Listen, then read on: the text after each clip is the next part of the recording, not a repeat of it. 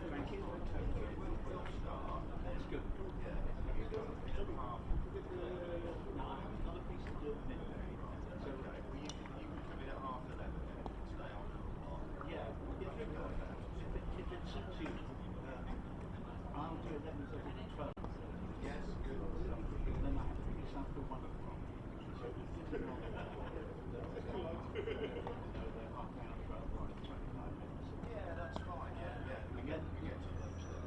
Yeah. And then the only other piece I've got is. Oh, okay. Right. Well, I'm doing hourly for the news. Yeah, that's a property hourly. What's the official name of the station?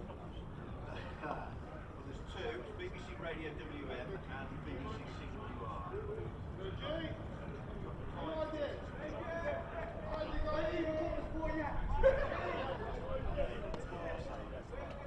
The only other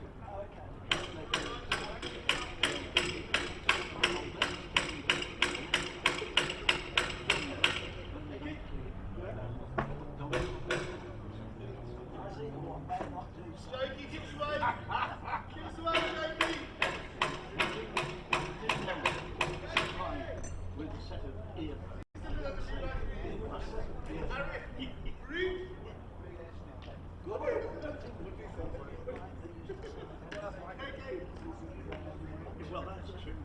That's true. And I'll tell you something else about it. You won't hear anything about the cricket. I'll tell you something else about it. We were at Chesterfield one day, and he very kindly said, "You have been told that last night quite a big one." So, rather than thank you very much.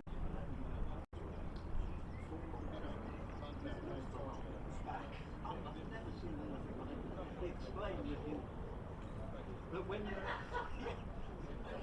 I'm kidding, you know, you think, oh, he's exaggerating. I'm not. It's less than a thing. He explained later, he said, when they've been in the dressing room, you know, and not much food to go around, you know, you get in there.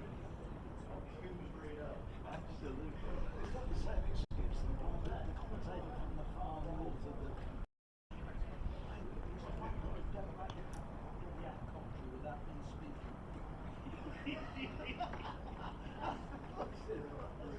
So who is it? Right, yeah. Well, there's nothing wrong with having a bigger doing yourself, they tell me. Right, thank you. Right, so they'll be back until tomorrow night, and then we'll back till... What they've got to stay at school? Yeah, well, to be honest, they ain't worth the paper. Right, yes, I see what you mean. The only help they're giving us, they've got the county we're playing, and that's the date. And the date's right as well. So, I bet you they haven't changed.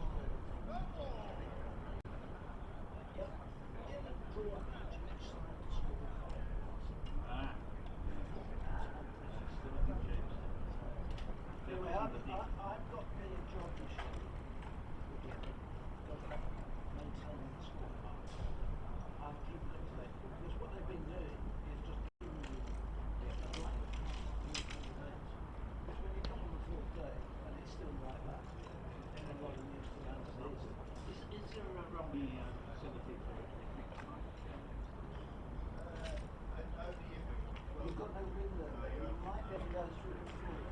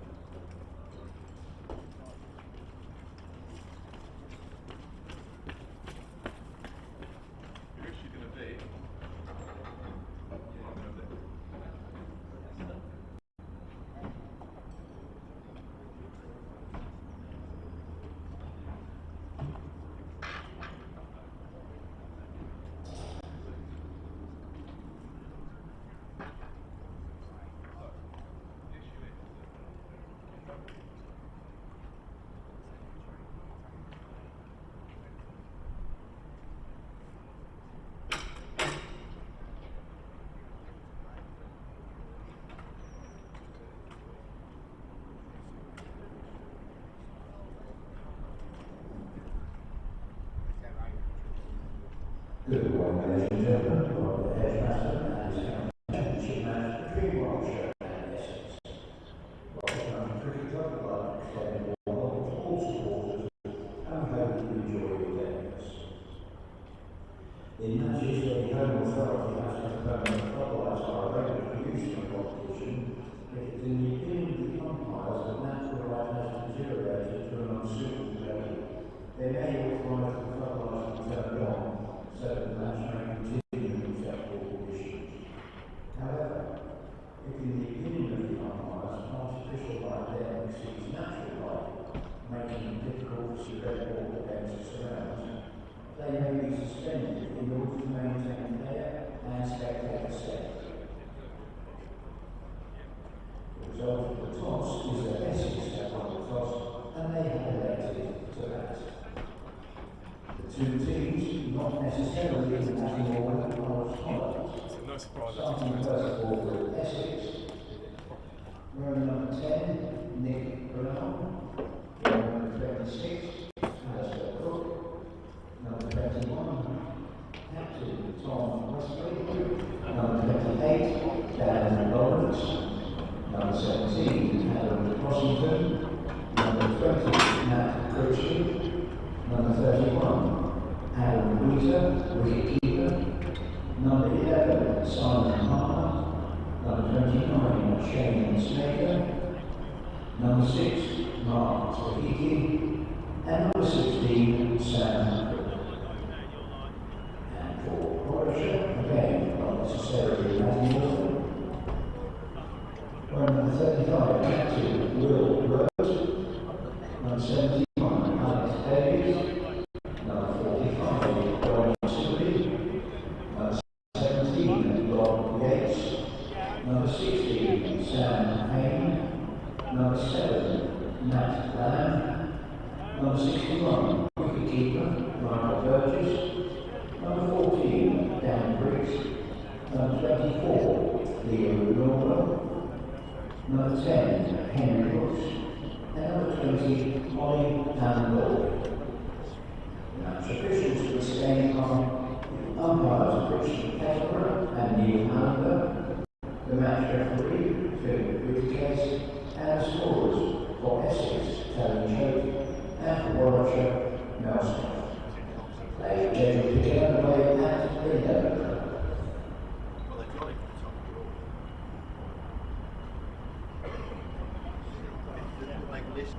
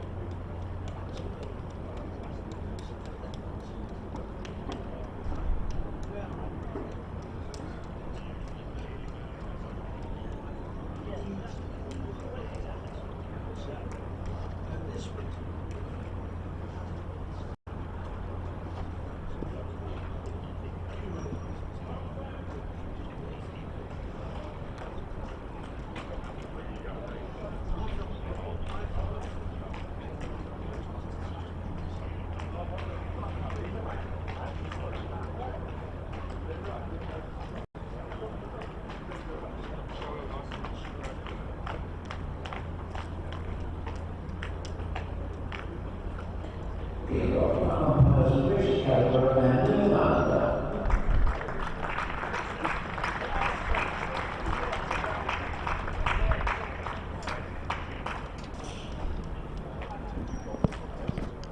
A very good morning and welcome inside Edgbaston on this, the opening day of the LV County Championship match between Warwickshire and Essex.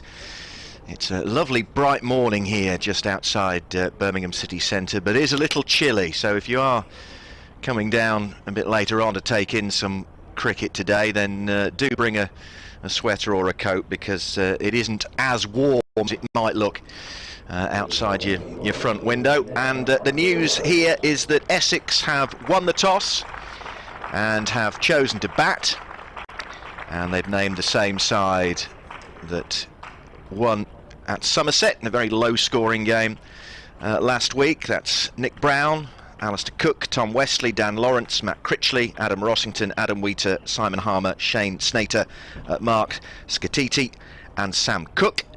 And it's Brown and Alistair Cook who are coming out to open the innings for Essex.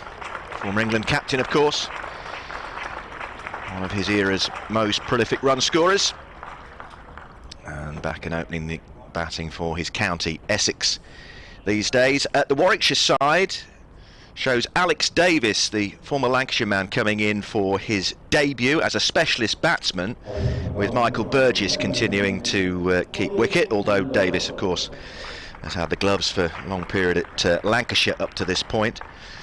He replaces Dan Mosley, who's out with a broken little finger, and the other change is in the bowling attack, where Liam Norwell replaces Craig Miles. This is from the drawn match with Surrey a couple of weeks ago. So it's Will Rhodes, Alex Davis, Dom Sibley, Rob Yates, Sam Hain, Matt Lamb, Michael Burgess, Danny Briggs, Henry Brooks, Liam Norwell and Ollie Hannon-Dolby that are the Warwickshire 11. And delighted to say that Phil Britt is alongside me in the commentary box. Phil, good morning to you. Good morning, Rob. Good morning, everybody. It's just echo what Rob said. It looks beautiful morning. There's not a cloud in the sky here at Edgbaston, but there's quite a sharp breeze blowing, and it's a cold breeze, so do wrap up. And where we are in the shade over at the pavilion end, we don't see the sun, and it is extremely cold. We've got the window open to the commentary box to stick the effects microphone out, and yes, I think I've discarded my coat for the time being, but I think it won't be too long before I'm wearing it again. The flags are fluttering atop the stand over on the far side here at Edgbaston, and it's going to be Ollie Hannon-Dolby to bowl the first ball of this match to the left-hander Brown, and he got that to nip back quite nicely. A bit of early movement for Hannon-Dolby, who took 4 for 78 in the Surrey game a couple of weeks ago. Of course, Warwickshire were the odd county out in the last round of matches, hence why they've had quite a break between the first match of the season and this one. Yeah, they had that game here 2 weeks ago, and it was a good spell on Hannon-Dolby. 30 overs he bowled on that opening innings. Here he comes again from the Birmingham end and bowls to Brown, who pushes that into the covers and gets off the mark with a smart single. And Essex off and underway in this match. A lot of building work going on around Edgbaston. You might be able to hear a bit of hammering in the background on the effects microphone. There's a new block of apartments that have gone up and continue to go up on the fringes of the stadium itself. It's been a huge amount of building here going on during the winter. We were saying during the Surrey game that we didn't think they'd get the flats built and finished.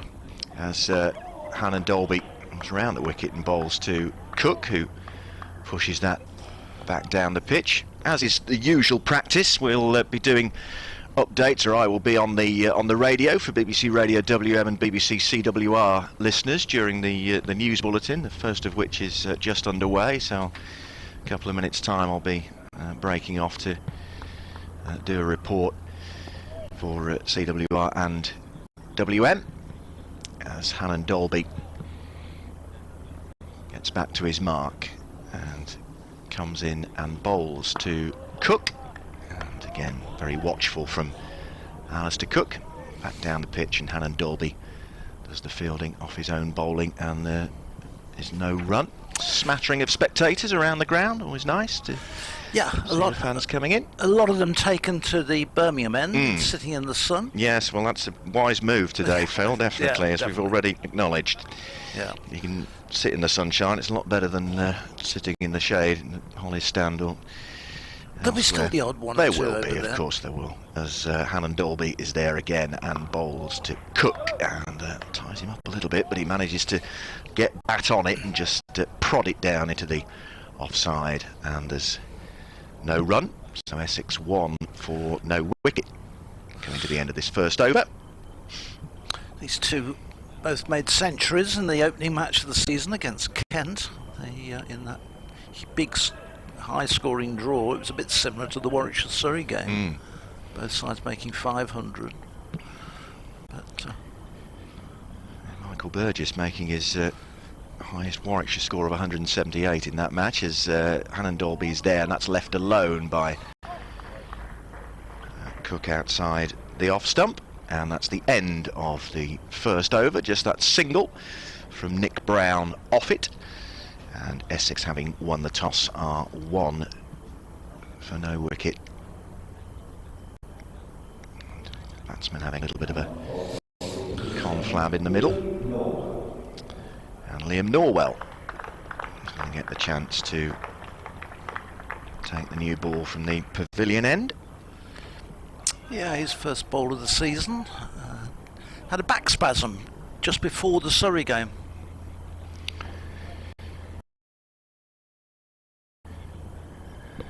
And former Gloucestershire man coming back to his mark.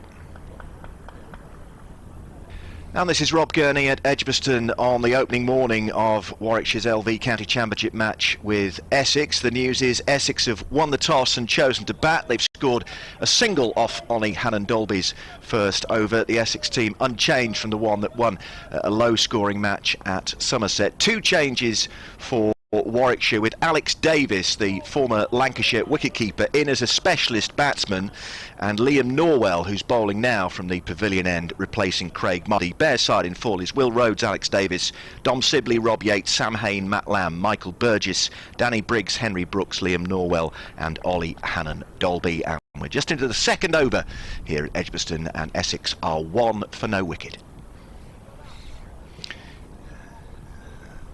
Norwell back to his mark. Personable cricketer, interviewed him a couple of times. Nice lad, as the next delivery is left alone by Brown outside the off stump. Slip cordon of 3 at the start of this match. You can see the breeze billowing the players' shirts. Quite a few of the players are wearing sleeveless sweaters, which I say is a good idea. Yeah, at least the Warwickshire sweaters have got their numbers on the back. The cable knit, which Surrey wore the other day, don't have a number. Norwell's there again and bowls, and keeper Burgess goes full length. Yeah, I am old enough to remember when you had to, covering cricket, work out who was who without the aid of squad numbers. That's where a pair of binoculars, Phil, came in extremely useful back in those days. But we've kind of trained our brains to expect squad numbers now, haven't we? So, to be honest, I don't see the point of having a number on your back if you're then going to cover it up with a sweater, however traditional and nice it looks. You really ought to be able to see what number it is. Yeah, as Norwell turns again and bowls, and that's forward defensive by Brown back down the pitch, and Liam Norwell picks it up off his own bowling, and Essex remain on 1 for no wicket. It did make it quite difficult, I have to say, particularly at the beginning of the season, where you've sort of seen players in many cases for the first time, and certainly for the first time for 7 or 8 months. But fortunately, we had Mark Church with us, and he was able to identify them. That's good. Good detective work.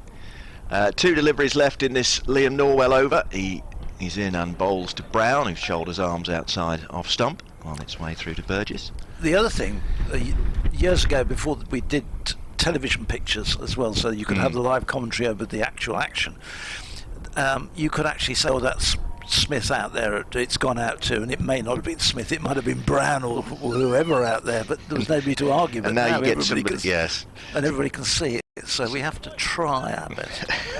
So apologies if we get it wrong. These days with social media, people are very quick to let you know about that Absolutely. sort of thing. As Norwell bowls the last ball of this, the second over, and Brown safely negotiates that into the offside. So a maiden to kick things off for Liam Norwell.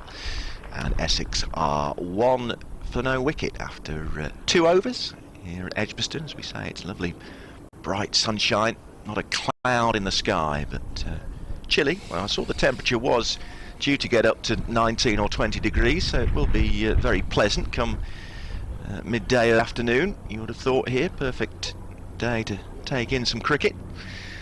And Hannon Dolby shortly going to bowl the third over of this match, his second. And to talk you through it, Phil Britt. Phil. Yeah, so Oliver Hannon Dolby from that Birmingham end, he's into the left hand, and that one is edged away with no great certainty, but he will get 4 runs for it, Cook, because he pushed at a ball outside the off stump, didn't quite get across to it, but he was looking to play it square on the offside, and it squirted away between third slip and gully, and down to the unprotected, very short third man area. It's we're playing, as we look from the pavilion, the wicket is towards the left hand looking of the down on it. I would say probably a quarter of the way across the square, and very much towards the Priory Raglan stand side. As Hannon Dolby comes in again and bowls, and this time Cook is forward and pushing it away into the offside. There's no run.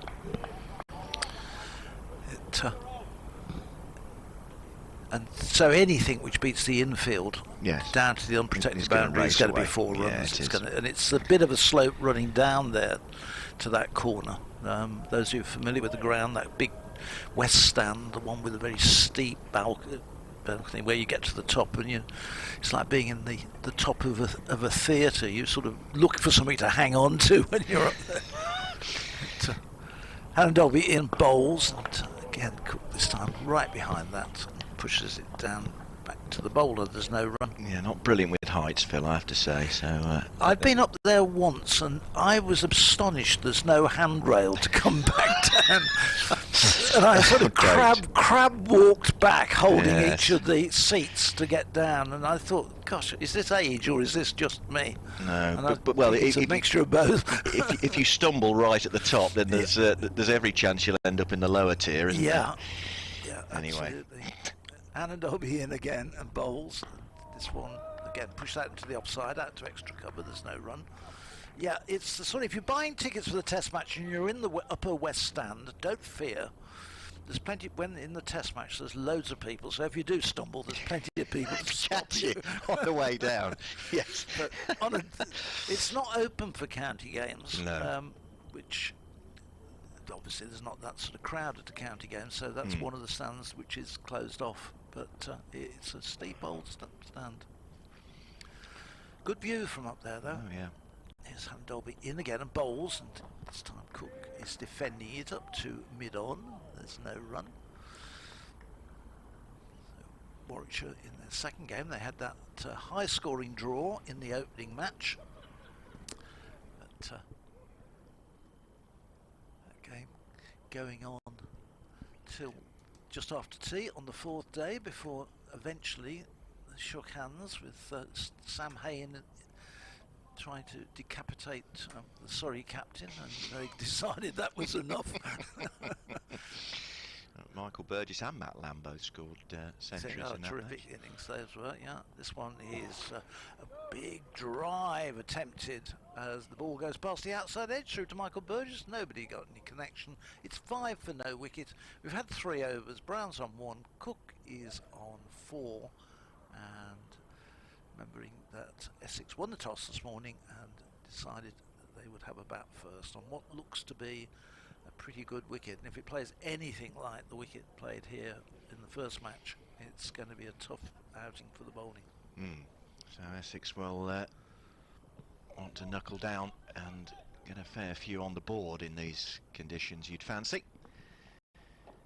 And Norwell continues, runs away from us and bowls, and that's a straightforward leave by Brown outside the off stump, through into the gloves of Burgess. A bit of a waft from Alistair Cook, and last delivery of the previous over, but no connection.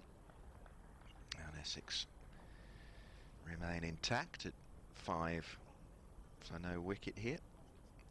Rob Gurney on behalf of BBC Radio WM, BBC CWR, and Phil Britt from Warwickshire County Cricket Club in the commentary box at the moment, as Norwell is there, and that ties up Brown, but he manages to get everything behind it and push it back the pitch, and there's no run. Paul Newton on behalf of BBC Essex is also here today, so we'll be checking in with him as we progress through the day.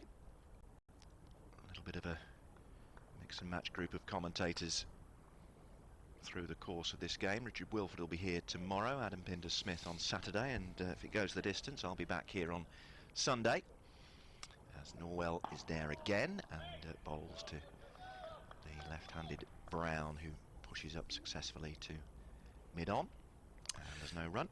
These two have started the season in pretty good shape. 220 partnership they made on the opening innings against Kent, both batsmen scoring centuries, and then Cook getting a half century in the match at Taunton, in the first innings of the match at Taunton, before Essex struggled in the end to make the 80 runs or thereabouts that they needed for victory. As Norwell is there, and that's pushed into the covers by Brown. He's found a little gap on the offside, and Dom Sibley comes around to do the fielding, but it's a comfortable single for Brown, takes him onto 6, onto 2 rather, and the total onto 6 for no wicket. Nick Brown,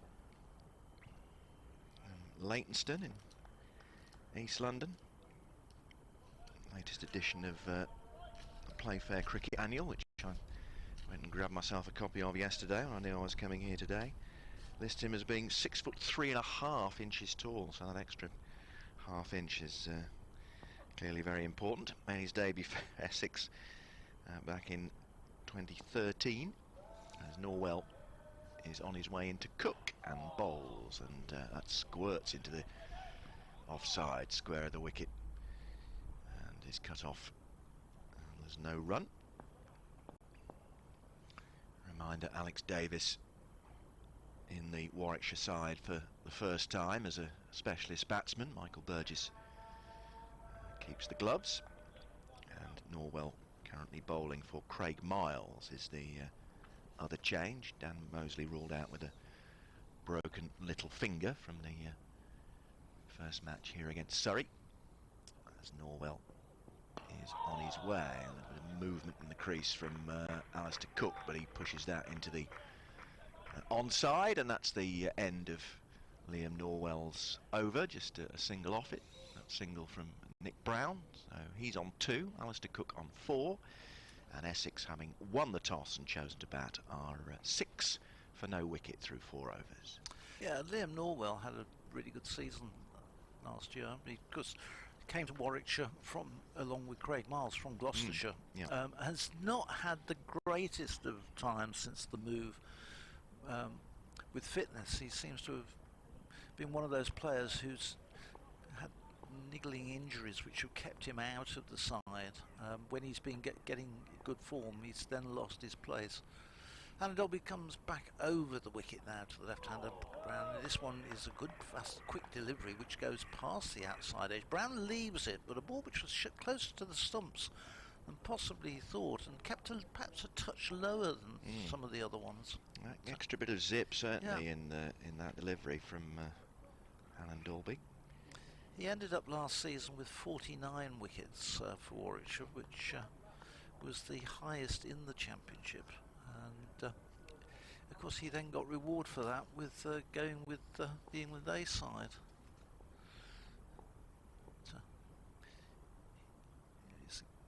Dolby in bowls. This is caught behind, a terrific catch, and Cook has gone driving at Brown has gone rather driving at a ball from Hannon Dolby. So, ball just outside the off stump, didn't really have a lot of foot movement and got an edge which flashed down low to foot slips right hand side, but instead Burgess was across, diving across to his left and taking the ball just above the ground height. A terrific catch by Burgess from a thin edge, and in the end, Cook, net result is Warwickshire have got the first wicket and Cook has gone, caught by Burgess. Brown has gone, going to get Cook out here. Brown has gone for 2.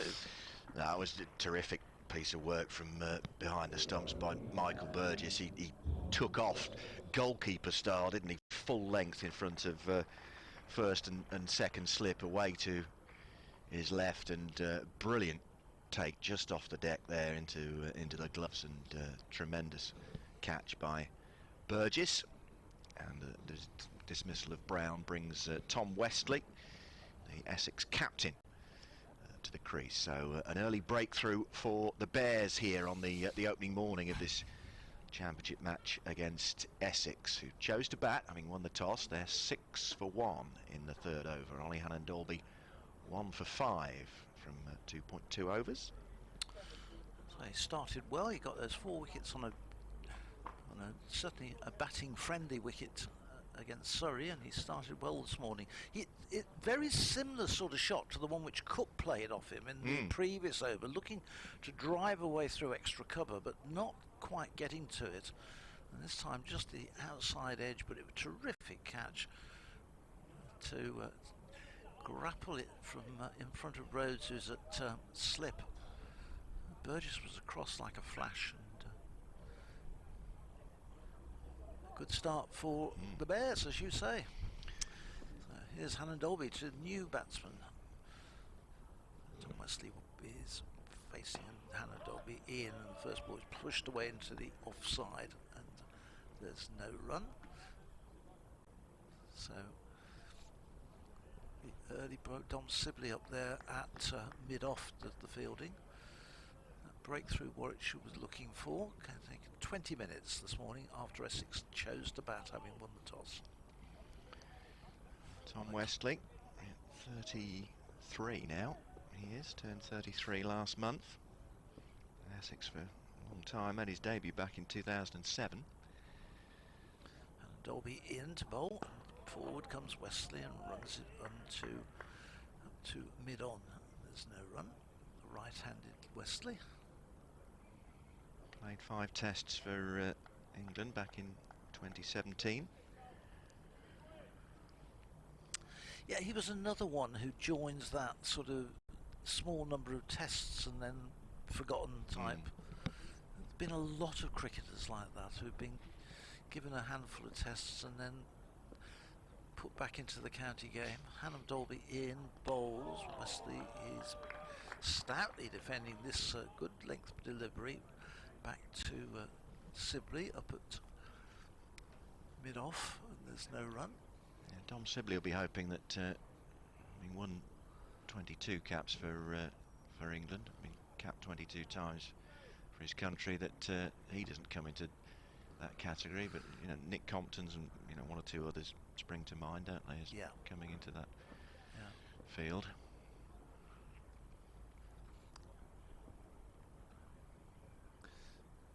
Dolby in again, bowls outside the off stump. A good length delivery, flashes through to the keeper. A really good over from Hannon Dolby. At the end of it, after 4 overs, Essex are 6 for 1. There's a wicket maiden for Hannon Dolby, having removed Nick Brown. That spectacular diving catch from Michael Burgess in front of slip. Brown gone for 2. Essex 6 for 1. OHD gets some applause as he goes down to field in the deep, and quite rightly too. Popular figure, 32 years of age now. He's been in Warwickshire for 9 years now. A fantastic servant for the county. Yes, he has. In all forms, really. Yeah. And Norwell continues from the pavilion end in, and that's a bit short and wide, and Cook gets hold of it. It's going to struggle to reach the boundary though, not quite brilliantly timed as it were, but they'll come back for 3. And Cook moves on to 7, and the Essex total 9 for 1. Mr. Cook, no introduction really.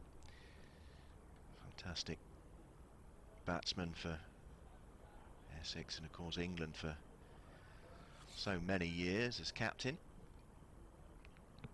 Good to see that he's still got the desire to play the game late in his career at his county. Norwell back at his mark.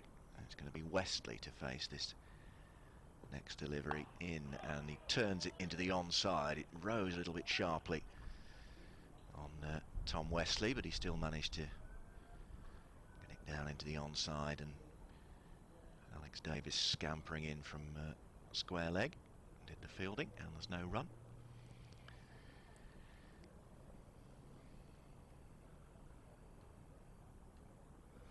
Yes, I think that that's a really good point, that you've got somebody like Alistair Cook, who finished with Test cricket 3-4 years ago, and has continued to play a really significant part for Essex, and continues to pick up the centuries and keep and really put something back in after his international career.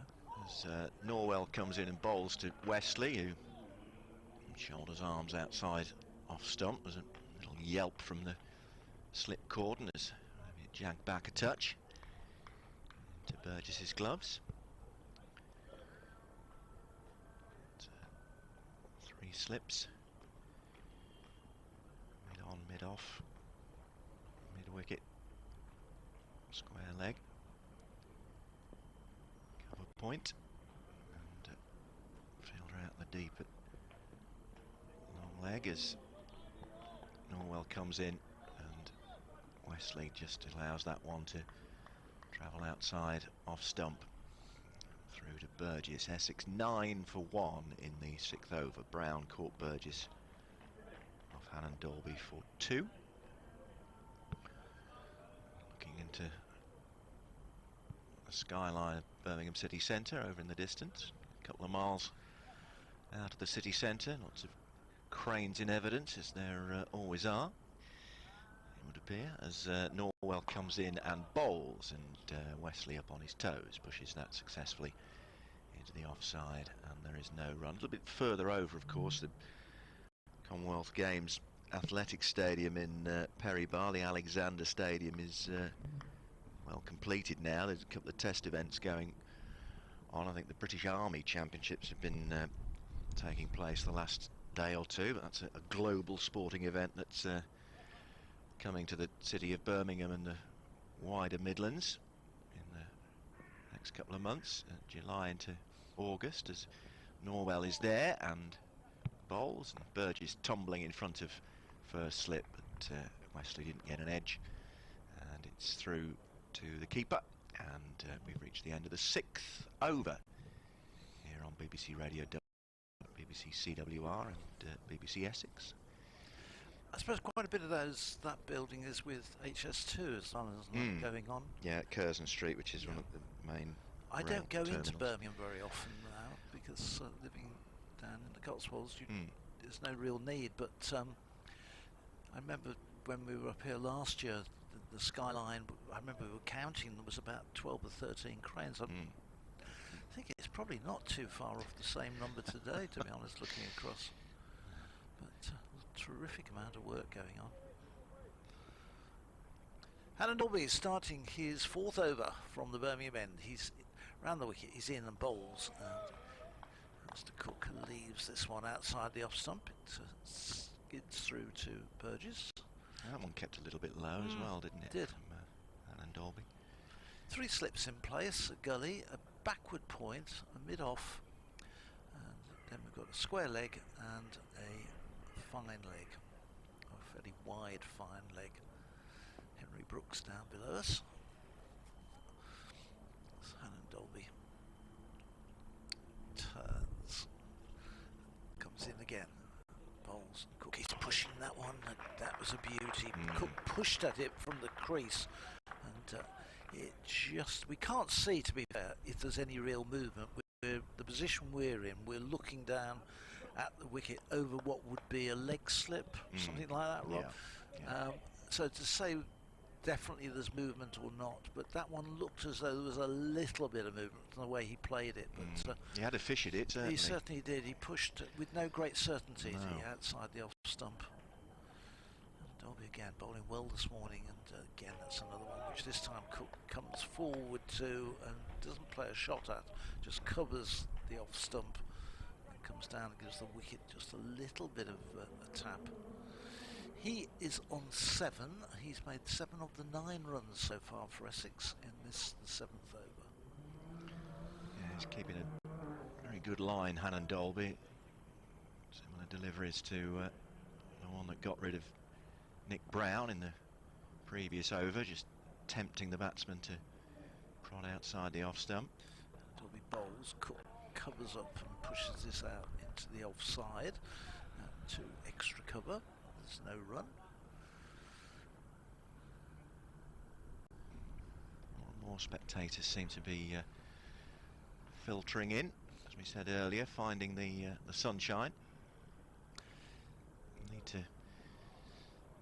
make sure you bring a little bit of sun cream with you, because even in conditions where it's not blazing hot sunshine, you still need some protection. Yeah, absolutely. Dolby in and bowls.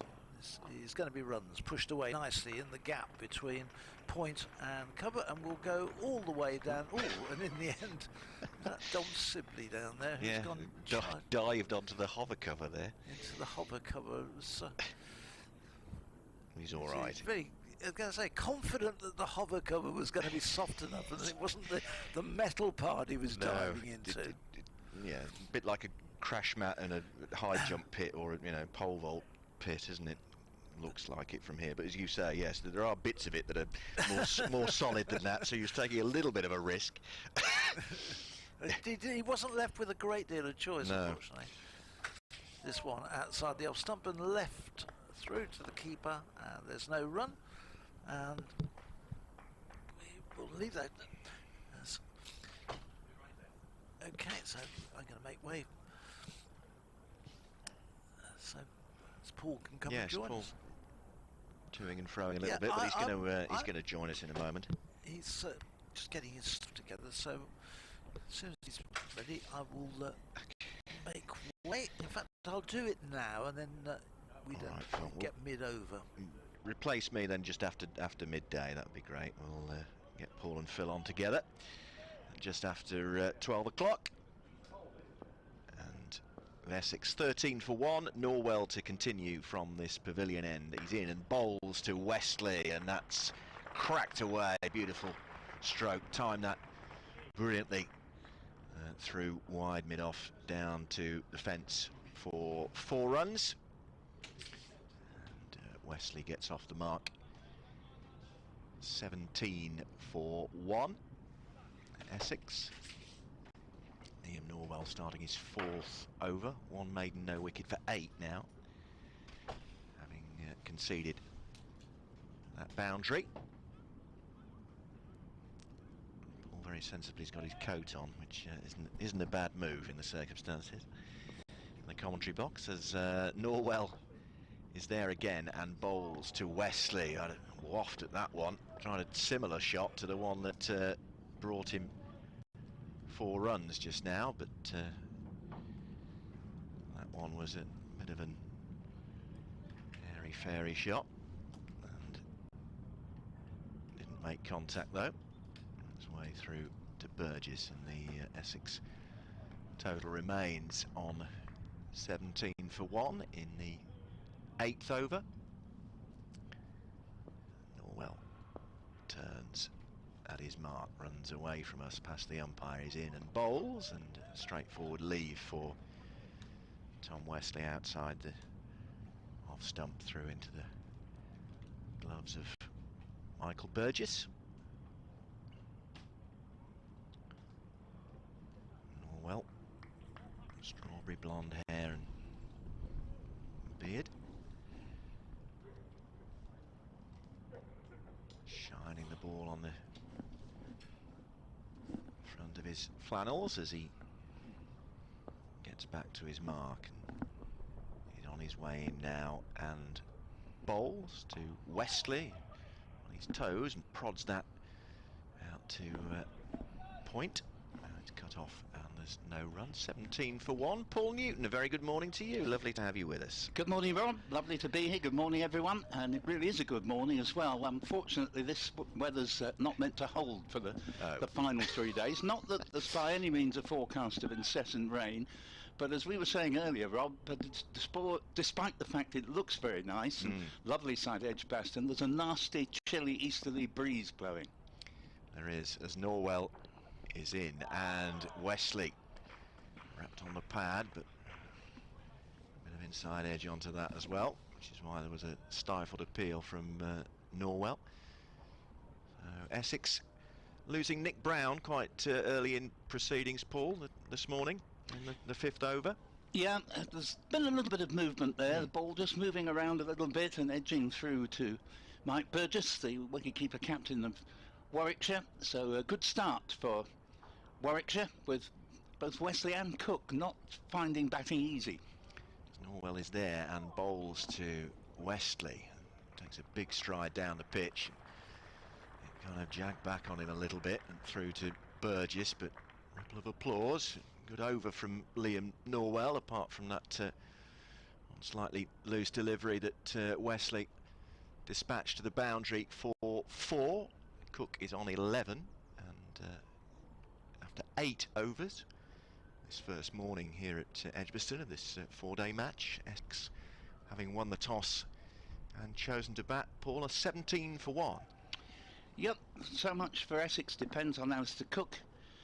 No different down at Taunton. He again top scored 59 first innings. Didn't get started really in the second innings, so Essex were 4 for 4, chasing 84, scrambled home by the 1 wicket as Hannon Dorby already with the wicket of Brown bowls to Cook, who steers the ball to point, and Alex Davis, there's no run there. 17 for 1 with 4 to Wesley, 11 to Cook. Ken Newbury's been through on BBC Essex Cricket at gmail.com, asking if I could clear up the confusion at the finish of that Somerset-Essex game. You were saying, Ken, that perhaps the new rules worked in Essex's favour. I'll explain that in a moment after the next delivery. Actually, the new rule almost worked against them. Here is Hannon Dorby in, bowls to Cook. Cook drives 4 runs from the moment it left the bat. Exquisite timing. The ball rockets away through the covers. No chance for Alex Davis, for Matt Lamb rather, to reel that one in. And 4 runs takes a score to 21 for 1. Easily the most assured shot of the day. Cook has had another 4 in that direction, but it was sort of a push. And it's the short boundary, very much the short boundary, away to our left, where it's probably only about 50 yards. But this absolutely rocketed away off the bat. It would have probably gone another 80 yards or so before it stopped. Cook has 15 and Wesley 4. We're 21 for 1, and Hannon Dorby around the wicket from the city end comes in. 3 slips a gully, bowls to Cook, who leaves outside off stump. 21 for 1. Just going back to deal with your point, Ken. The new rule is that if the batsman cross as a wicket falls, whereas in the past they stayed crossed, now they uncross again. So what it meant was that instead of the set batsman Rossington being facing what was to be the crucial ball of the innings, it was the new man Mark Steckerty who had to face it, and he was hit on the pad. They raced for a leg by, and Rossington just made it. A direct hit would have made it very interesting, but it missed, as this ball is left outside off stump. So in the end, what had worked against Essex theoretically was the number 11 having to face the last ball rather than the set batsman. But I reckon about 50% of the last 2 or 3 overs from Somerset were actually leg stump or outside. They bowled brilliantly up to that point, but just when it mattered most, the admirable Craig Overton and the equally admirable Peter Siddle just started straying down leg side, and that's what enabled Rossington to say thank you very much. He got 3 leg side boundaries, and Essex from 60 for 8 managed to creep up and get to 84 and win by 1 wicket. Here's the next delivery, Hannon Dalby to Cook, single down to long leg, and that means that the score at the end of that Hannon Dalby over is 22 for 1, probably about the most productive over. Not that it was a bad over, but Cook with that lovely shot through the covers has moved on to 16 and Wesley has 4. Yeah, proper rifle crack of a boundary that was from Alistair Cook right into the meat of his bat, and it was 4 from the moment he made contact, and he's settling in. The former England captain, 16 not out. Wesley at the other end on 4. Hannon Dalby's figures 1 for 14 with 1 delivery to come, Paul, in this his 5th over of the match. Can't count as usual, thank you. It's Hannon Dalby bowls to Wesley, who leaves outside off stump. So now it really is the end of the over, and Essex winning the toss and batting, losing. Brown caught behind off Hannon Dalby for 2, have now moved on from 6 when that wicket fell to 22 for 1 after 9 overs. Just a quick run round the other Division 1 situations. Kent at Hampshire at 19 for 1. Gloucestershire away to Lancashire at 19 without loss. Yorkshire away to Northamptonshire in a bit of early trouble at 20 for 2. Somerset at the Oval at 12 for no wicket against Surrey. So it's Liam Norwell to continue from the pavilion end. It's Rob Gurney from BBC Radio WM and BBC CWR, alongside Paul Newton from BBC Essex. Phil Britt from Warwickshire County Cricket Club will be joining us just after midday, with Essex 22 for 1, and Norwell on his way in to the left-handed Cook, who leaves quite a wide delivery outside the off stump through into the gloves of Burgess, and there's no run. Reminder for those of you who are logging on in the last few minutes, a couple of changes to the Warwickshire team that drew here with Surrey the week before last. Alex Davis comes in for his debut. Dan Mosley ruled out by a broken finger, and Liam Norwell preferred to Craig Miles in the bowling attack, as Norwell comes in and bowls, and that's a really good delivery that pins Cook in his crease, squirts out into the offside, and there's no run. I remember Craig Miles in his Gloucestershire days getting Alistair Cook out first ball of the innings at Bristol, and our former colleague Bob Hunt of Gloucestershire, not renowned for being totally unbiased, did the most marvellous commentary where he screamed at the top of his voice, "He's out! The England captain's out! First ball!" Brilliant. Great days. It's a shame Bob's had to retire. As Norwell's there again, that's another terrific delivery from Liam Norwell that had Alistair Cook in all sorts of trouble. Almost chopped him in half on its way through to Michael Burgess. That was a beauty.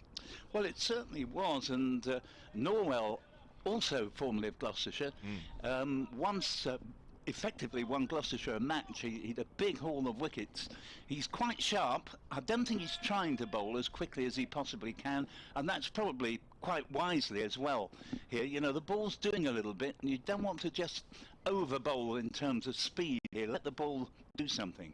As Norwell comes in, right arm, and bowls to the left-handed Cook, who circumspectly sees this into the onside, where simply does the fielding, and there's no run. Lamb does the fielding, sorry, and there's no run. But he is a very good bowler, actually, Norwell, and his career slightly meandered in his later years at Gloucestershire, but great that Warwickshire have now picked him up and doing pretty well. He is, as he's on the move again past us and the umpire, and bowls, and leave by Cook through into the gloves of Burgess. 22 for 1. Essex get in touch, then you can do. wm.sport@bbc.co.uk is the best email address to pen some thoughts if you'd like to. wm.sport@bbc.co.uk. And from your point of view, Paul, the email address is bbcessexcricket@gmail.com. There you go. So if you want to get in touch with us, then we'll happily read your emails out as Norwell comes in and bowls, and that's pushed up towards mid-off by Alistair Cook, and there's no run. That's the end of the over, and Essex 22 for 1. Cook is on 16, having struck 3 boundaries so far this morning, and Tom Wesley has also found the fence once for his 4 runs to his name so far. We had 10 overs, 86 remaining in the day, and Alan Dolby to continue from the Birmingham end with the stiff breeze rustling his flannels. We can see at the far end he has 5 overs, 1 maiden, 1 for 14. His name so far. The 1 man to go, Nick Brown, caught spectacularly diving in front of slip by Michael Burgess, the wicketkeeper, off Hannon Dolby down low to his left for 2. That was 6 for 1 in the 5th over. Oh, there's no shot here to the first ball. It's going to be given not out by the ghost umpire Neil Mallender, but my word, it was a dangerous tactic there from Wesley, because I wouldn't have been flabbergasted if the finger had gone up there.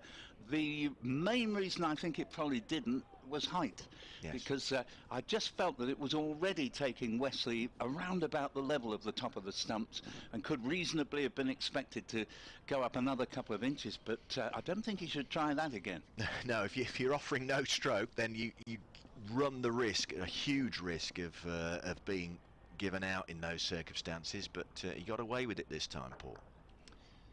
Hannon Dolby again bowls, and Wesley this time steps into line and just plays it down to mid-off, and there is no run. The score 22 for 1 after Essex won the toss and batted and lost. Nick Brown caught behind by Mike Burgess, the Warwickshire skipper, off in fact I say skipper, it's Rhodes who's captain here, isn't it? Right, my apologies there. But Burgess with a terrific innings in the if I remember rightly, first game of the season. Yes, 178, which was his highest Warwickshire score in that match. Used to play for Sussex, of course. Yep. And I didn't see the innings, but he is a naturally attacking batsman.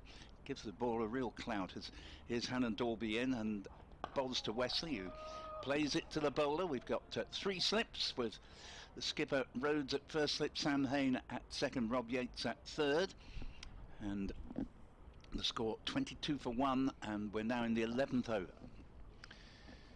Hannon Dolby, I mentioned earlier, 4 for 78 in that Surrey match. Bowled very well, in fact batted really well. 66 balls, no score, keeping his end up. Hannon Dolby from the City end again bowls a leave outside off stump by Tom Wesley, and score remaining at 22 for 1. Essex won the toss this morning. Looks like a batting friendly wicket, although the early breakthrough for Hannon Dolby, seeing the back of Nick Brown, but having had a look, Wesley, when the coin came down in his favour, he says, we'll have a bat on this please, this morning. Hannon Dolby in bowls, and that's a lovely shot from Tom Wesley, probably going to go all the way to the long on boundary for 4. Timed it very nicely, and indeed it easily beats the fieldsman into the fence. 26 for 1. Wesley with his second boundary has moved now along to 8. Cook has 16. Brown the man out for 2, and just slightly over pitched that from Hannon Dolby. It wasn't a bad delivery, but it just enabled Wesley, who's so strong into the onside, to play a shot with no risk attached, and solidly behind it, timed it nicely. He certainly did. And Hannon Dolby, a little bit to think about now as Wesley on strike once again.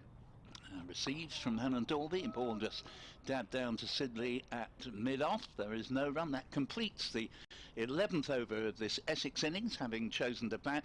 Essex are unchanged from the side that won so narrowly down at Taunton. That's to say Cook, Brown, Wesley and to come. Dan Lawrence, Adam Rossington, a new signing for Essex from Northamptonshire on the very eve of the season.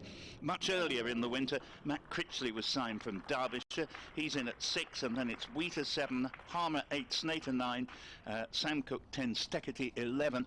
And Harmer did wonders, really. He was playing in a test match out in South Africa against Bangladesh on the Monday, and hot-footed it.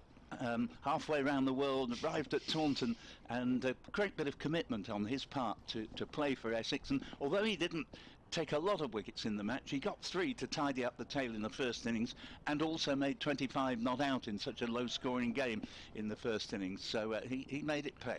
First bowling change after 5 overs of Liam Norwell, none for 8. This is Henry Brooks starting a new over from the pavilion end, and his first delivery is successfully defended back down the pitch by Alistair Cook, and there's no run. Essex are 26 for 1. Henry Brooks from nearby Solihull, elder brother of Ethan, who's also on the Warwickshire staff, as Brooks comes in and bowls. That's successfully negotiated. Square of the wicket on the offside, where Davis does the fielding, and there's no run. Certainly been some early movement today, and Cook has looked a bit more assured in the last 20 minutes, but to start with, didn't find batting easy, beaten 2 or 3 times, and Brown himself didn't last long out in the 5th over.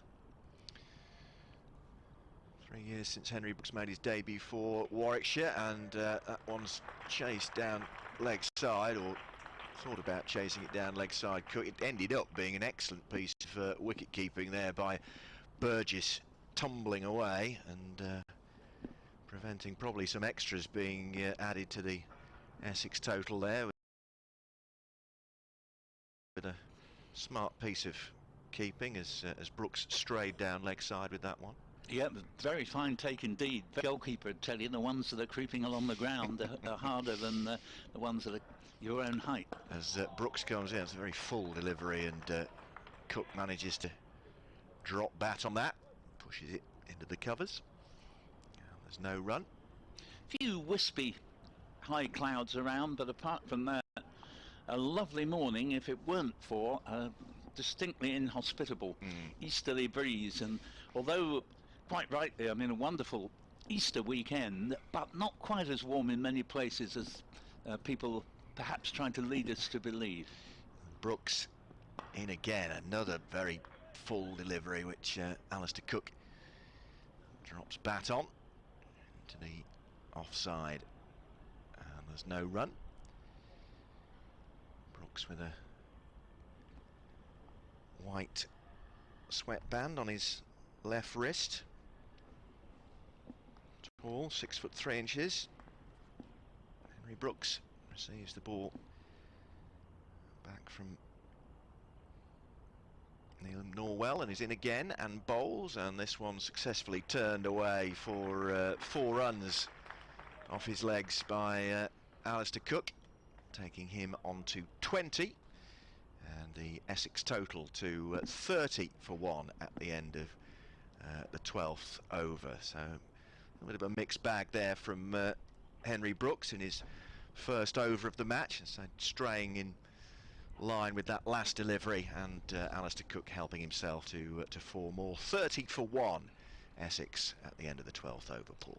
Well, I would say that Cook almost apologetically played the ball gently to the square leg boundary. It's a very short boundary there, so it didn't take all that much doing, and he just basically leant on it and turned the blade, almost as if to say to the bowler, look, I'm awfully sorry, dear chap, but if you're going to bowl it there, I'm afraid I will have to help myself to a boundary.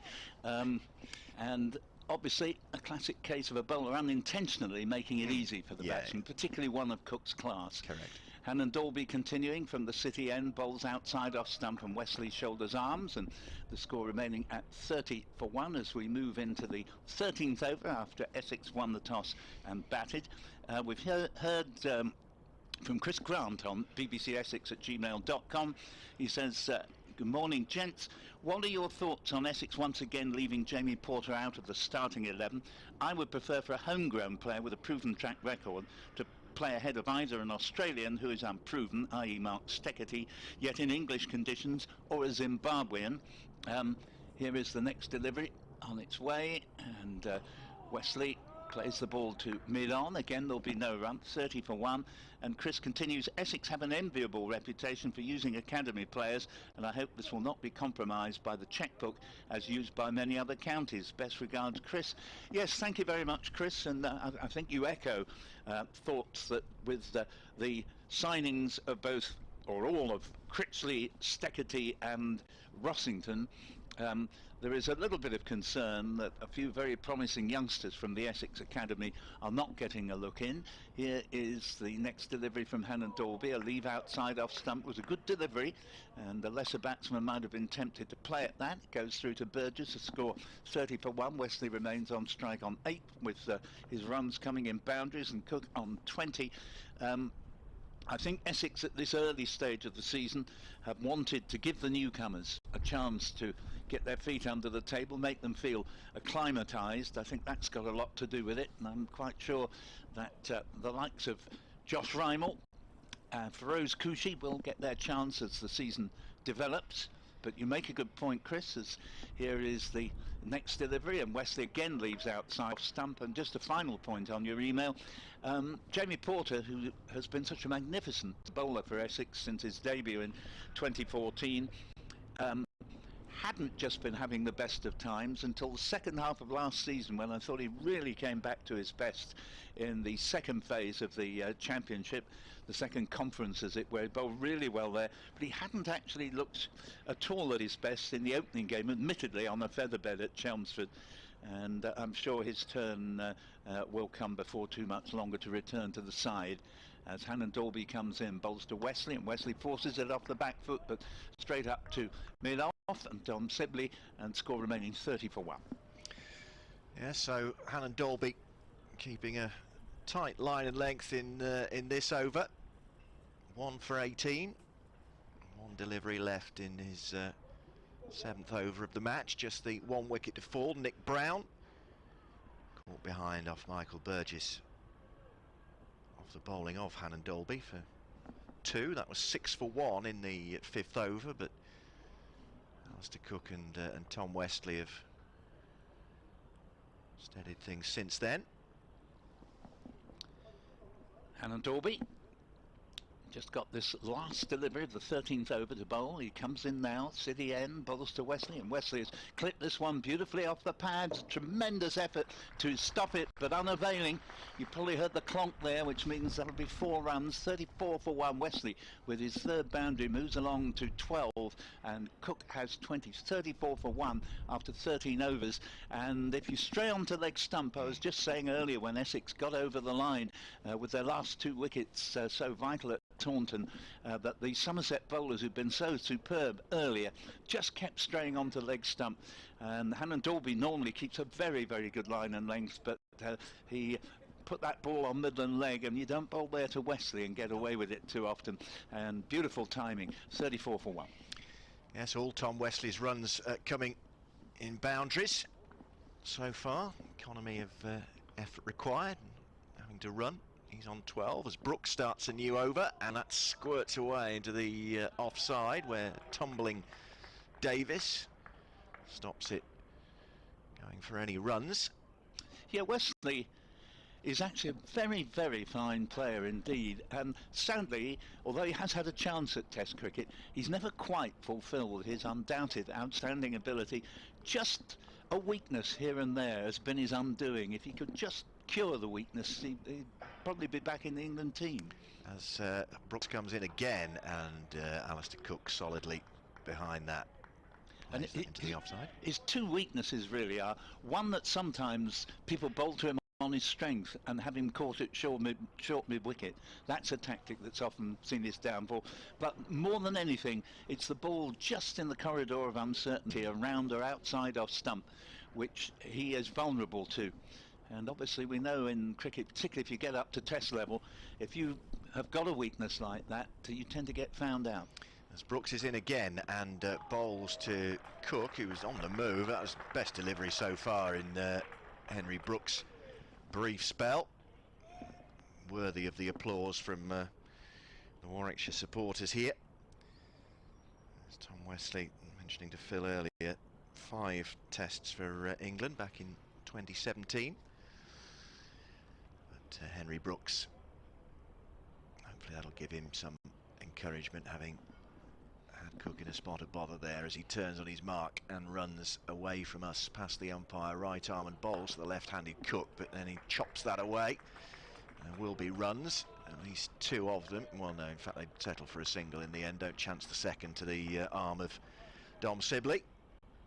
Just 1 to Cook, takes him on to 21, and the Essex total to 35 for 1 in the 14th.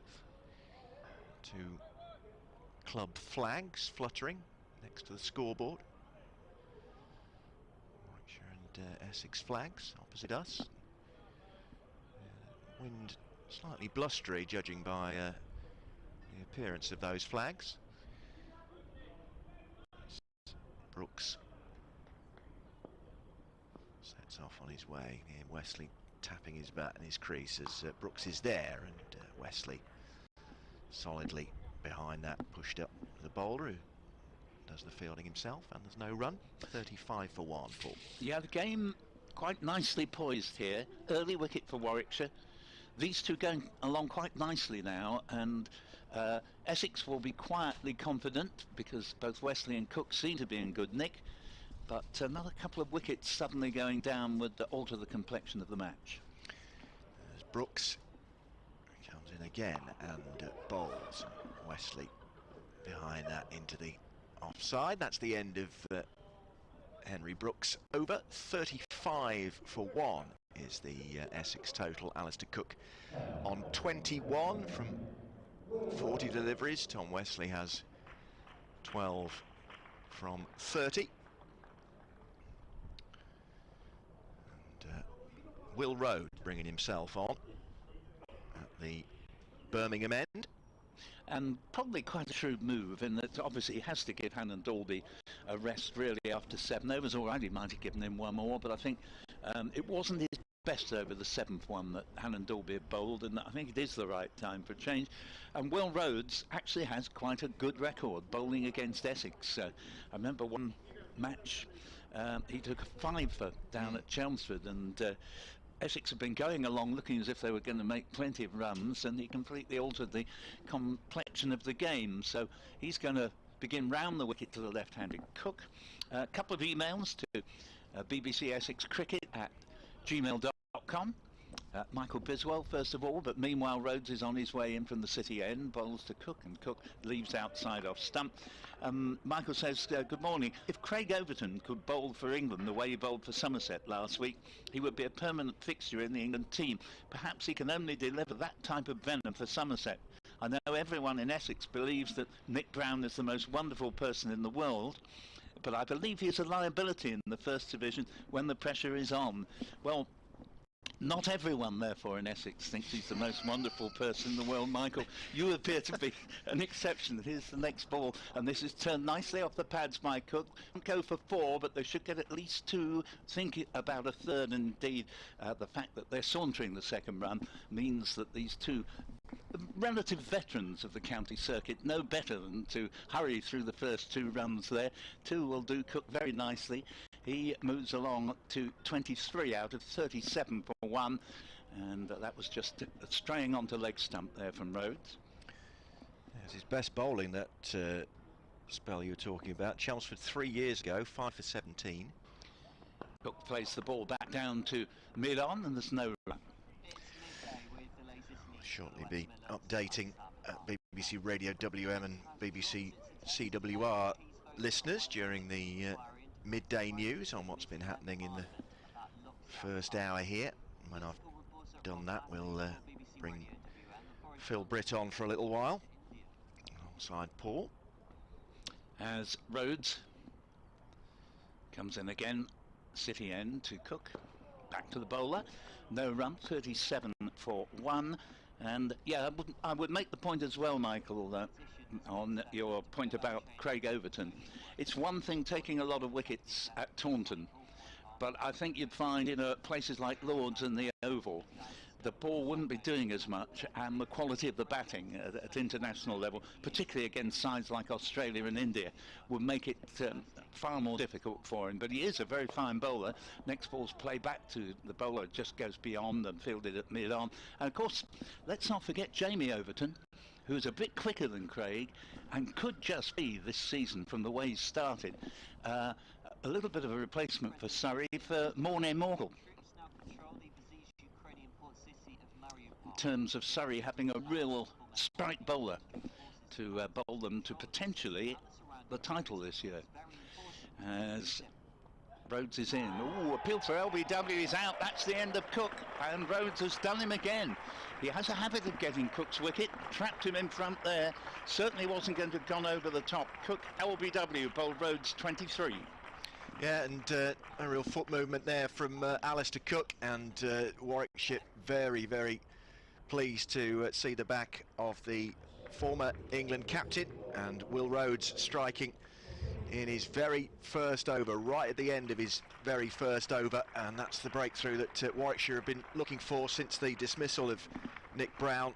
Now Alistair Cook has gone for 23 and Essex 37 for 2. And we also heard from Lorna Piper on BBC Essex Cricket at gmail.com, and she just points out Jamie Porter is not completely fit, we were told, at Taunton. So thank you very much for that, Lorna. I wasn't actually down at Taunton, so I hadn't heard that perhaps Porter had not been dropped, but merely left out of the side because he wasn't completely fit. And I have to say, he didn't look particularly at home with himself in the opening game of the season at Chelmsford. Dan Lawrence is coming out to join Tom Wesley. Radio update coming in the next 10 seconds or so for BBC Radio WM and BBC CWR listeners, but Essex 37 for 2 at the end of the 15th over. Henry Brooks to continue. And this is Rob Gurney at Edgbaston on the first morning of Warwickshire's LV County Championship match with Essex, and Essex, having won the toss and chosen to bat, are 37 for 2. Nick Brown and the former England captain Alistair Cook, the two men out. Brown caught behind by Michael Burgess, a wonderful diving catch in front of slip off Annie Holly Hannon-Dolby with the score on 2 when Essex were 6 for 1 at that stage. And then just now at the end of Will Rhodes' first over of the match, he trapped Alistair Cook, the former England captain, in front for 23, where he'd struck 4 boundaries and was really starting to get his eye in Cook, but Rhodes has seen the back of him. Tom Wesley has scored 12, all of those in boundaries. Dan Lawrence is the new man at the crease for Essex. He is yet to get off the mark, and having chosen to bat, having won the toss, Essex are 37 for 2 in the 16th over here. That's Henry Brooks, a couple of dot balls to start his third over. No wicket for 5 at the moment, and 37 for 2 the Essex total. And I'll step aside to allow Phil to come and join Paul at the microphone, but the Bears will be pretty pleased with the way things have gone in this first hour this morning, Paul, I think. Yeah, no, quite right. Going to be a single here as Wesley steers it down. I won't say involuntarily, but sort of very late decision, just to dab it down through the wide gully area to backward point, and by the time 2 fielders descend on the ball, a single is taken. 38 for 2. We were just saying at the start of that Rhodes over that Essex were beginning to tick along nicely, but a couple of quick wickets would change the complexion of the game. And Will Rhodes, every time I've watched him bowl against Essex, he looks fairly innocuous but isn't, and he's not for the first time got rid of Alistair Cook when he seemed to be going well. LBW for 23, and Well, the ball didn't look to do a great deal, but Cook just trapped in front, didn't really move the feet very much. As here is Henry Brooks in, bowls, and this is played back. First ball that Dan Lawrence has received, played back to the bowler. Paul Newton here with Phil Brett as Dan Gurney exits for the next half hour or so. And 38 for 2 with Brown gone for 2, Cook for 23. And a lovely morning here in Birmingham, but from what the weather forecasters say, this is the last day of the really fine spell of weather we've enjoyed over the last 10 days or so. And here's the next delivery, and that goes down leg side as Lawrence shoulders arms, yet to get off the mark, just face the 2 deliveries. 38 for 2. Very nice to see you, Phil. Yes, and you, Paul. Interesting start this morning to this one. It is indeed. Fairly evenly balanced. Warwickshire perhaps with those 2 wickets. I think that big wicket of Alistair Cook perhaps just marginally in front here, but ball doing a little bit, I think, this morning as well. As Henry Brooks is in again, past umpire Richard Kettleborough. Bowls, it's steered into the point region, Matt Fields, and that is the end of that over. So we have now had 16 overs since Essex won the toss and chose to take first knock. Brown caught behind, fine catch by Mike Burgess, diving in front of first slip off the bowling of Hannon Dalby for 2. That was 6 for 1. It was 37 on the board when Cook was LBW to the last ball of Will Rhodes's first over, and Cook LBW for 23. Wesley 13, Lawrence yet to get off the mark, 38 for 2. Yes, there wasn't much of a shot from Alistair Cook to that last ball from Will Rhodes. It was caught him, trapped him. I was listening to you saying that that Rhodes got 5 wickets down at Chelmsford. As Rob said, it was his best performance with the ball. This one, next ball, is bowled to Lawrence, to Wesley rather, who turns this to mid wicket. There's no run. He did actually have a spell with Essex, Will Rhodes. Oh, did back he? in the day, I think it was 2016. You know, he's done a little bit of a round at the counties since leaving Yorkshire, and but as I say, he looks innocuous, but certainly if he come from Essex, you wouldn't dream of taking him lightly. Yep. He's in again and bowls as the sun comes back out again. And this one is run up to mid-on, and there's no run. What he does particularly well, Will Rhodes, he doesn't give you anything much on leg side, and often just bowls the ball outside off stump and can prove difficult to score against, and then that frustrates batsmen who can tend to take a risk in trying to just get on top of him. Comes some bowls, and this one is clipped away again, but up to no real power in it, and up to mid-on, and again there's a dot ball. Now I remember going back a few years, Phil, you and I met at Cheltenham Racecourse. Cheltenham Racecourse, I remember that, Paul. And were you there last week? No, I wasn't. Obviously, last week's meeting is sort of the one after the festival itself, but far too many people at the festival for me at my great age to go anymore. This one is left outside the off stump, and there's no run. But what a wonderful race course, and you know, it's fantastic atmosphere. I was there for the festival. Good for you. Yeah. It always throws up some tremendous stories. Well, I think racing in itself, the Grand National one was even more with the winner. Yeah. You know, so you couldn't write this, but every time there seems to be some story associated with a Grand National winner. It's in and outside the off stump, and again, no run.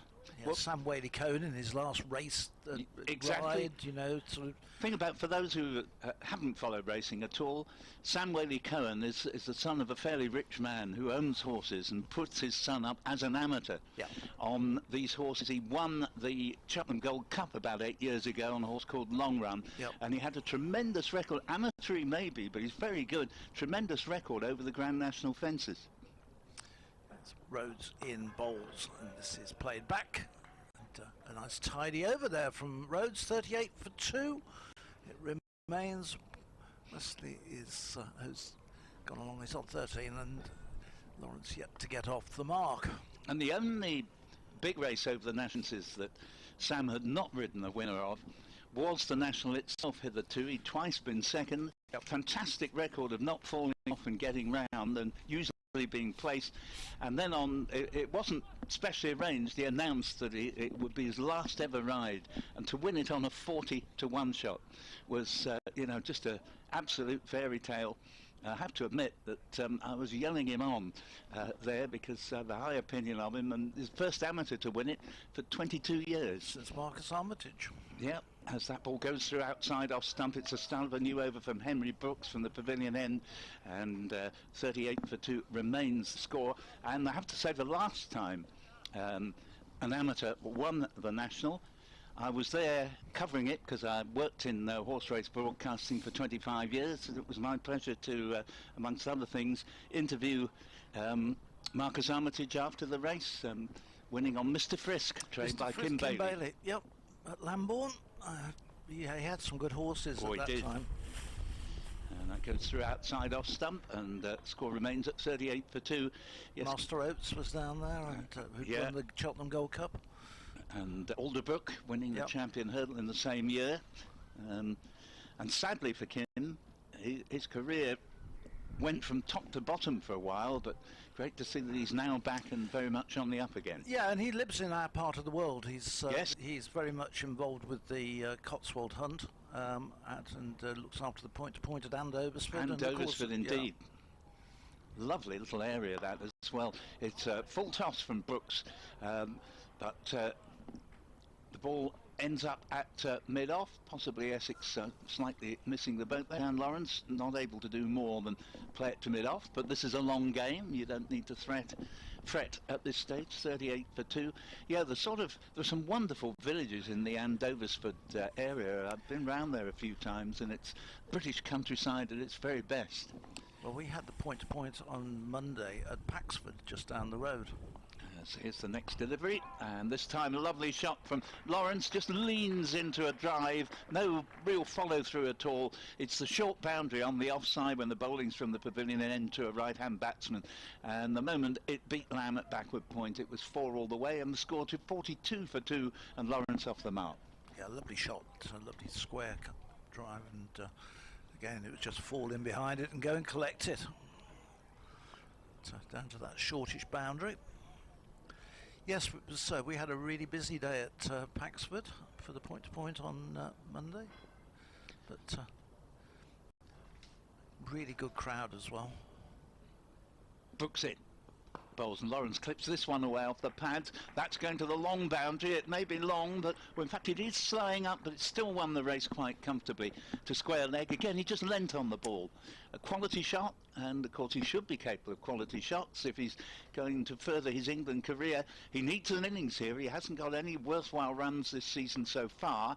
Just had the 3 innings, 46 for 2 on the board, and with 2 boundaries he moves along to 8. Yeah, and both of those were nice controlled shots. That was a lovely, good example there of playing both sides of the wicket, and he looked in nice touch there. But outfield a little bit slower as going up towards the Hollies stand, but it still had just enough legs to get there. And this time he picks out the fieldsman Lamb at backward point, so there's no run from the last ball of the over, but choosing to bat, Essex losing Brown for 2 to Hannon Dalby and Cook for 23 to the captain Will Rhodes. Have moved along with Lawrence on 8 and Wesley 13 to 46 for 2, and Phil and I have just been talking about various aspects of racing. I used to actually run the point-to-point line back in the day. Paxford, lovely spot again, and great to hear that it's still going strong. Oh yeah, yeah. There weren't a lot of runners, but then the problem is at the weekends there aren't that many pointers in training now. The volume has reduced, and a lot of meetings over the Easter period. So it doesn't mean huge fields. Here's Rhodes, starts a new over from the Birmingham end. He's in, and this is turned away nicely down to the mid-wicket boundary, but fielded down there. I can't see because there's a pillar in my way, but he gets a single, Wesley. He's moves on to 14, total moves on to 47 for 2. And of course, it's been a pretty dry winter. I know we've had exceptions, but by and large, I mean, in the last 4 or 5 weeks, it's been very little rain. That's right. Northaw is off at the weekend, and I don't know, I imagine I saw that. It may well be because the ground's just too firm. Yeah, they said the ground wasn't, they weren't able to run on it. They made the decision very early on that one. Yes, absolutely, and I mean, I live very near Higham Racecourse, where they did run on Good Friday, but even so, small fields are inevitable in the southeast at this time of year. Yeah, we had small fields on Monday, but the thing is, you get the larger fields when you don't get the spectators because the weather's not very that's good. right. As the weather gets better, the fields get smaller because the ground, as you say, is not suitable. Rhodes in, bowls, that's driven away, beautifully timed by Lawrence through extra cover. Gosh, that's 3 really good shots he's played. Beautiful cover drive, just a little bit of width shown there by Rhodes, and Lawrence was onto it in twice, and he just played it away all along the floor, through the gap between cover point and extra cover, and picks up his 3rd boundary. He goes on to 12. He's scoring nicely in boundaries. Well, I think the secret of that was he just waited that extra microsecond before playing the shot, which enabled him to time it so well. There is a bit of a temptation for batsmen to play a bit too soon at Rhodes, but he got that smack on to bring up the Essex 50 in the 19th over after winning the toss, 51 for 2, and Lawrence has got so much talent. Waits as Rhodes is into him again, and this time he's just forward and running it up to mid-off, and there's no run. Like a lot of people who've got, outstanding natural talent, they can nevertheless look as if sort of, this bloke's surely going to score 100 here, and just be guilty of a little bit of carelessness at some stage. And for someone with genuine England aspirations, he's actually over the years not scored anything like as many hundreds as you feel he should have done. Yeah. Here's Rhodes, bowls.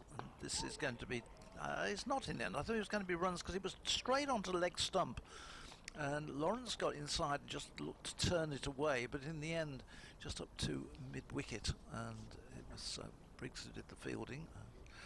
Burgess calls for a helmet, so he's going to stand up to the wickets, methinks.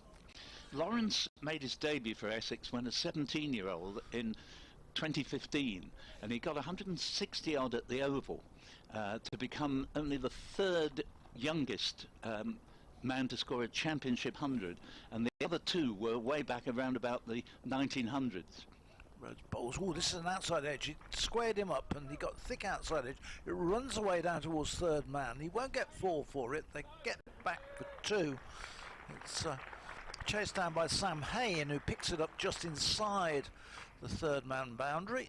But a couple, he got squared up at the wicket, and the ball flew off the outside edge through the sort of between 3rd slip and gully sort of area, but no chance in the end. There was nobody close to it, but it's just a little bit of a mistake. First error that I think that we've seen from Lawrence.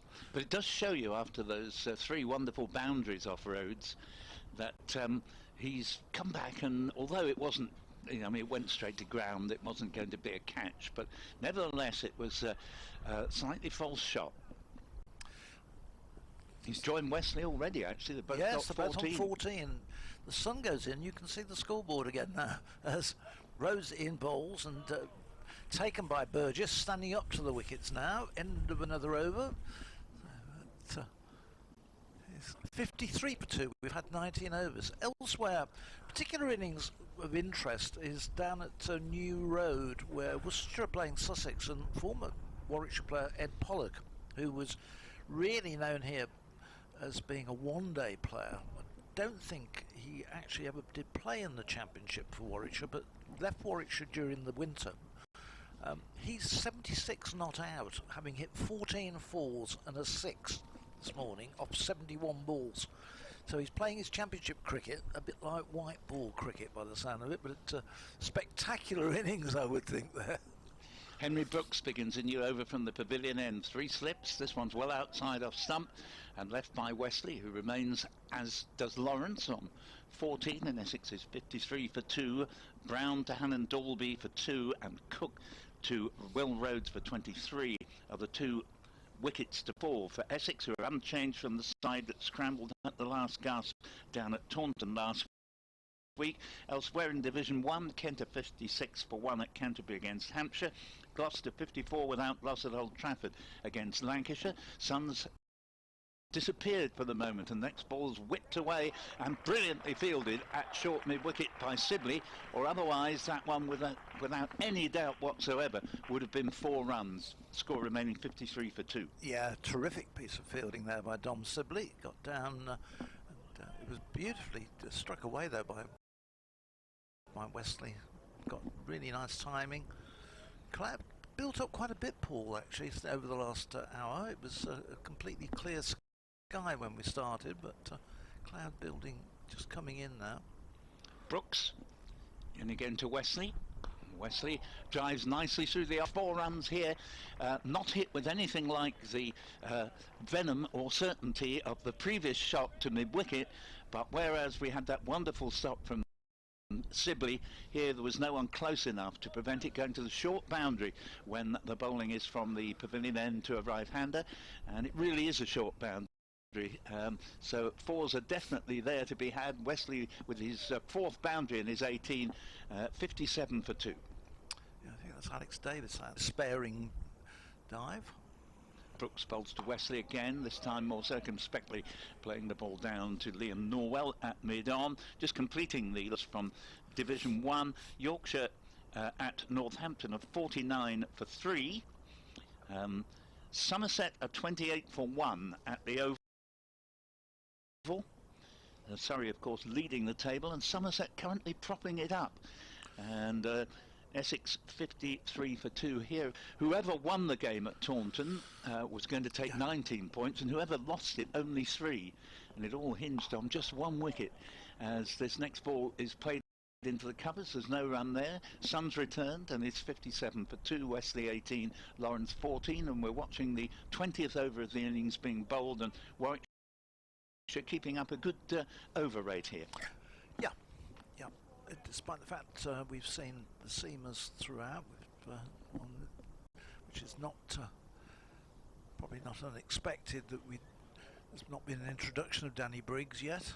But I'm sure he'll get his customary bowl just with bowls outside off stump. Might have been tempting there for Wesley to Lawrence rather to have a go at that. No, it was right first time Wesley to have a go at that, but he leaves it, shoulders, arms, and 57 for 2 at the end of 20 overs. Just looking in Division 2, Durham's at Chester Street, Glamorgan in Cardiff 51 for 5 against Middlesex. Leicestershire are 48 for 2 at Grace Road against Derbyshire and against Sussex at Worcester. Yes, that's Glamorgan, because won their last game, and they're in a bit of trouble. In fact, I think they have lost another one. I think they're for 6 now. Yes, wouldn't surprise me for all the fact I've so often seen Middlesex look as if they were going to win a game easily and not win it at all. Here's Rhodes starting a new over. He's in, and this one is cracked away through extra cover from Lawrence. It was sparing dive there, but ball crashing away, and it's just going to collect it from up by the Thwaite scoreboard. So 4 more to Lawrence, who looks in fine touch this morning. He joins Wesley on 18 apiece. Dom Sibley, who'd made a terrific stop in the previous over, wasn't able to get down and stop that one. Well, you're quite right about Glamorgan losing a 6th wicket. 51 for 6 in 18.1 overs.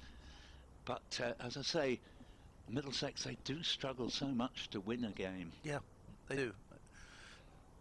This next one is in. It's going to be more runs. This one is going to be probably another boundary. It is, as it runs away through mid-wicket, just moving into it, and ball onto leg stump. And it was Lawrence just leant in and helped it away along the floor, all the way along the floor, and through the vacant mid-wicket area, the gap between mid-wicket and there's a man at backward square leg. He just picked it nicely. The mid-wicket is a little bit round, a little bit sort of perhaps about 5 or 6 yards closer towards mid-on than normal, but he put it ball just to the right of him. This one is outside the off stump. Burgess standing up, can't take it cleanly, drops down. There's no chance for a run or anything, but wasn't able just to pick that one up and take it. I think he almost dropped it simply because he was trying to be clever, and as he took it, lobbed the ball up to short extra to that, but it didn't quite come off. But he has taken a super catch to get rid of Nick Brown this morning. Another fine save of what would have been 4 byes as well. Rhodes bowls. This is going to be more runs. This time it will go to backward square leg. I think that's Brooks. Is that Brooks down there? Yes. I have this huge pillar here which doesn't help describe what's going on. I can see just by to square leg. I don't think this position's the best for the commentary, to be honest. I have to sort this one out next time. You're reminding me of Alan Green with his commentaries from Everton, where he always said that he couldn't see it because of the pillar. Yeah. In the commentary position. It is an actual problem on some grounds, isn't it? Yes, normally, that's right. We've created this ourselves entirely because we'd rather than move to the middle of the desk, we're all squeezed up on the left-hand side, so it's my own fault. This next one is pushed into the offside by Westley, and there's no run. And, I think we might be seeing change again. Norwell's warming up there at mid-on, so perhaps this pair of Brooks and Rhodes' time is limited. Well, of course, Rhodes, or rather Lawrence, has taken a distinct liking to Rhodes. He's hit him for 5 boundaries, glorious shots, every one of them. Yeah, it's in and bowls, and this is clipped away nicely, but man now is back on the deep mid-wicket boundary, and Wesley was restricted to a single. So end of the other over. That's the Rhodes's figures disappear quickly. It's at the end of the 21st over. It's 67 for 2. So these two are really pushing the rate along here. They've added 30 in pretty rapid time. Cook was LBW just on around about 5 to 12, I think. Was it just before you came on air, wasn't it? No, it was just before midday though. Just before you returned. That's right. That's what it was. Yeah. Sorry. And so they've kept ticking along nicely, these two. Well, I will take one more over and we'll bring Rob Gurney back to join Phil Britt. And in the meantime, Essex, as you say, it's really all down to Dan Lawrence. He's got 23 of the 30 runs that have come in this partnership, and he's hit 5 scrumptious boundaries, if indeed a boundary can be scrumptious, and I think he's proved it can. And he's such a wonderful player, but I always have to say, let's not get too carried away, because so often I've seen him look as though he's going to make a big score and then undo so much good work with just a little bit of carelessness. I know he will be very fixed on making runs here, because he hasn't had an innings of any note whatever so far this season, and he definitely wanting to be giving the selectors a nudge. He is a fearless man, Lawrence, which sort of works both ways. You know, it means he can pull off wonderful strokes, but also means he can be vulnerable. As Norwell returns at the pavilion end, and this first ball is played down to mid-on, and Henry Brooks for no run, the score remaining at 67 for 2. Lawrence, who in 2017 played a fantastic innings for A lad who was, I think, either 18 or 19 at the time, 141 not out against Lancashire, facing 333 balls. Very different type of innings, an absolute stonewaller of an innings, where Essex looked certain to lose, and thanks to his 7-hour vigil, they got a draw, and that was considered so vital when Essex eventually won the title that year on their first year back in Division 1 after a break. As here he plays the ball to Sibley at just in front of square leg, and there's no run. It's actually Wesley currently on strike on 19. Lawrence has 23, but after those early hundreds in his career, he's sort of typically got 100 a season since then, and for a man of his abilities, you know, I'd expect him to get 3. Yep. As Norwell comes in again from the pavilion end, and this is a good delivery, beats Wesley, all ends up, moves away off the seam, taken low down by Burgess. Wesley comes down to do a bit of gardening, and very much one up to the bowler there, 67 for 2. Well, I should have kept very quiet about Ed Pollock. 3 balls after I'd mentioned it, he's out. So at Worcester. So sorry there, Ed. I don't think it's actually my fault, but it's always the way, isn't it? You just say something, and then the next thing is it's all over. Norwell's in again, bowls, and this is down leg side and just helped on its way by Wesley to long leg. He will pick up his 24th run. The score is 68 for 2. We're in the 22nd over, of which 2 balls remain, and Essex having won the toss, losing Brown in the 5th over, caught behind by Mike Burgess. Splendid catch in front of first slip. Off the bowling of Hannon Dalby for 2, and then Cook, who seemed to be really coming into some sort of form after an uncertain start, was LBW to the last ball of Will Rhodes' first over, just approaching midday after Essex won the toss and batted. Cook departing for 23, but since then Wesley with 20 and particularly Lawrence with 23 have moved things along nicely for Essex to the current 68 for 2. Norwell bowls and Lawrence tucks this away for 2 runs, away towards the deep square leg boundary. That's the long boundary that side, so no hint of either a boundary or a 3rd run, but 2 more takes Lawrence to 25, the score to 70 for 2, 1 ball left of the 22nd over. Lovely shot again. It's looking very, very comfortable, Lawrence, and reading the pace of this wicket nicely. He's just moving into the ball and timing it sweetly, and all along the floor it looks to be in very good touch. Norwell to complete the over. Bowls to Lawrence, and a nice defensive shot into the covers. There's no run there, so there we are. 22 overs gone. Essex winning the toss and batting are 70 for 2. Wesley 20, Lawrence 25, and the first voice you'll hear will be Phil Britt, and he'll be joined by Rob Gurney. Thank you, Paul. Paul back with us after lunch. And, in the meantime, Warwickshire will continue with Will Rhodes going to continue at the Birmingham end. I thought he might give himself a break, but no, he's going to come in for his 5th over. 1 for 19 he's got from his 4 overs. Can tell you that Glamorgan have now lost the 7th wicket against Middlesex. So they are 52 for 7 there. Elsewhere, nothing much else changed in terms of what Paul had read out. This one, first ball with the new over from Rhodes, is fairly wide outside the off stump and is left by Wesley, and the ball goes through to Burgess, who has now gone back, standing back. He had that little period where I think more to Lawrence than to Wesley. He was just keeping an eye on Lawrence using his getting out of the crease and perhaps looking for the potential of a stumping, but not for Wesley. This one is flicked down fine.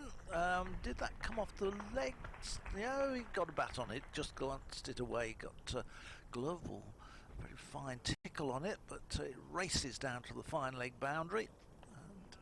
Warwickshire not able to do anything about that. And 74 for 2 as Rob Gurney rejoins us. Hello, Phil. Yes, we're back in business for the last passage of play before lunchtime. I moved along a little bit to try and thank you very much. Make sure that your view is a little better than it was for the last few minutes. This next one is outside the off stump, and Wesley, who's looked in nice touch with both of these batsmen, look to be very comfortable at the crease at the moment. He leaves this one through to Burgess.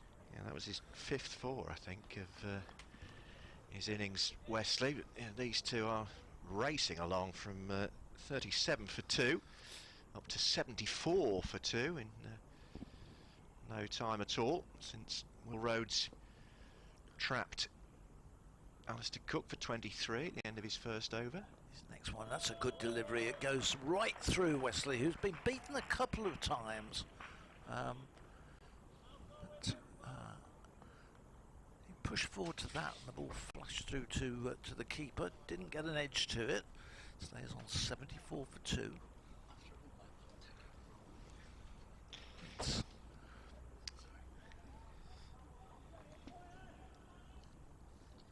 Just breakers. He turns at the top of his run. Rhodes, a couple of balls left in this over. He's in and bowls, and this is wide outside the off stump. And this time Wesley has absolutely nothing to do with that, and leaves through to Lawrence. 2 slips in place. A cover point, extra cover, mid-off, mid-on, mid-wicket, and a man back on the deep mid-wicket boundary, and there's a long leg. Yeah, a bit more cloud cover now. Yes, there is. It's just gradually during the morning, because we started off not a cloud in the sky. This next one is driven to mid-wicket by Wesley, looking to force that away through the onside, but straight to mid-wicket, and there's no run. End of the over from Rhodes. End of his 5th over, and he's got that 1 wicket. That was Rob was just saying, that wicket which he got for Alistair Cook. Yeah, the cloud's quite high. Wispy cloud. It's not really no threat of any weather. It's a beautiful day. And the quite stiff breeze is chasing those clouds over pretty quickly. As Norwell is going to start a new over from the pavilion end, and he's on his way in past the umpire and bowls to Lawrence, who allows that to go through to the wicket keeper. He's got 25 off 21 deliveries. Wesley 24 off 58. Liam Norwell starting his 7th over, 2 maidens, no wicket for 11. Bowled pretty well for no reward so far today. And he's there again, and bowls to Lawrence, who sees that safely into the covers, where Matt Lamb does the fielding, and there's no addition to the Essex total.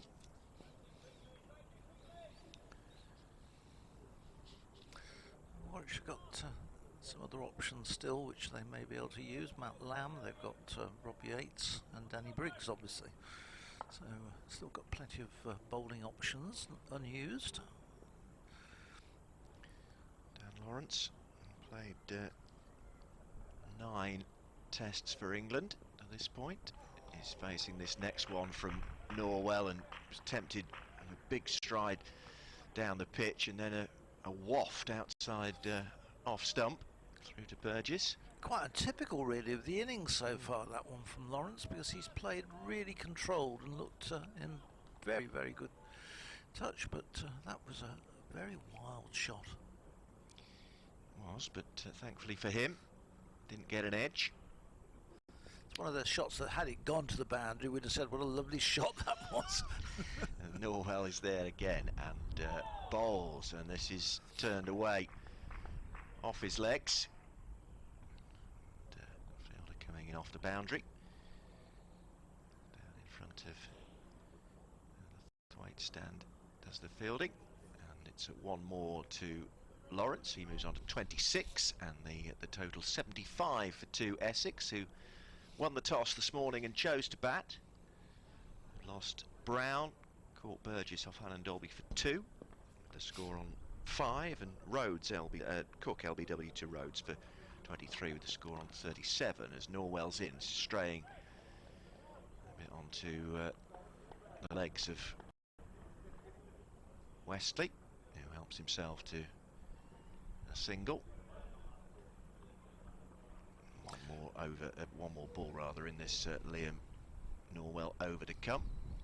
Well, the ball ticking along quite nicely here. They've lost a couple of wickets this morning, Essex, but they've scored fairly freely. With 20 minutes to go to lunch, they're going to be probably up close to 100 by lunchtime. There's Norwell, shirt billowing in the wind as he runs away from us, and that's just prodded comfortably into the onside by Lawrence. Sibley does the fielding, and that's the end of the over. And Essex are 76 for 2. Liam Norwell, no wicket for 13 from his 7 overs now. And Rhodes to continue from the Birmingham end. Just need to tie these two down if they can a little bit, Phil, before before lunch, because particularly in boundaries, they've been quite free scoring this pair. Lawrence has scored 20 of his 26 out of boundaries, and Wesley 20 of his 25, so very much so. Here's Rhodes in and bowls, and that's a beauty. It's gone right through Wesley as he went for the drive and didn't get a nick on it. So just riding their luck a little bit, these two, just at the moment. They've gone through a period where ball just on top of bat, but up until the last couple of overs, it's been very much the batsmen who've had the advantage. 76 for 2. Wesley on 25. Waits. As Rhodes comes in, bowls. This is going to be runs, and it's just 1 down to a fine leg. 77 for 2. Noticeable the amount of extra, how many more planes are going into Birmingham Airport this year. When we were up here last year, it was quite got to the point where you hardly saw a plane in the sky, and it was a bit of a thing. But now the holiday traffic, bringing people presumably back from their Easter holidays, they've had a spell. Not without some troubles getting in and out, but at the airports. There's a big plane now just coming into land over the back as we look across over the top of the Holly stand. The travel industry was one of the many industries decimated by the pandemic. Well, we flew out of Birmingham about 2 or 3 weeks ago, and we were very fortunate, but behind us, a couple of days behind us, it became quite bad. Here's Rhodes in, and this is forced up to wide mid-on, but there's no run. Lawrence again, he's striking the ball well. He's even on a sort of semi-defensive shot. The ball's coming out the middle of that bat really ominously from a Warwickshire point of view. It is. When they do time it, these two, it's fantastic to watch, really. Yes, it is. And very little chance for the fielders to cut those off. Rhodes bowls. Lawrence defends into the onside. Lamb does the fielding at mid-wicket. There's no run. Still got 2 slips in place. Yates and Hayne busy chatting to one another. There's a backward point and short extra cover. There's an orthodox cover. Mid-off, mid-on, mid-wicket, and then we've got a man back at the backward square leg as Rhodes in, and this just has Lawrence slightly pushing the ball into slightly the wrong position from where he was aiming, but perfectly out the middle of the bat. It was perfectly safe in the end. Popped up a bit at him. Yeah. Lamb does the fielding there. Lawrence goes for a walk round and takes his glove off and just settles himself again. The crowd sitting in the sunshine at the Birmingham end enjoying this morning's cricket as this last ball from Rhodes is pushed back into the offside. There's no run, it stays on 77 for 2. Rhodes has now completed his 6th over. He's on for 24.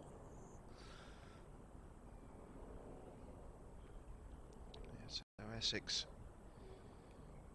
having been 6 for 1 and 37 for 2, more stable position now with both these batsmen on 26. Tom Wesley, the captain, and England's Dan Lawrence. Norwell to continue this start of his 8th over from the pavilion end. No wicket for 13 so far. Lehannon Dolby has 1 for 22 and Will Rhodes 1 for 24 as Norwell comes in, and like an attempted bouncer that possibly slipped out of his hand, and he's been given the signal by the umpire that that's the 1 for this over. But Wesley not really required to take much evasive action to avoid it.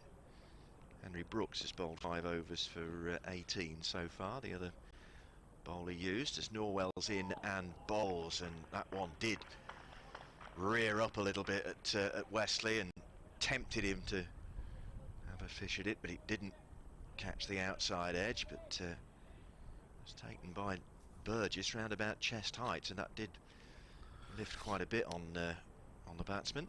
There's a little bit in this wicket, isn't there? But in the previous game against Surrey, there was absolutely nothing in the wicket at all. Whereas there's definitely a little bit there for the bowler. Norwell, striding run is in and bowls, and this is left well alone by Wesley outside the off stump as Burgess tumbling away does the fielding. It's got about 15 minutes to go thereabouts until lunch, with Essex on top now, you would say. These two having added 40 for the 3rd wicket, and a rapid time, Phil, as Norwell is in again and bowls, and Wesley up on his toes pushes it back down the pitch, and there's no run this time. Yeah, these two have made sure that they've probably wrestled the initiative away in the short term from Warwickshire. I think Warwickshire had got a little bit of an advantage when that 2nd wicket fell, but at this point in time, it's probably about level. Having won the toss, you wouldn't want to have lost more than 2 wickets. Warwickshire probably won't be dissatisfied with their morning's work. As Norwell is in and bowls, and it strays a little bit onto leg stump, but Wesley trying to force it round the corner, picks out the fielder.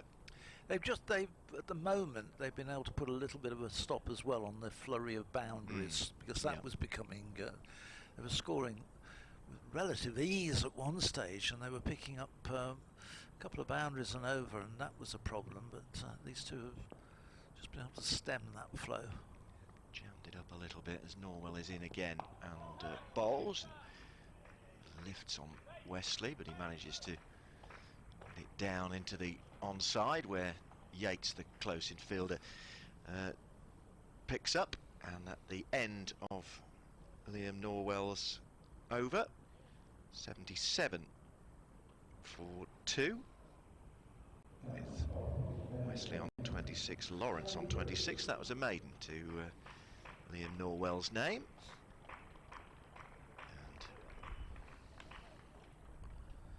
Essex with both Wesley and Lawrence on 26. We're going to see spin for the first time now in Danny Briggs from the Birmingham end just before lunch, Phil. It's sort of well forecast there that the customary get him. Usually it's an over, isn't it? He might get an extended. He might even get 2 overs before lunch this time. But it's certainly worth having a look to see what Briggs can do. He becomes the 5th bowler used by Warwickshire this morning. So the captain out of the attack, having bowled his spell. 6 overs, 1 for 24. This first ball from Briggs is a little bit of a loosener. I think that's the best way of putting that one, and he got away. It was swept by Lawrence to backward square leg. Could easily have gone for 4 runs. Briggs again in, and this is a better ball. Brings forward, running it up to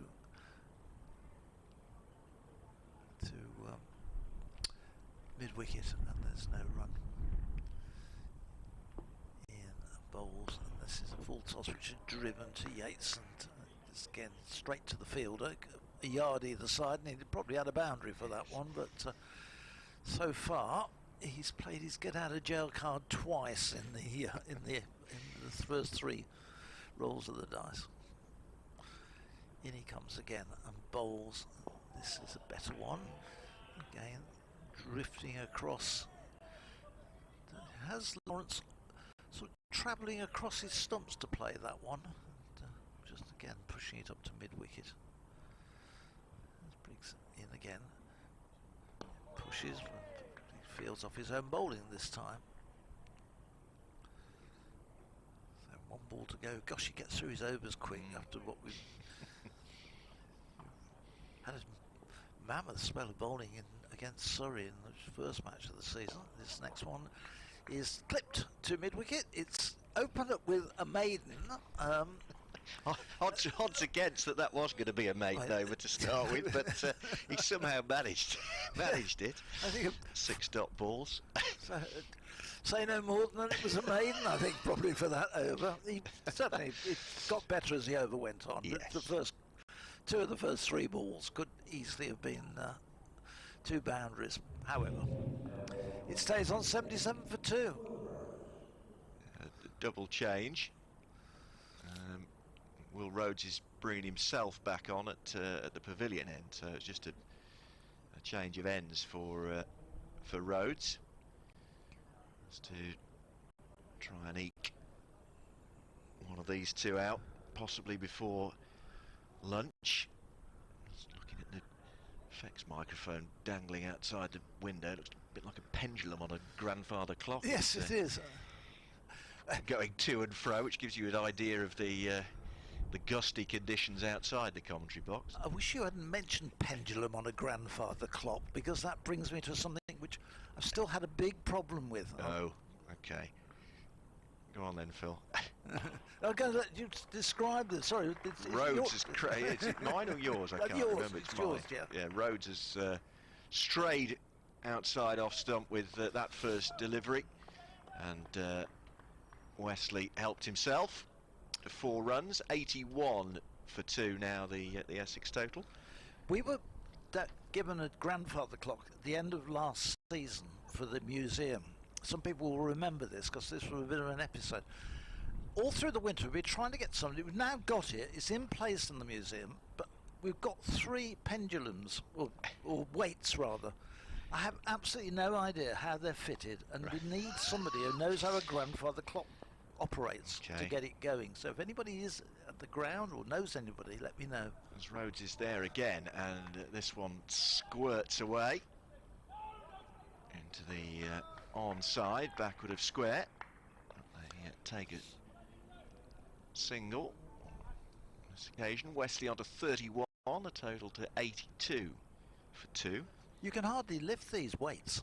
I'm sure. I hadn't realised actually just how much, and I don't want to put them in the wrong place because I've got a feeling the whole thing's going to cave in. Yes. So you know anybody that's we've been looking all winter, for grandfather somebody. clocks, then get in touch with Phil. I will be very grateful because it's in the museum. It's not working. I'd love to hear it, and I gather it does work if you know how to put it together. Not something I've any knowledge of whatsoever. No. And obviously, as Rob, you say, it's not, nor do you. No, nor do I. And it's not the sort of thing you can guess at either, is it? Really? You need a specialist. So Yes, if there are any clock makers out there, then do give Phil a bell as Rhodes comes in. And, that's a full delivery which Lawrence sees safely into the offside. Even a chime will do. Oh, that's, yes. See what you've done there. Very good. Very good. Rob Gurney and Phil Britt see you to lunch on the first day here at Edgbaston with Essex 82 for 2, having won the toss and chosen to bat this morning. Paul Newton from BBC Essex will be joining us after lunch, as well as another dot ball against Will Rhodes' name in this next delivery. Does the fielding off his own bowling after Lawrence got everything behind that. And skipper moves back to his mark, as I was saying earlier. 5 for 17, his best bowling figures against Essex at Chelmsford 3 years ago. He's there again and bowls. Lawrence just drops a bat on this one into the covers, and Matt Lamb does the fielding. Yeah, they've definitely been able to put a break on that scoring. Yes. I thought at one stage that with the about 20 minutes to go that they'd be up near 100, but Warwickshire should be able to pull them back quite considerably. As Rhodes back at his mark and comes in past the umpire away from us and bowls, and Lawrence into the covers. 1 for 29 for Will Rhodes now. That was a decent over. Yeah, just that one boundary off the opening ball, wasn't it? It was just a little bit of width, and Lawrence whipped it away for his sixth boundary. Yep. So Sorry, his fifth boundary. 7 overs, 1 for 29 now for Rhodes.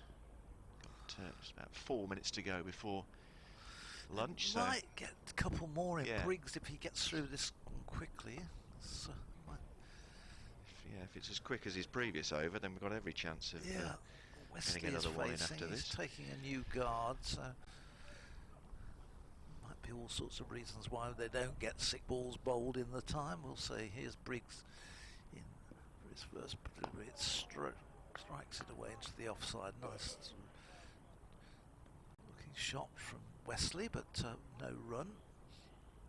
Briggs busily polishing the ball on his flannels as he walks back. He's in again and bowls. This one, he brings Wesley forward solidly in defence and runs the ball back to Briggs. So he's opened up with 8 dot balls. He turns in again, bowls. This is going to be runs this time, and it's going to be 4 of them. A loose delivery, full on the leg stump and whipped away. Got away with it last over, but not this time. And Wesley clips it away to the mid-wicket boundary. There's a man out there, but the ball was past him like a flash. Yeah, that was given the full treatment by Tom Wesley. It was a bit of a gimme, that one, to be fair. And he hits his 7th boundary, moving on to 35, and the total moves to 86 for 2 as Briggs in again.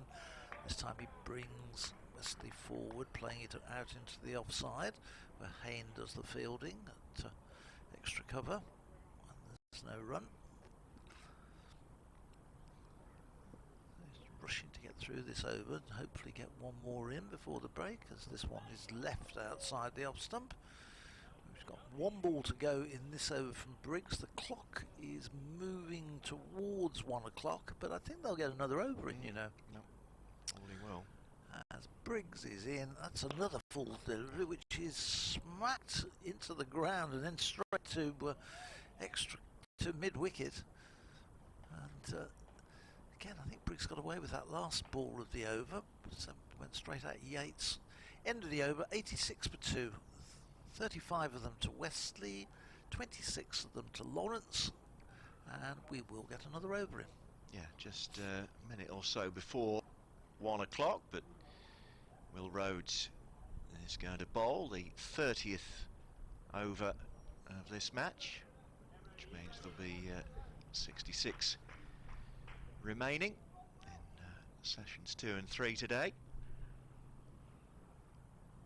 Rhodes waits and runs away from us and bowls, and that's turned neatly off his pads by Lawrence, taking him on to 27, and that's the 50 partnership between these two. Came together at 37 for 2, and it's taken them only 85 balls, which is pretty good going. Very good indeed. 4-day cricket. Very good. Shall I run through quickly the scores elsewhere? Kent 80 for 1 against Hampshire, Gloucestershire 95 for no wicket against Lancashire, and Yorkshire 98 for 3 against Northants. As Rhodes is in again, and that's left alone this time by Westley outside off stump. Somerset 59 for 1 against Surrey, and Durham in Division 2 96 for 1 against Notts. Glamorgan 69 for 7 against Middlesex, Leicestershire 67 for 3 against Derby, and Worcestershire 111 for 3 against Sussex. And that's all the matches going on in the Championship. Thank you, Phil. As Rhodes comes in again, and Westley into the onside to mid-wicket. There's no run. Just 3 deliveries to come for lunch here at Edgbaston between Warwickshire and Essex in the LV County Championship. And Rhodes back at his mark. Moves away from us, past the umpire, he's there and bowls and squirts into the covers. Matt Lamb cuts it off from Tom Westley. 1 for 30 Rhodes. The wicket of Alistair Cook, former England captain, trapped LBW for 23 with the score on 37. That was the second of the 2 wickets to fall. Nick Brown caught behind by diving catch from Burgess off Hannon Dolby for 2 in just the 5th over with the score on 6. Rhodes there again, and Westley guides this into the offside. Alex Davis scampering across, takes the ball, stops it piercing the infield, and 1 more delivery to come before the lunch interval. Rhodes giving it that extra polish first on the back of his flannels and then the front, and in he moves now for the last delivery before lunch. He's there and bowls, and that's just clipped away off his legs for a single by Westley. Takes him on to 36, and the Essex total at lunch to 88 for 2. You rejoin us again in around about 40 minutes time for the afternoon session, but Essex 88 for 2 at lunch on the first day.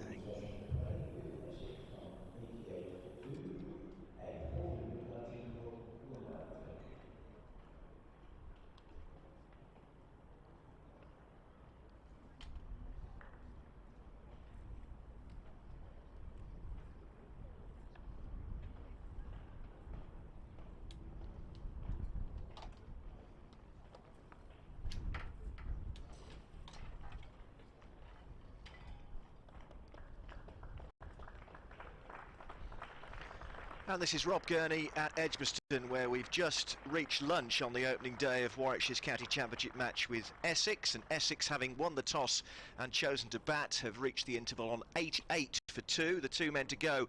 Nick Brown caught behind by Michael Burgess, a wonderful diving catch off Ollie Hannon Dolby for 2 with a score on 6 in the 5th over, and Alistair Cook, the former England captain, trapped LBW by Will Rhodes for 23, having struck 4 boundaries at the end of the 15th over with the score on 37 for 2. But since then, a 50 partnership off just 85 deliveries between Tom Westley and Dan Lawrence has Essex marginally ahead, you would have thought, and the boundaries flowing thick and fast at one time, although Warwickshire did do their best just ahead of lunch to tie the pair down. But Westley is on 36, Lawrence is on 27, and Essex at lunch are 88 for 2.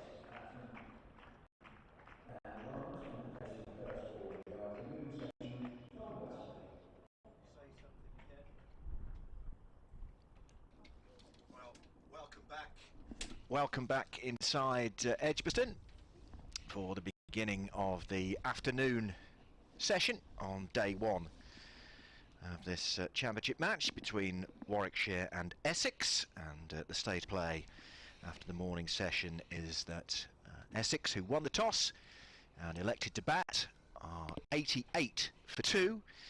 They lost Nick Brown in the 5th over. And the score was on 6. A spectacular catch, diving, and Michael Burgess behind the stumps in front of slips. Ollie Hannon-Dalby's bowling to remove Brown for just 2. And then the end of Will Rhodes' first over of the match, the 15th overall. Alistair Cook, the former England captain, trapped LBW for 23. The score on 37, but these two, Tom Westley and Dan Lawrence, have added 51 in rapid time. The 50 partnership came off just 85 deliveries.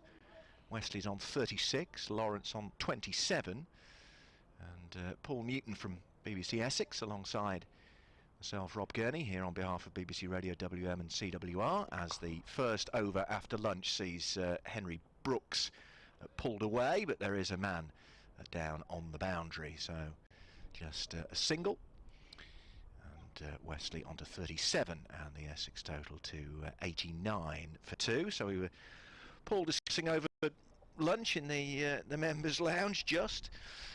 It's probably on as even after the first session of this match, isn't it? Very much so, although Essex will be pleased, having been 37 for 2, to lose no further wicket in reaching 88.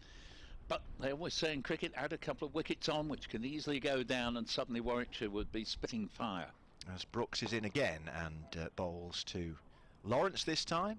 It's a straightforward push up to mid-on.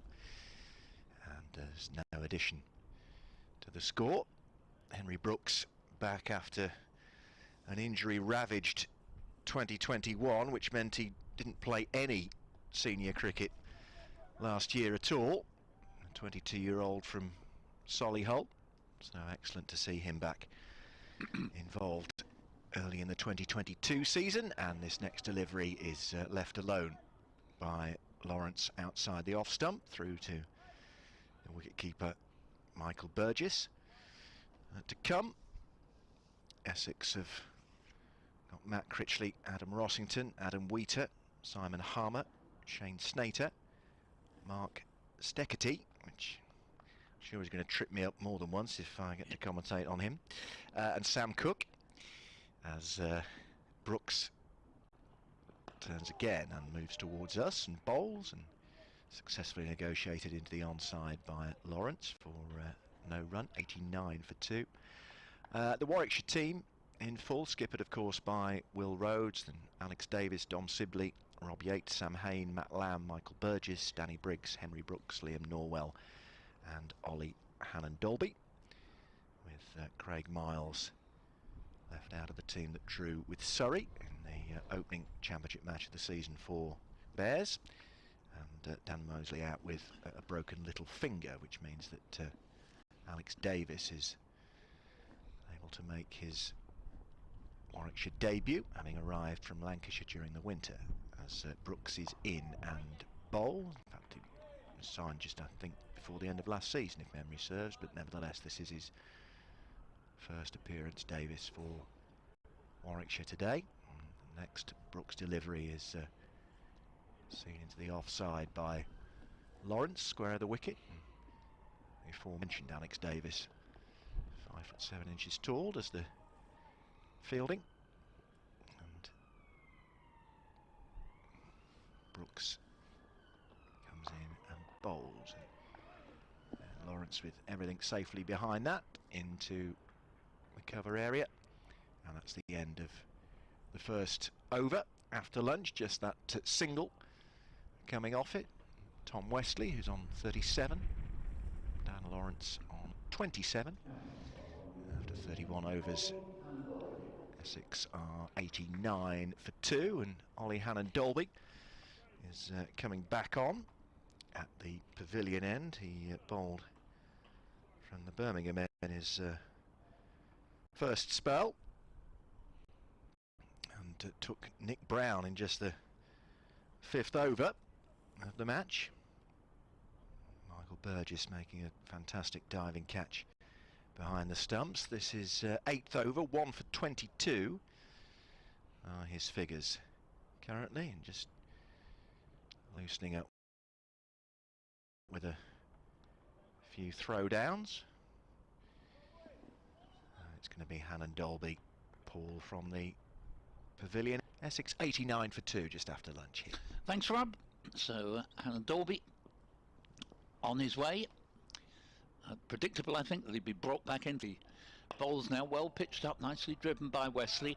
No run, tumbling stop at a wideish extra cover, or straightish extra cover.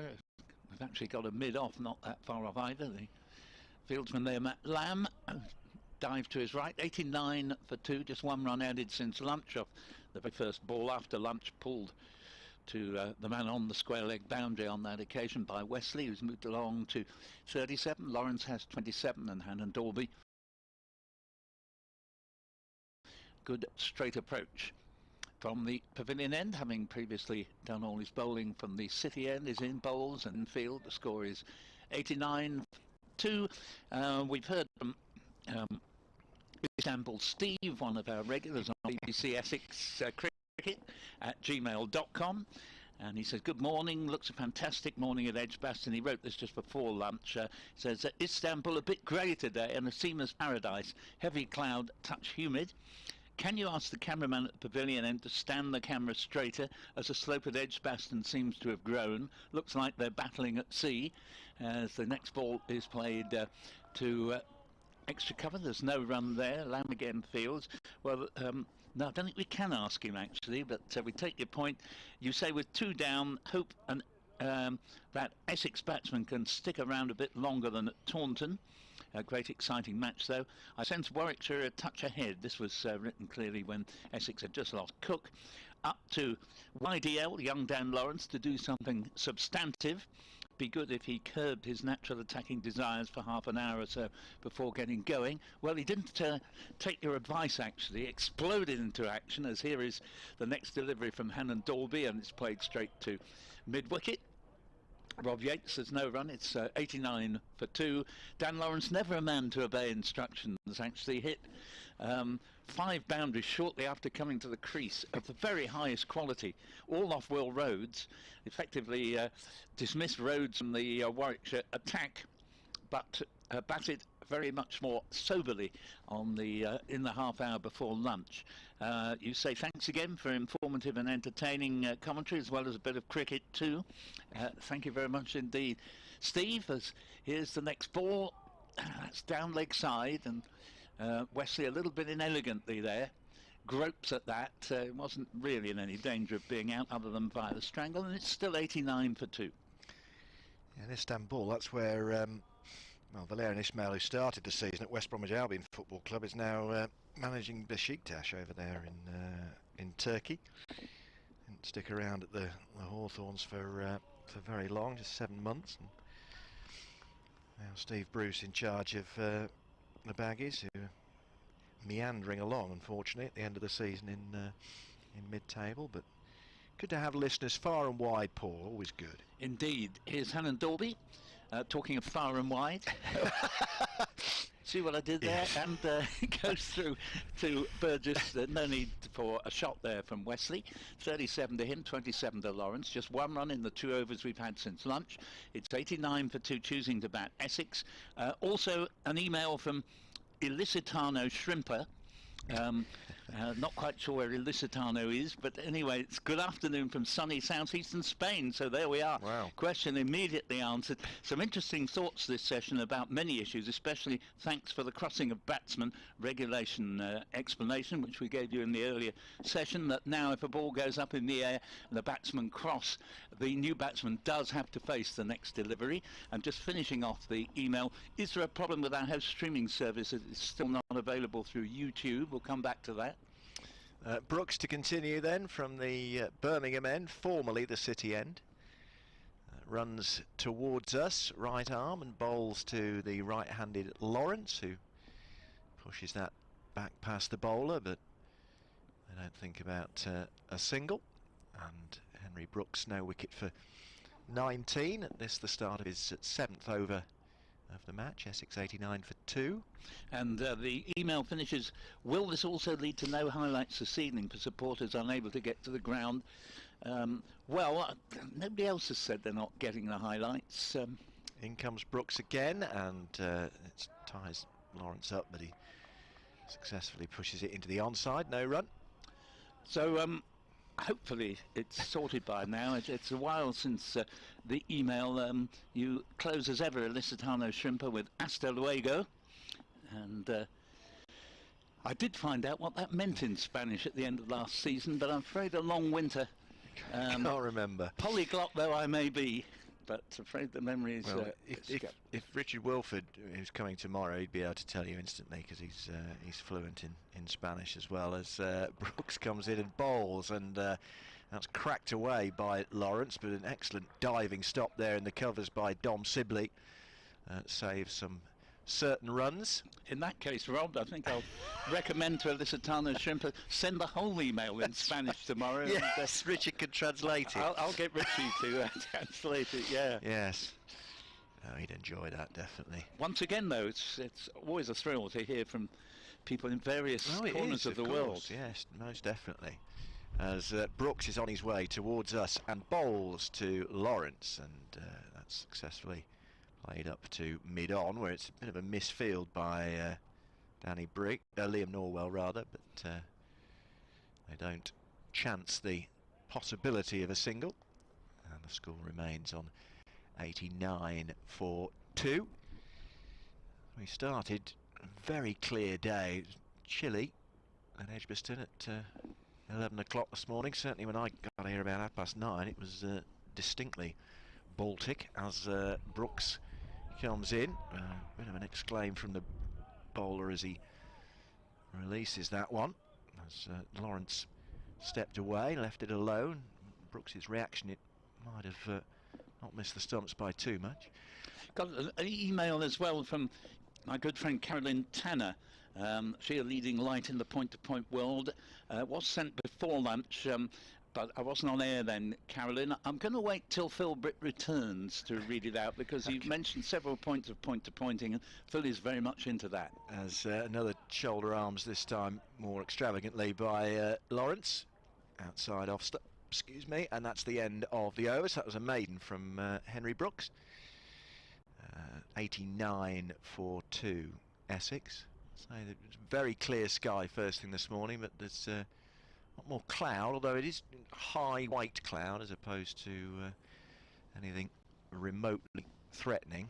And if the wind properly drops, it would be a perfect afternoon for watching cricket, albeit that we're still in April, but blessed by good weather, certainly today, although fresh I think would be the one-word description, as Hannon Dolby continues, Paul, from the pavilion end. Bowls, and that ball is whipped away for just the second run since lunch. Goes out to Sibley at deep square leg, and Wesley with both the runs since lunch will move along to 39, I think that should be.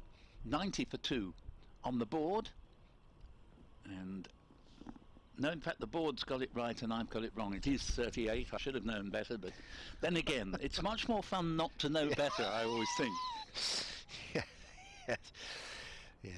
Oh no, I stopped second guessing cricket scoring a long time ago, Paul, I'm afraid. And the Dolby's in, bowls to Lawrence, and Lawrence edgily gets this ball away toward the third man boundary, certainly not over it. In fact, it's easily apprehended, and Davis feels they get just the single there, but it's Lawrence off the mark since lunch, as it were. He went to lunch at 27, he's now 28, and Essex 91 for 2. As I say, for 4-day cricket, very rapid 50 partnership off just 85 deliveries between these two, but the Warwickshire attack in the closing overs before lunch did tie them down a little bit. Hannon Dolby bowls, and this is a leave outside off stump, and goes through to Mike Burgess. And yes, it was that salvo of boundaries by Lawrence off Rhodes, 5 of them in the space of about 9 deliveries, that actually gave Essex an unusual spike to their scoring rate, because they're not a quick scoring team actually. I think they could do with just upping the tempo somewhat.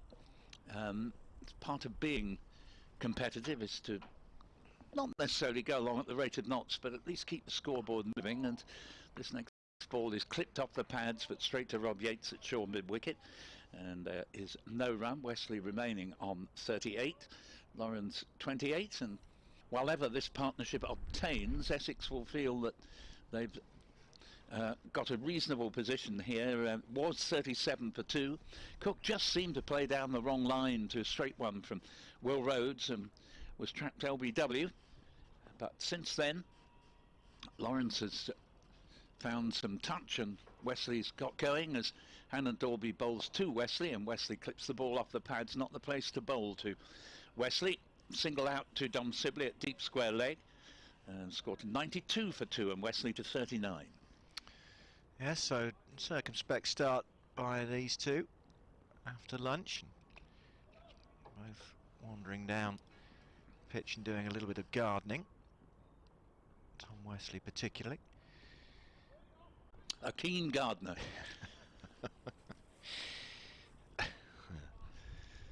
Hannah Dorby. Good straight approach from the pavilion end.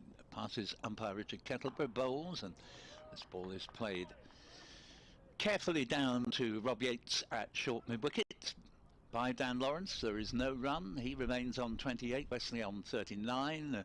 Another good tight over, and the score 92 for 2, and we have now had in fact it's just gone off the 34 overs. There were 30 in the opening session, and we've had 4 since lunch, in which only 4 runs have accrued in singles.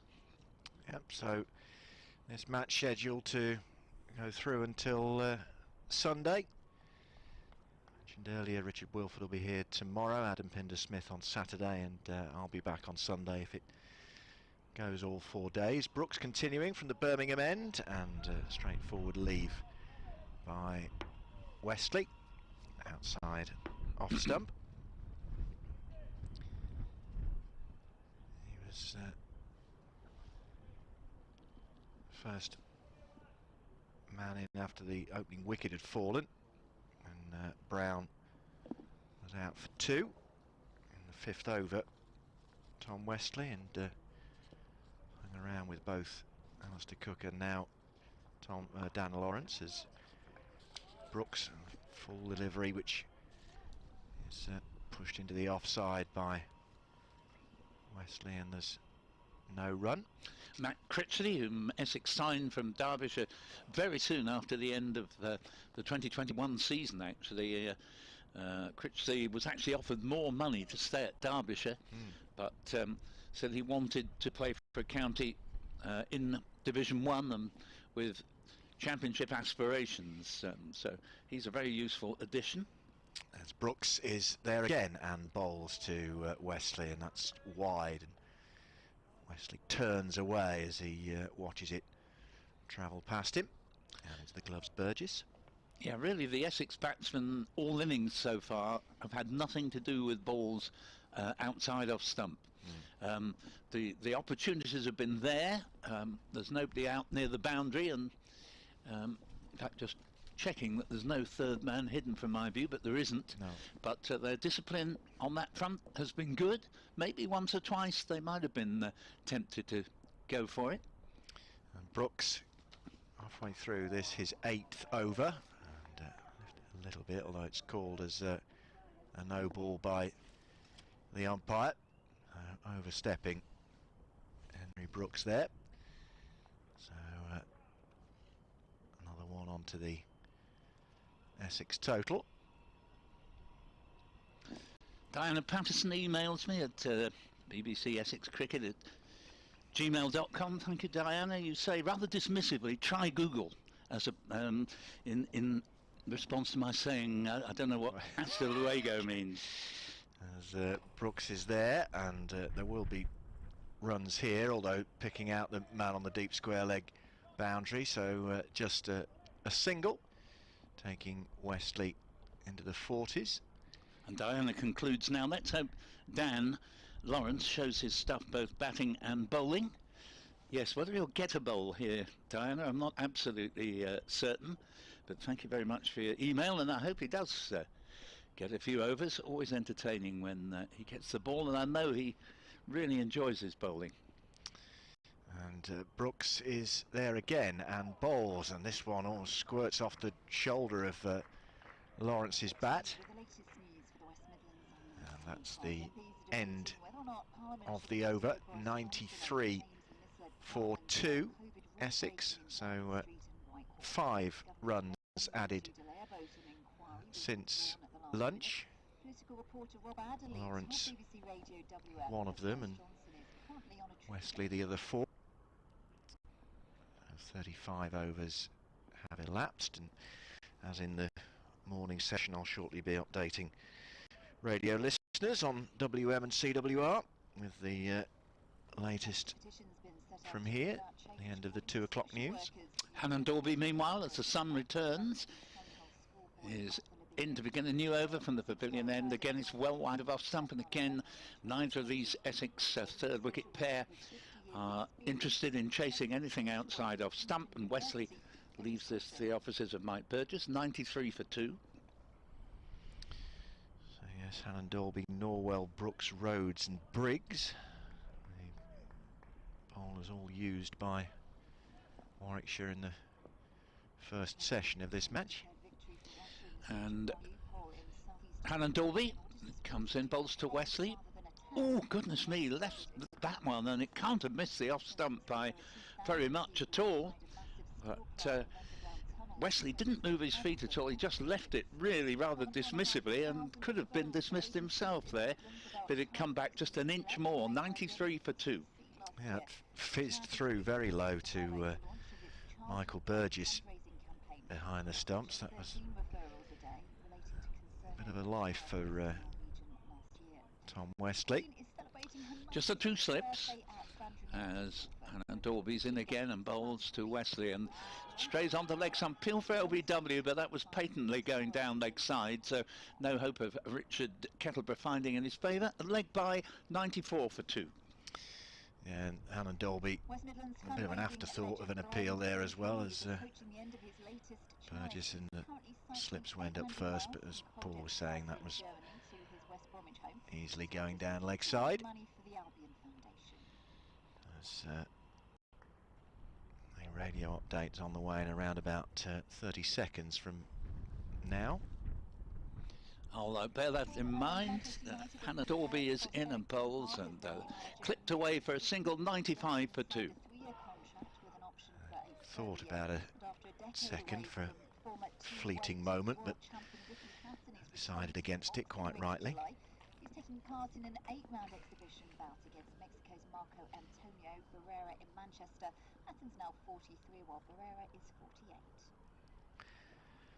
And this is Rob Gurney at Edgbaston, where we're in the 6th over after lunch on the opening day of Warwickshire's LV County Championship match with Essex, and the visitors are 95 for 2 as Oliver Hannon Dorby from the pavilion end moves in and bowls, and that's left alone outside off stump by Tom Wesley. Essex, a rapid 50 partnership before lunch between these two, had seen Essex to 88 for 2, so they've added 7 runs for no further loss since the interval. Tom Wesley on 40 and Dan Lawrence with him on 29, and Essex, having won the toss this morning and elected to bat, on 95 for 2. And you didn't miss anything of note during the update there, because a ball went through down leg side to the wicket keeper, and Hannon Dorby to complete the 36th over of the innings bowls now, and this is another leave outside off stump. So a very quiet over really, a leg by and a single off it, but on another hand Essex rather slow, have added just 7 runs as you heard there in 6 overs since lunch. Wesley now has 40, Lawrence 29, and 36 overs have been bowled. Yes, and as was the case when Sir Alistair Cook was getting going in the morning session, Warwickshire could do with dislodging this pair sooner rather than later. As Brooks starts a new over, runs towards us and bowls, and that tucks Lawrence up, but he manages to squeeze it towards the square leg boundary. The man down there has managed to churn up a bit of a divot, in fact a couple of divots, which he replaces on his way back to his position on the boundary rope. But, they come through for just a single, 96 for 2. Brooks on his way in and bowls to Westley this time, and Alex Davis, having just retied his bootlaces as Brooks was on his way in. Point comes in and does the fielding. As sunshine sweeps over the ground, piercing the light cloud cover overhead. And Brooks back to his mark and runs in towards us and bowls and falls over as he lets go of the ball, but I think has managed to cushion his fall fairly successfully without any harm being done, and Westley allowed it to travel through to the wicket keeper. But a slightly anxious moment there for the bowler if you're in full flight in your delivery stride and you follow through and your feet go from underneath you like that. Yeah, very much so. Sort of almost like we've seen it happen when people take a penalty, and just as they plant the left foot before striking the ball, it disappears. And of course, most famously happened in a Champions League final a few years ago. I think it was John Terry. It was John Terry, yeah. Yes, in rain, in pelting rain in Moscow, I think that was. As Brooks is there again, and that's a straightforward leave, but signals a no ball by the umpire. Second one. Yeah. Since there were none in the morning session.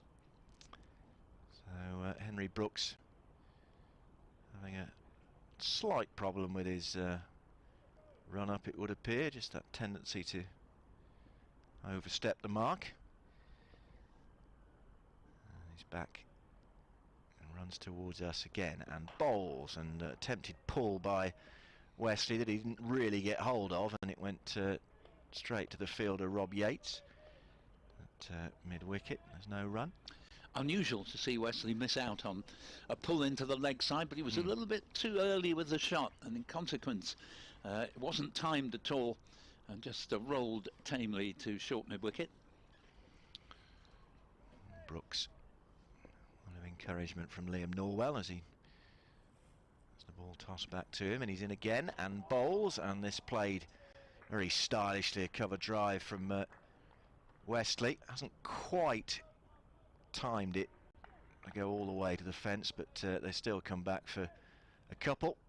Danny Briggs cuts it off, and Westley onto 42 at the end of that over, the 7th since lunch, the 37th of the Essex innings, and having won the toss, they lost Brown for 2 and Cook for 23, but Westley on 42, Lawrence on 30.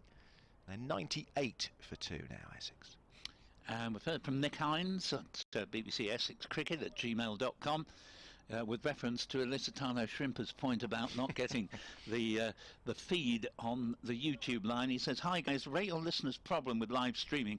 Go to Warwickshire Cricket Club own website and follow the link for live streaming. I've got no problem. I think the YouTube issue is due to copyright, as Hannah Dolby is in.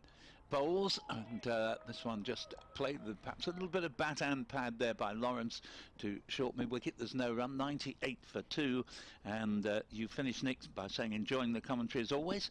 Thanks very much for that. 98 for 2 then on the board, with Westley on 42, Lawrence 30, and this partnership now worth 61 runs to Essex.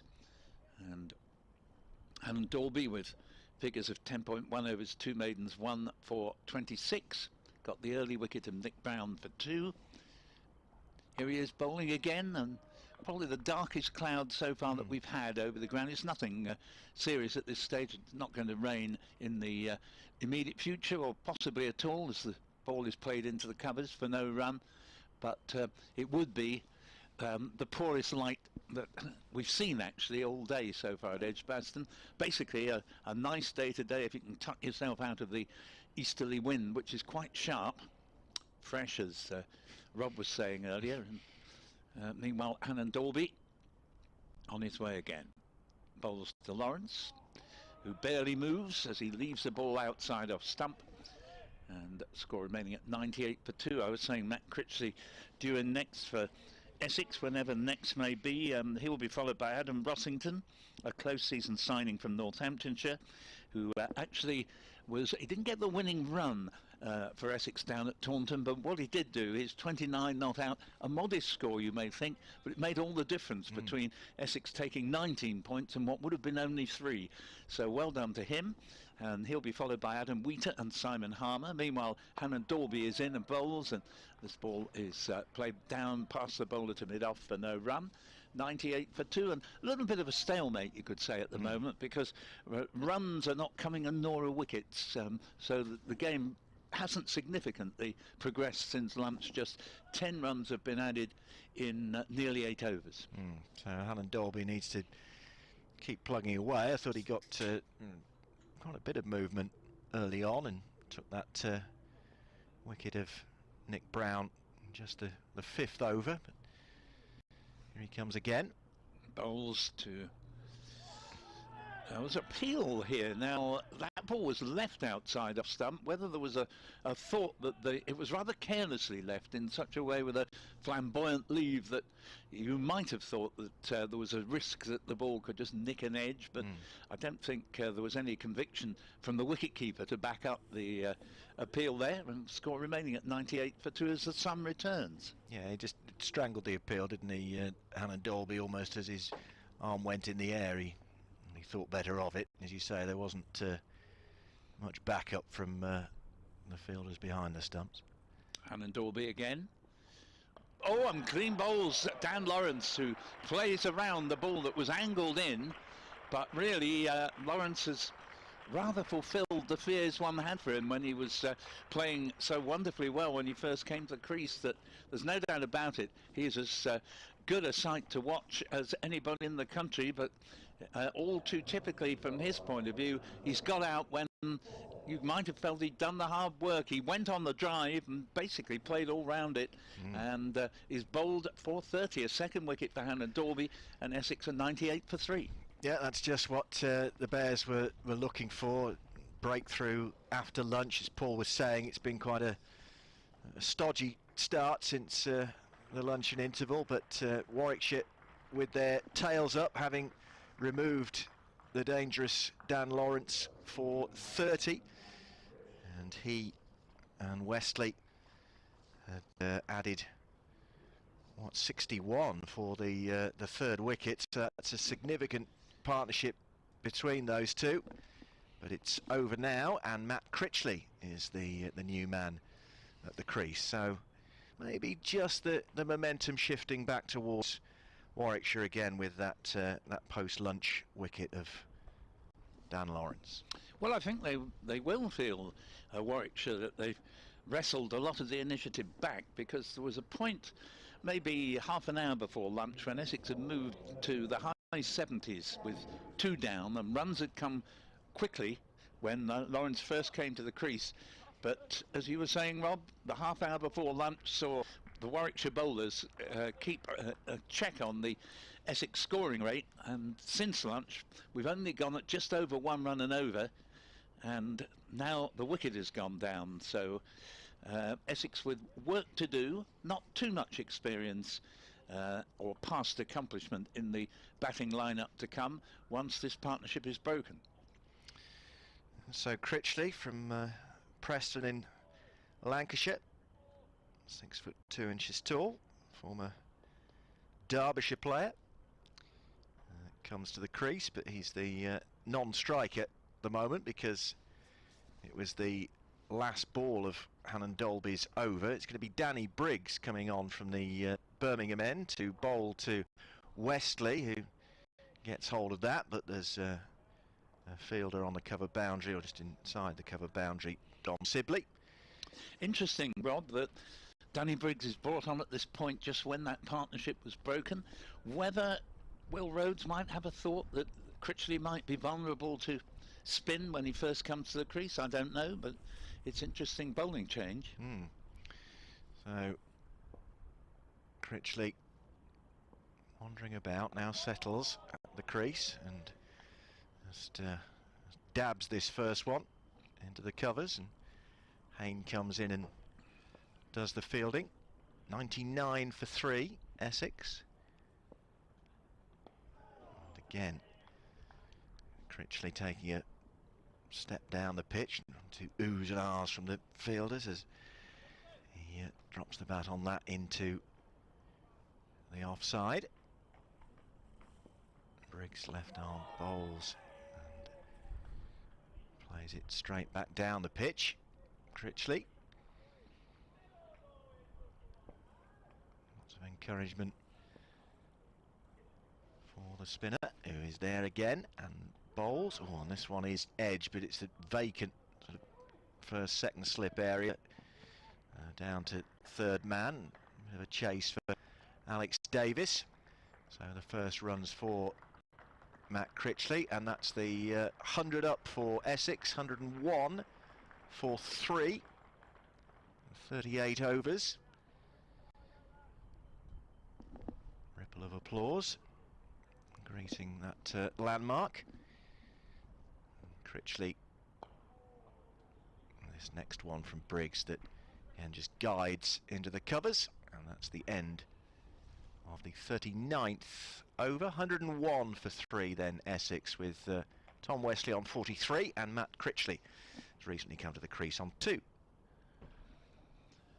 So Essex with work to do again. Warwickshire have come back well in the half hour before lunch and the half hour we've had since to keep a real play on the Essex scoring rate.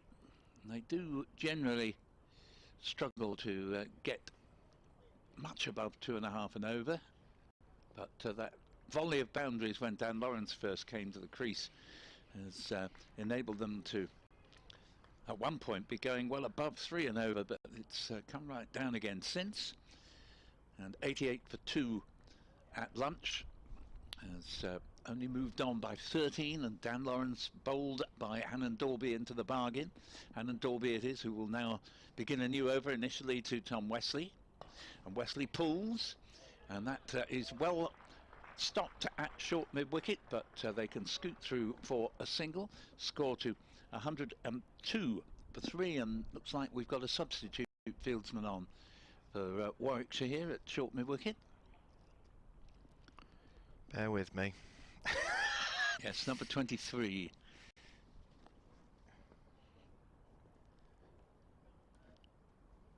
And 102 for 3 as the sun goes back in and then immediately comes back out again.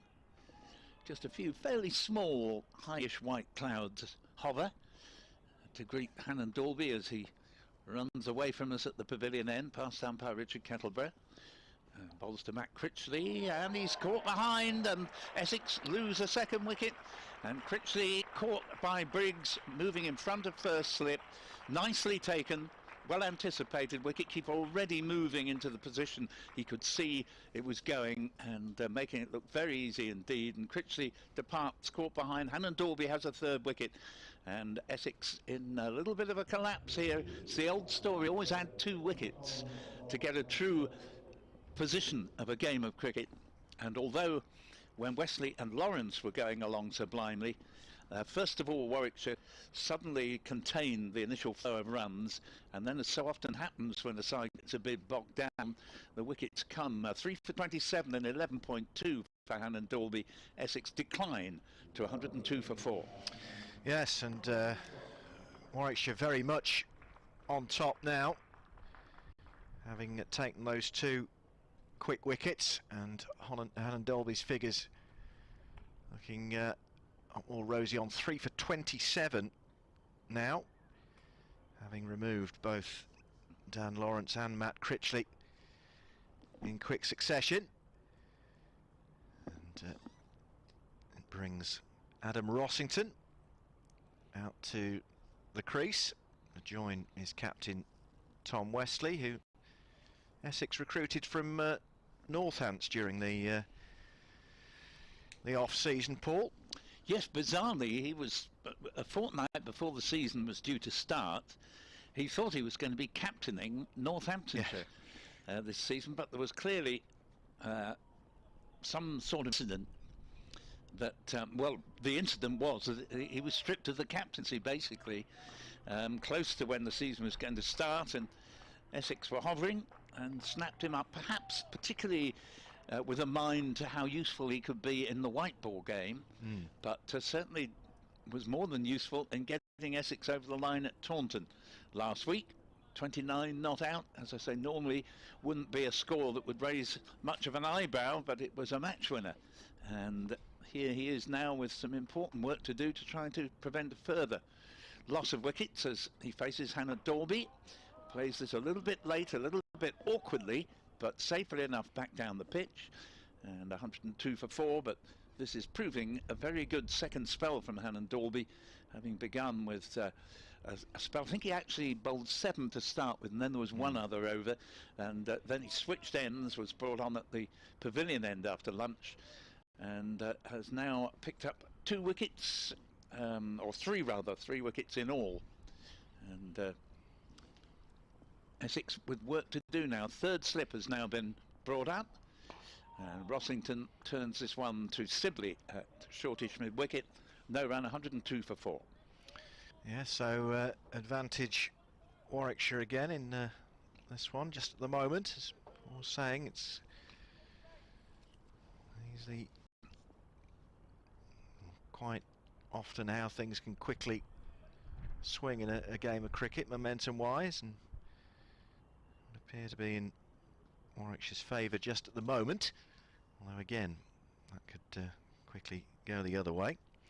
Hannon Dorby bowls to Rossington. Rossington's played this with very good timing for 4 through wide mid-off and again no real backlift there at all or follow through, but he just timed it so well that he gets off the mark with a boundary. 106 for 4. Yeah, that was all about the timing in that stroke. Didn't need to force it. It wasn't an extravagant shot by any stretch of the imagination, just a little more than a punch through the offside into the short boundary in front of the family stand. Right to our left for 4. And Dorby again to Rossington.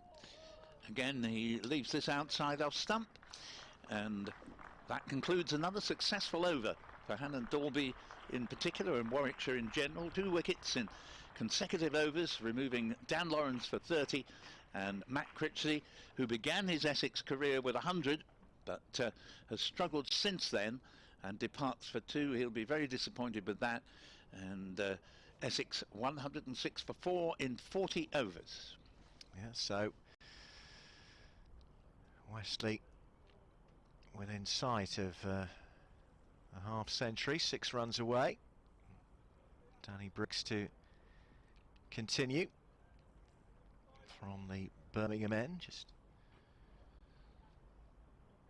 wiping his left hand, his bowling hand on the pitch, and comes in, gives it a twirl to Westley. He plays it back up the pitch, and Briggs does the fielding off his own bowling in the sunglasses at the far end, and he comes and bowls and up to mid-off from Westley, but Liam Norwell doing the fielding. Westley, who's a very good record on this ground. As Briggs is in again and bowls to Westley, and that's played up to mid-on this occasion, just past the stumps for no run. In a recent match between the two sides, I think it was the last but one match between the two here, he got 100 first innings and I think it was 97 in the second. This next one, big step down the pitch from Westley, and Briggs picks it up. Just rattle through his overs at a rate of knots. Danny Briggs was saying with Phil before lunch. And again, just another dot ball up to mid-on region. And no wicket for 7. This is the last delivery of his 4th over. Briggs left arm in and bowls to Wesley, and that's straight to mid-wicket. So 106 for 4 Essex at the end of the 41st over of this innings, with Wesley on 44 and Rossington recently at the crease on 4. 2 wickets to go down since lunch. Dan Lawrence bowled by Ollie Hannon-Dalby, took his off stump for 30 after a 61 run partnership with Tom Wesley, and then in Hannon-Dalby's next over, Matt Critchley caught behind by Michael Burgess when he made just 2. Now there's going to be a change of bowling at the pavilion end. Ollie Hannon-Dalby has given way to Liam Norwell, who comes back into the attack, having bowled 8 overs and 3 maidens. No wicket for 13 so far, his figures, but a little unlucky that he's not been able to get a wicket to his name. That he bowled nicely at times in the first session, but here he's coming back for his first taste of the action since lunch. Paul. Thanks, Rob, and here he is then. Liam Norwell in, pavilion end, bowls, and this ball, Rossington turns to mid-wicket, Tom Sibley, and no run. Rossington has 4 and Wesley 44. 106 for 4. Nick Hines comes back again. BBC Essex Cricket at gmail.com and says the camera shots make the ground look empty. I assume there are people there. Well, yes, what enables you to determine whether there are people here are the lunch interval, because suddenly huge numbers appear for the feast at lunchtime, as this ball is edgily played down to a diving third slip. It was hit the ground long before getting anywhere near the third slip, and there is no run. 106 for 4. But yeah, always on big test match grounds there are more people there than it looks, and certainly down at the city end of the ground there's quite a good few people. I think they've had the wisdom to realise that with a chilly easterly direction of the breeze, that is where they need to be out of the worst of the wind. There's here Norwell bowls, and that's another very good delivery. That beats Rossington, poking at the ball outside off stump, and fortunate not to get the edge, and good bit of extra pace there from Norwell. 106 for 4. Yes, that again goes back to what I was saying just now. I think he's been a little bit unlucky not to take a wicket so far in this match, and that delivery testament what I've just said. Was a fish from Rossington that just didn't catch the outside edge. Norwell again bowls. That's pitched up and driven firmly, but straight to mid-off, and once again there will be no run. And I think possibly, Rob, the pitch, a slowish pitch, probably suits Hannon-Dalby more than it does Norwell, because Norwell on a faster pitch can really hurry batsmen. I saw him one day at Chelmsford, and he looked very, very lively indeed on what was quite a quick pitch that day at Chelmsford. Not typically for Chelmsford, which itself tends to be on the slow side, but that particular pitch suited Norwell. Here he is again, bowls, and this ball is caught at extra cover, and it was hit very nicely out of the middle of the bat, but in the end nonchalantly taken at extra cover, and Essex lose a 5th wicket and a 3rd in quick succession, and have declined from 98 for 2 to 106 for 5. Rossington out for 4. Yeah, that was, as you say, Paul, straight out the middle of the bat, but it picked out the fielder, and Liam Norwell deservedly gets that wicket that I was talking about. So Rossington on his way back to the pavilion, and 106 for 5, and Warwickshire very definitely in the box seat now, having taken these 3 wickets in no time at all since lunch, and bringing Adam Wheater, the Essex wicket-keeper out to the crease, batting, I'm sure, a little bit earlier than he was anticipating when he was having lunch less than an hour ago. So 3 wickets for Hannon Dolby, 1 apiece for Rhodes and Norwell. And I think it was Matt Lamb with the catch there. That is confirmed.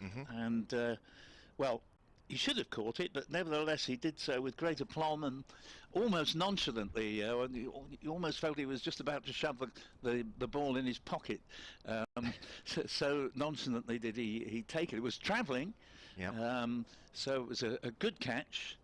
But what's happened here is we have had a wicket in 3 consecutive overs from the pavilion end, if you can follow what I mean. Not that 3 were bowled in a row off the pavilion end, of course, but and a brave bowling change, you might say, an inspired bowling change, because Will Rhodes has taken off a man who'd taken a wicket in the first 2 of those consecutive overs from the pavilion end, brings on Norwell, and he immediately snaps a wicket as he comes in now and bowls to Wheater, who extravagantly leaves the ball outside off stump, and that completes another successful over. And Essex really have gone from a position not of authority, but certainly of promise at 98 for 2, into one of concern at 106 for 5. Yes, Liam Norwell, 9 overs, 1 for 13. Now, say deservedly taking that wicket of Adam Rossington for the way he bowled earlier on in this match.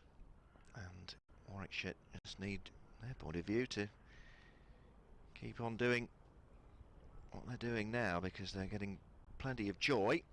And it was a very even first session of this match, has them very much in command after lunch in the second session, as Briggs continues to Westley, 44, but he remains, while those around him rather, are losing their heads a wee bit.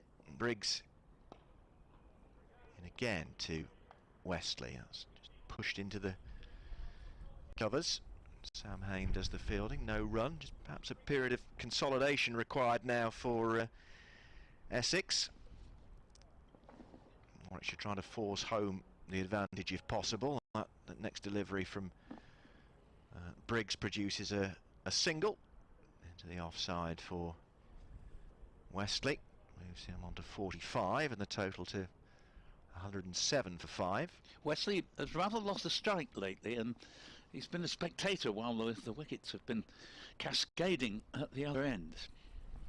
Briggs, got the close in fielders either side of Michael Burgess. Crouch behind the stumps for the new man Wheater, who waits.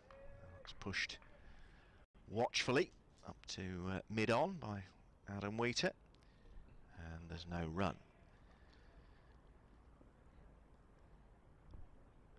Wheater just 5'6" tall. He's pushed this next one from Briggs back up the pitch.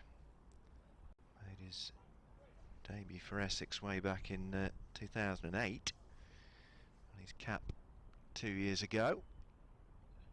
And possibility of his first runs there, not quite, because it was straight to the fielder at mid-off. So another Danny Briggs over whizzes by, and Essex on 107 for 5 with Westley on 45 and Wheater yet to get off the mark. 3 wicket down since lunch. Dan Lawrence bowled Hannon Dolby 30, score on 98. Matt Critchley caught Burgess off Hannon Dolby for 2, it was 102 for 4.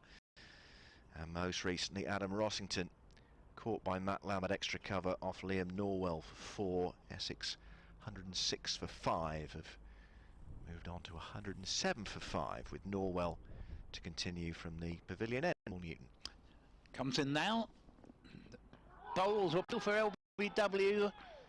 No response from umpire Richard Kettleborough. Well, there is a response. He declines the appeal. It's 107 for 5. Now, before lunch, Phil Britt and I were talking about our interest in point-to-point racing, National Hunt Racing. We heard from Carolyn Tanner, who used to write the previews for the point-to-point line that I used to run, and she has written in, and we were talking about the Cheltenham Festival. She makes one or two interesting observations as Norwell is in a bowls and the ball's nudged a backward point for no run.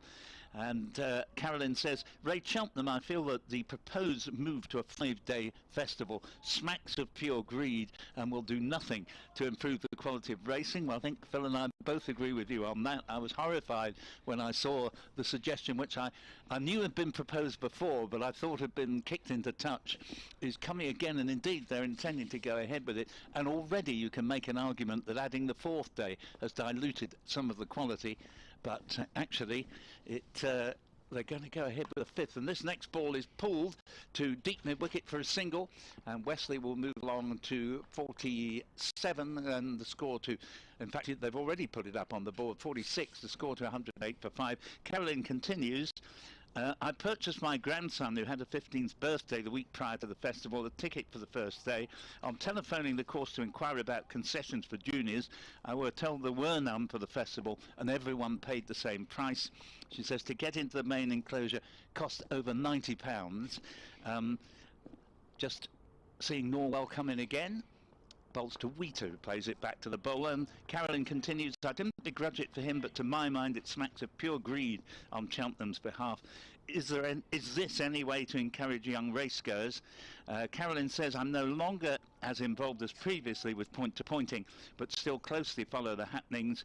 I'm enjoying the commentaries always. The entertainment keeps me going while gardening. Well, I'm not qualified to speak on that subject, as it's something that I avoid like the plague, but I'm glad someone can do it. Here is Norwell in, and Bolton Wheater defends into the offside, and Davis comes into field from backward point. There's no run. 108 for 5, but from what looked a good toss to win 20 minutes ago, now it looks a good toss to have lost, as the balance, for the moment anyway, has swung completely away from Essex, to some extent on top at 98 for 2. Now to Warwickshire, definitely on top at this stage. 10 runs and 3 wickets later, as Norwell's in, bowls to Wheater. Wheater is out, caught behind, and he would have us believe he didn't edge it, but there was no doubt in the minds of particularly Mike Burgess, the wicket-keeper, who takes the catch, his 3rd of the innings, and Essex, now it gets worse and worse. In adding the last 10 runs, they've lost 4 wickets, and we have a 4th wicket from 4 consecutive overs from the pavilion end, and it is remarkable. You can almost sit here and say, well, here's another over from the pavilion end in which another wicket will fall, and Wheater departs without troubling the scorer. 108 for 6. Yeah, so 4 wickets gone for just 10 runs now, so Warwickshire very much in charge in the post-lunch session, and Liam Norwell, I'd say, didn't get any reward this morning, having bowled pretty well, and he's got 2 victims in successive overs now from the pavilion end, and Simon Harmer is the next man come out of the Essex dressing room into a situation that, from their point of view, needs rectifying very quickly indeed. At the moment, Tom Wesley, the Essex captain, is the only one holding his end up, so to speak. Yeah, very much so. Simon Harmer has a good record on this ground, again in the defeat here of Essex.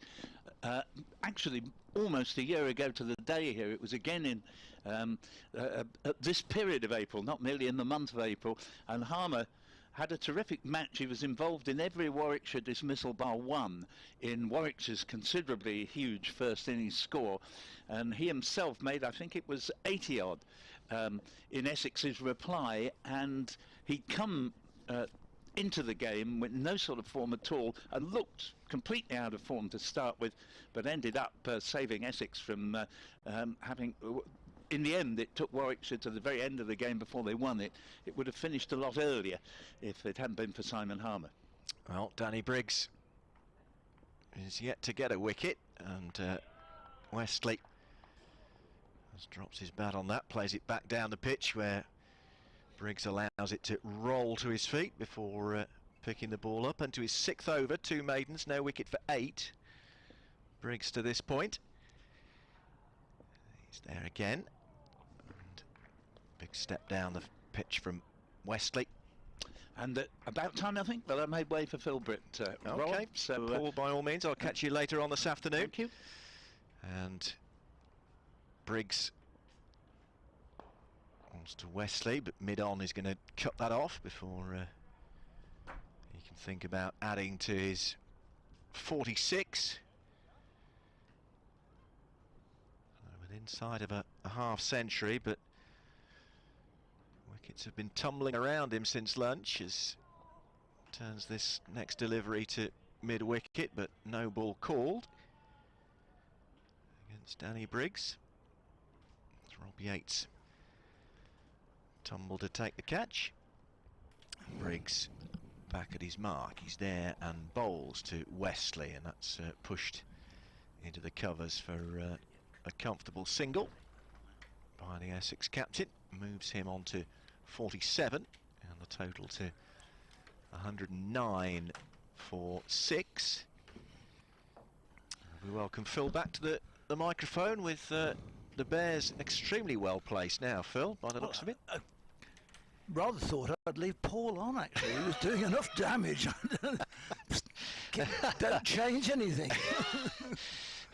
As Briggs waits, there's a little bit of activity down beneath us, but everybody's ready now as Briggs comes in and bowls, and new man Harmer drops the bat on that to bring that Danny Briggs over to a close. 109 for 6 then Essex, and from 88 for 2 at lunch, Phil, and 98 for 2 since lunch. That's a real collapse, isn't it? Well, it is. It's the middle order is really sort of given up without, it has to be said, without much of a fight, isn't it?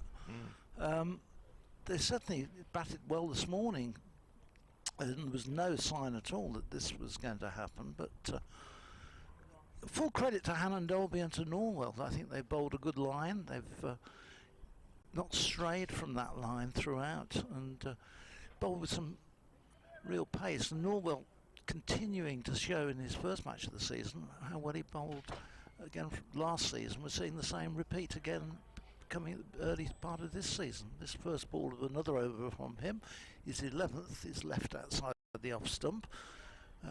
Big responsibility on Westley now. On Westley to get this Essex innings back into some sort of shape. Simon Harmer by no means is an easy pushover with the bat. He's Paul was saying how well he batted against Warwickshire earlier in the last season. So one or two technical issues with the line, it would appear, at the moment for some reason, which is never a good thing when the green light keeps coming on and off. I'm hoping, no, we've gone all together now. Right. Right, shall I? Yeah. There you go.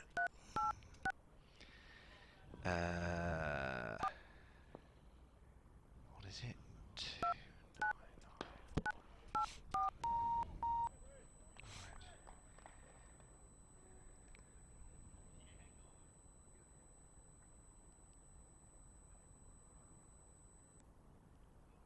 Right, I hope you can hear us again. Apologies for that brief interruption. I was getting some funny whirs and fizzes in my headphones, so I knew things weren't potentially all that they might be, but it seems to be stable, the line again now, so apologies for that. You missed one dot ball from Liam Norwell, Phil. Yeah, that's all it was, driven back. This one is an attempted pull from Westley. He was through the shot a bit early, and in the end it catches the toe end of the bat and runs to the mid-wicket. There's no run. Yates does the fielding there. So it stays on 109 for 6. And Wesley on 47. And he will need to be there for a while to come to get this innings back on path. As Norwell comes into him and bowls and tucks him up a little, but gets in the end plenty of bat on it, running it down to Oliver Hannon Dolby at mid-on. We were just saying, I think, before we lost the line, how well Norwell and and Dolby have bowled from this pavilion end since lunch. I thought they, overall, in the morning session, that the bowlers kept to their task pretty well. Yeah, I said that you know, Liam Norwell should have got some reward for the way he bowled during the morning session, and you know, he has now with those couple of wickets since the interval. He's in again, a very straight run he has as he comes in full, and this is driven up again to Helen Dolby. No pace or power in the drive, but gets the ball away. It's the end of the over as the sun comes back out again. 109 for 6, Essex. As Warwickshire have really since lunch been able, particularly in the last sort of half an hour, 35 minutes, have really been able to take advantage, and the game swung very much their way at this stage. After a very sprightly 50-run partnership pre-lunch between Tom Wesley and Dan Lawrence. Say Wesley still there within 3.5 century, but Lawrence for 30, Critchley 2, Rossington 4 and Wheaton no score have all gone since we returned. Briggs's first ball of his 7th over is pushed into the offside by Simon Harmer for no run. Dan Lawrence looked in particularly good form at when he first came in. So Harmer, South African, again drops bat on that one. Another dot ball against Danny Briggs's name. And 4 or 5 paces, he's in and bowls to Harmer. Big step down the pitch, pushed into the offside, and there's no run. Pretoria, South Africa. And it's tucked up a bit by Briggs's next delivery. Just returned to the South African Test team as well, hasn't he?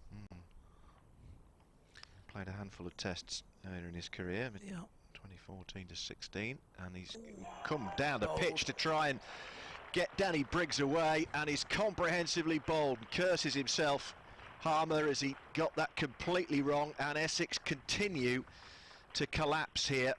Warwickshire have them at 109 for 7, and Danny Briggs strikes for the first time. Simon Harmer bowled without scoring. Yeah, it came down, looked to hit it over the top of mid-on, sort of down towards the long-on boundary, well down the way. If he hadn't been bowled, he would have been stumped by, it would be more like a run-out rather than a stumping, but in the end the ball crashes into the stumps, and Warwickshire continue to reap success in this second session of the opening day. It's the first wicket since lunch that's been taken from the Birmingham end. The previous 4 were all from the pavilion end. So out comes Shane Snater as the next batsman for Essex from Harare in Zimbabwe. Newly qualified, the Netherlands international. Made his Essex debut in 2021, and coming in at number 9 with just Mark Sketterty. He's going to trip me up quite a few times during this match, I suspect. And Sam Cook is he's already tripped number me. 11. I'd already spelt it wrong on the scorecard because I'm doing the scorecard and keeping it updated so people will have an up-to-date scorecard each morning. And I've already spelt it, I've had to change the spelling already. As Briggs, having just taken that wicket, moves into Snater, the new man, and he dabs that down into the onside. Been a bit of a rush, I would imagine, in the Essex dressing room over the last 10-15 minutes. Yeah. Having gone from lounging with a drink, the sun scurry to find their pads and, you know, get pad ready. Definitely. Game changed. Yeah, as I say, only Sketterty and Cook to come in. Danny Briggs claiming his first wicket of this match, and Essex just joining us, subsiding from 88 for 2 at lunch, then 98 for 2 after a quiet start to the second session. 98 for 2 has become 109 for 7, Phil. As Norwell starts a new over, and this first ball to Tom Westley has run away into the offside. All this has happened while Tom Westley's remained on 47, I think. Yeah. Don't think he's scored a run while these wickets have fallen. He hasn't, in fairness, had a huge amount of the strike, but No. it's gosh, captain required to actually come up now with the goods for his side. It's Norwell, who've got those 2 wickets in this spell. He's in. This is down the leg side, short, and Westley tries to swing it away, but can't get bat on ball, and Burgess again tidies up very neatly behind the stumps, moving across to his left and just preventing any extras going down there. He's kept very tidily again. He had a very good game against Surrey here, and he's certainly taken over the gloves from Tim Ambrose. He's certainly settled into this role really well for Warwickshire. This one is wrapping Westley on the pad. It runs away out into the offside and will be signalled leg byes. An unusual place to see leg byes given, the ball running away to backward point.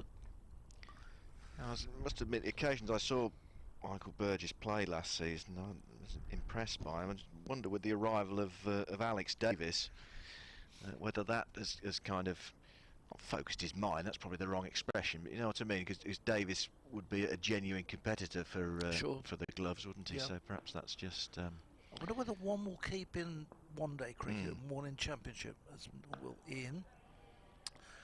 And Slater is forward to that one in defence. There's no run. But yes, it would have, when you get a player come in who is a wicket keeper, and you're, whatever your position is, you always think, somebody not happy with what I'm doing, and why do we need the cover? But I mean, competition for places doesn't hurt in any team sport, does it? because Benjamin as well as the wicket keepers. This next one is whipped away through backward point, and it'll go down to the boundary. Yeah, it crosses the ropes now. It was a little bit, well, it certainly wasn't where he was aiming for, and for a moment it looked as though it may be a chance, but in the end scurried away perfectly safely through the gap, and just brings a little bit of relief. Slater gets off the mark with that boundary, and Essex move on to 114 for 7. Yes, well, this is very competitive by Warwickshire since lunch, and they'll look to maybe run through the remainder of this Essex innings in fairly short order. This one down the leg side, another good tumbling stop from Burgess, prevents any extras. It's the final ball. Didn't quite have the line in that over, Liam Norwell. He'd been a model of consistency prior to that one, but that over just strayed a little. I just wonder whether he might have been trying just a bit too hard there. 114 for 7. Westley remains on 47. Slater's on 4, and Warwickshire picked up a couple of points already, and Essex some way to go still to get their first batting point. And largely, I think it's in the hands of Tom Westley. As Briggs continues from the Birmingham end, he's there and bowls to Westley, who just it's a big step down and into the offside for no run. He was rattling along at a rate of knots before lunch with Lawrence, but has been tied down a lot since then. As Phil was saying, he's not had much of the strike while he's been losing partners aplenty. That time he does pierce the infield through the covers and gets a single, moves him to within 2 of his half century, and the Essex score to 115 for 7. So Slater on strike now, only Sketterty and Cook Sam Cook to come after these two. And Briggs into Snater and sees that watchfully onto his bat and into covers for no run. 1 for 10. This is 8th over 3 maidens, Danny Briggs. Another dot ball against his name. I don't know much about Sean Snater, I have to say. It's not a cricketer that I'm that familiar with. As gives that one a bit more air and it wraps it on the top of the pad and skirts away. It was a chancy stroke from Snater. Gone away with it. So he's from Harare in Zimbabwe, Phil, I think. Yeah. And this time he tries to make room outside off stump, but can't get it away. And 115 for 7 then Essex at the end of that over, the 49th of the Essex innings. Westley on 48, Snater on 4.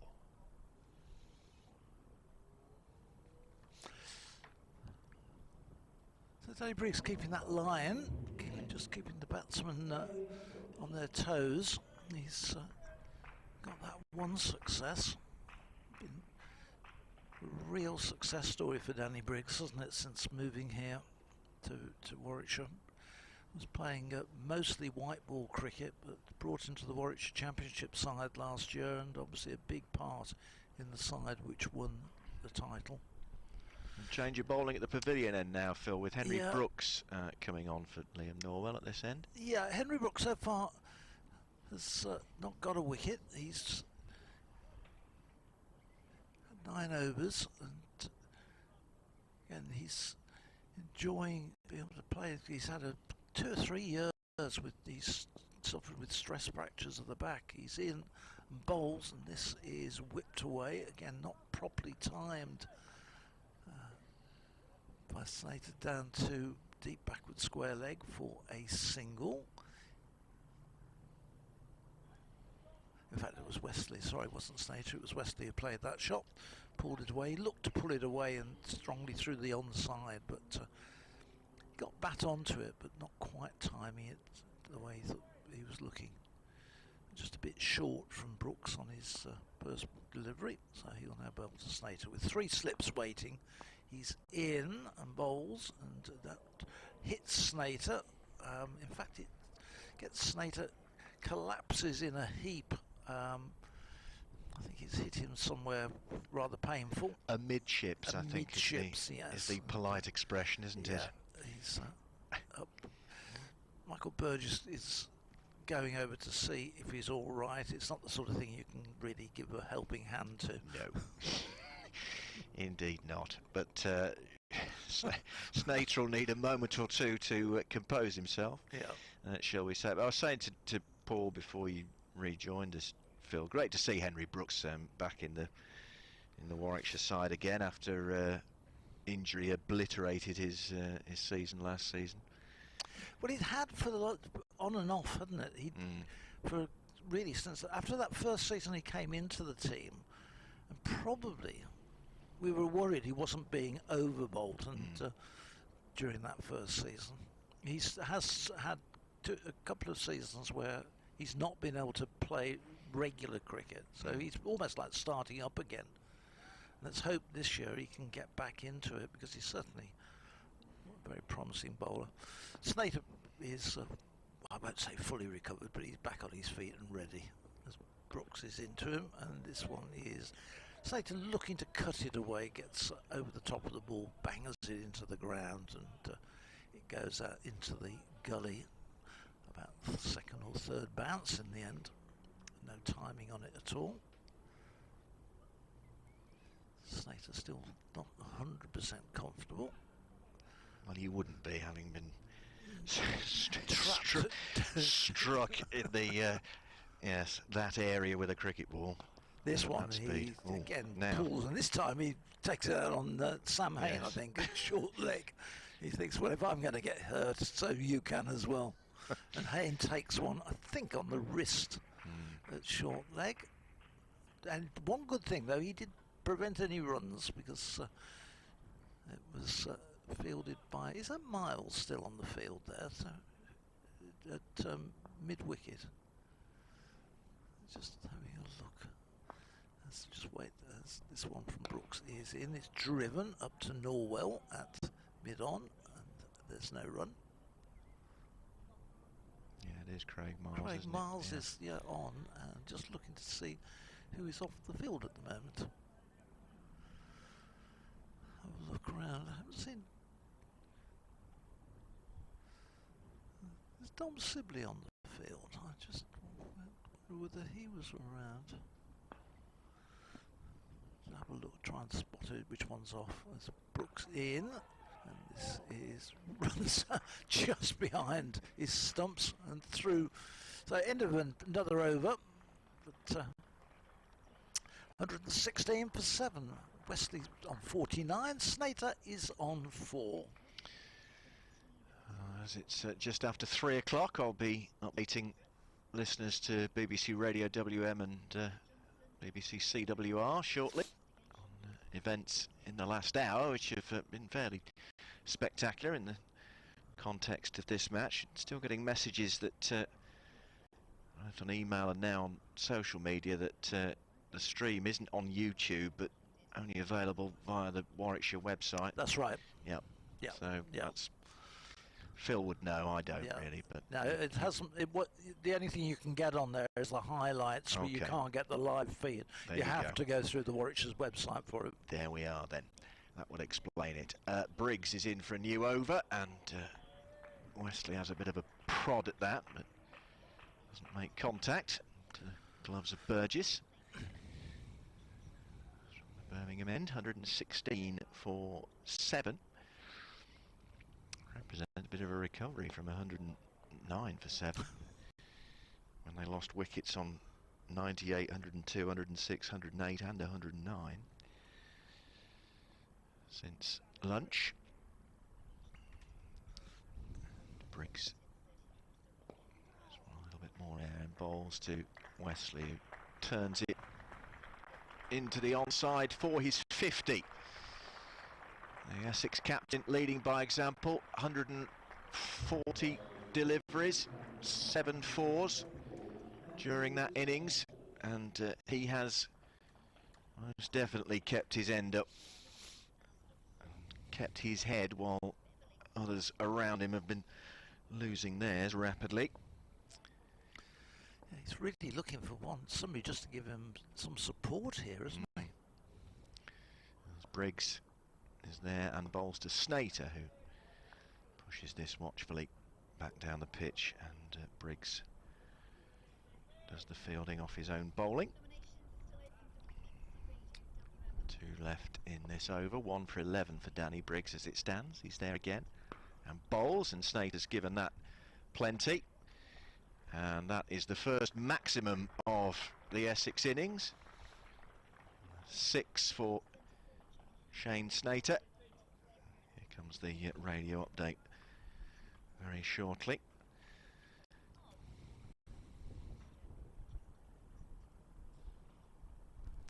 And this is Rob Gurney at Edgbaston, where Essex have gone from 98 for 2 just after lunch to 123 for 7 now. Ollie Hannon-Dolby bowling Dan Lawrence for 30, then had Matt Critchley caught behind by Michael Burgess for 2. Liam Norwell, who bowled well in the morning session for no reward, taken 2 wickets. Adam Rossington caught by Lamb at extra cover for 4, and then Adam Wheater caught behind by Burgess off Norwell for no score. Simon Harmer has also gone for a duck, bowled by Danny Briggs. Shane Snater has just pulled Briggs away for the first 6 of the Essex innings. He's on 10. Tom Wesley, the captain, has batted really well. He's reached a half century, while others around him have been losing their wickets with alarming regularity from an Essex point of view, who chose to bat when they won the toss this morning. They are currently 123 for 7. And Henry Brooks is going to continue, Phil, from the pavilion end. That was a good pick-up from Snater there.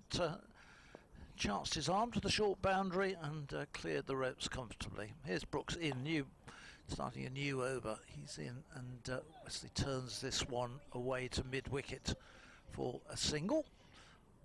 He goes on to 51, so a very well deserved half century for the Essex captain. Just have to make sure now, from Essex point of view, that Slater doesn't get a little carried away having hit that 6. Trying to keep doing it. The captain looking for support. Not an awful lot left as Brooks comes in and bowls, and Slater is clipping this one away down to behind square on the offside. I think it's off the pad, yeah, in fact it's signalled as a leg by, so he didn't get a bat onto it, but they get the single. 125 for 7.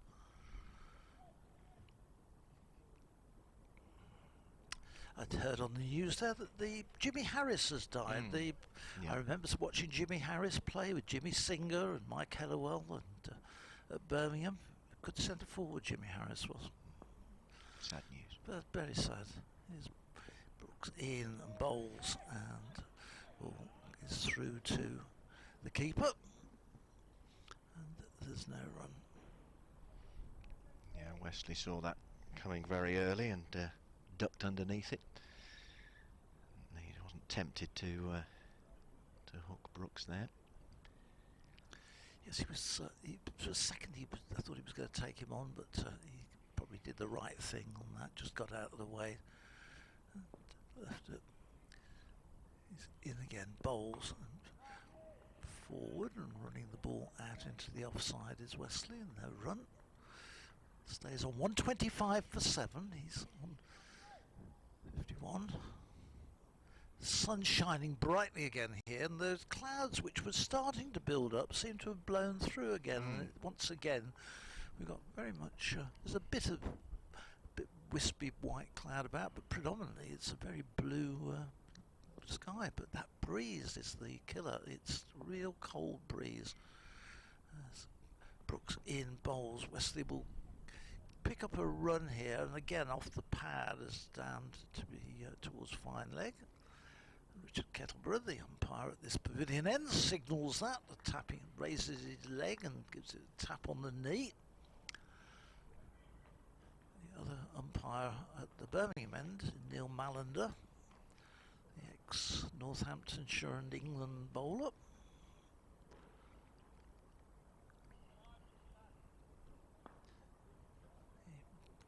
Waits as this brings Slater back onto strike, and Brooks bowls, and this is a little bit loose, one-handed shot in the end.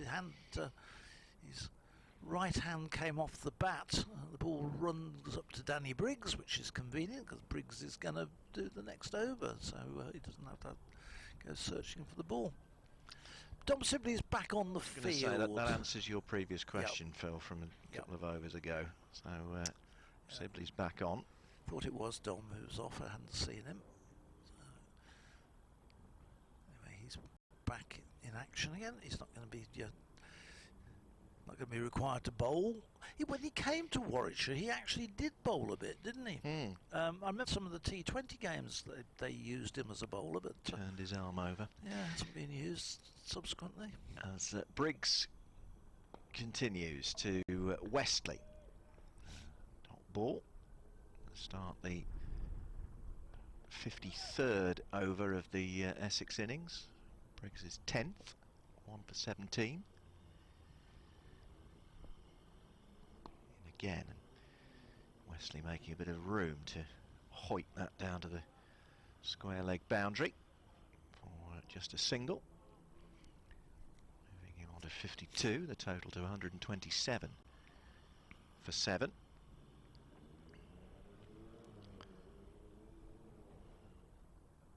Briggs waits, just surveys the field. A short leg in Sam Hain. Rhodes at slip. That didn't miss the off bound by very much at all.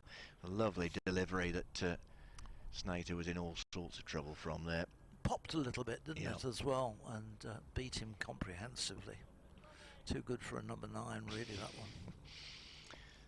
Briggs back at his mark again. He's in and tries a similar shot and rehearses it after he missed it, and then gazes up to the heavens. Admonishment of himself, apart from anything else, I think. This time he does pull this next delivery away, but it picks out the man down there on the boundary. That's Matt Lamb, isn't it, on the square leg boundary down there?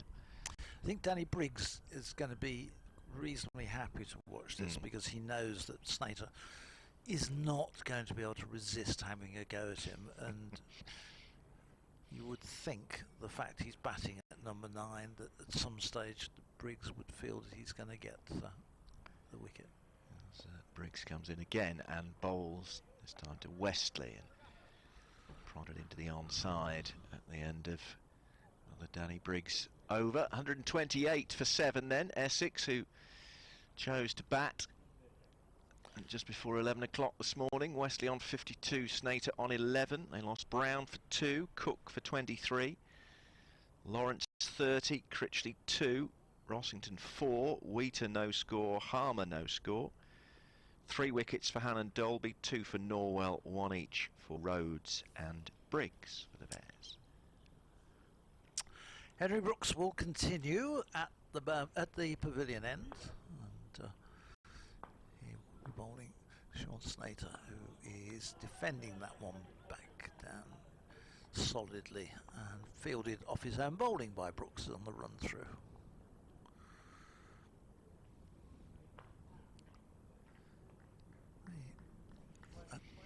Paul had that question, is there anybody in the ground? That's the actual fact today with the holidays, and we saw it in the museum at lunchtime. There's quite a few young people in as well, and ones who are teachers and things like that who have got the opportunity of coming to watch today. This next one is turned away into the onside, just backward of square, just fended away really, off the pad again, signalled by Richard Kettleborough. Another single goes on to the total. Takes Essex up to 129 now for 7. Snater stays on 11 and 52 to Tom Wesley. Henry Brooks still looking for that elusive first wicket of the season. Didn't get anything against Surrey. He comes in and bowls, and this one brings Wesley forward solidly, playing out to Matt Lamb at extra cover. There's no run.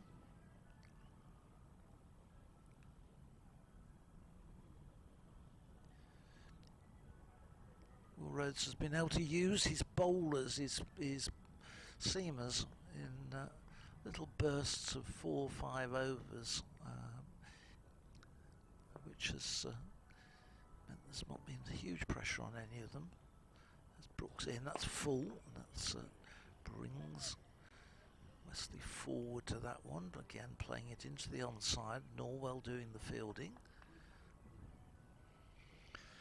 Essex just trying to drop anchor now, Phil, aren't they, just to try and stay in the game, but Warwickshire very much with the initiative now, looking to polish off these last 3 wickets, but hanging around the key for Essex for a while.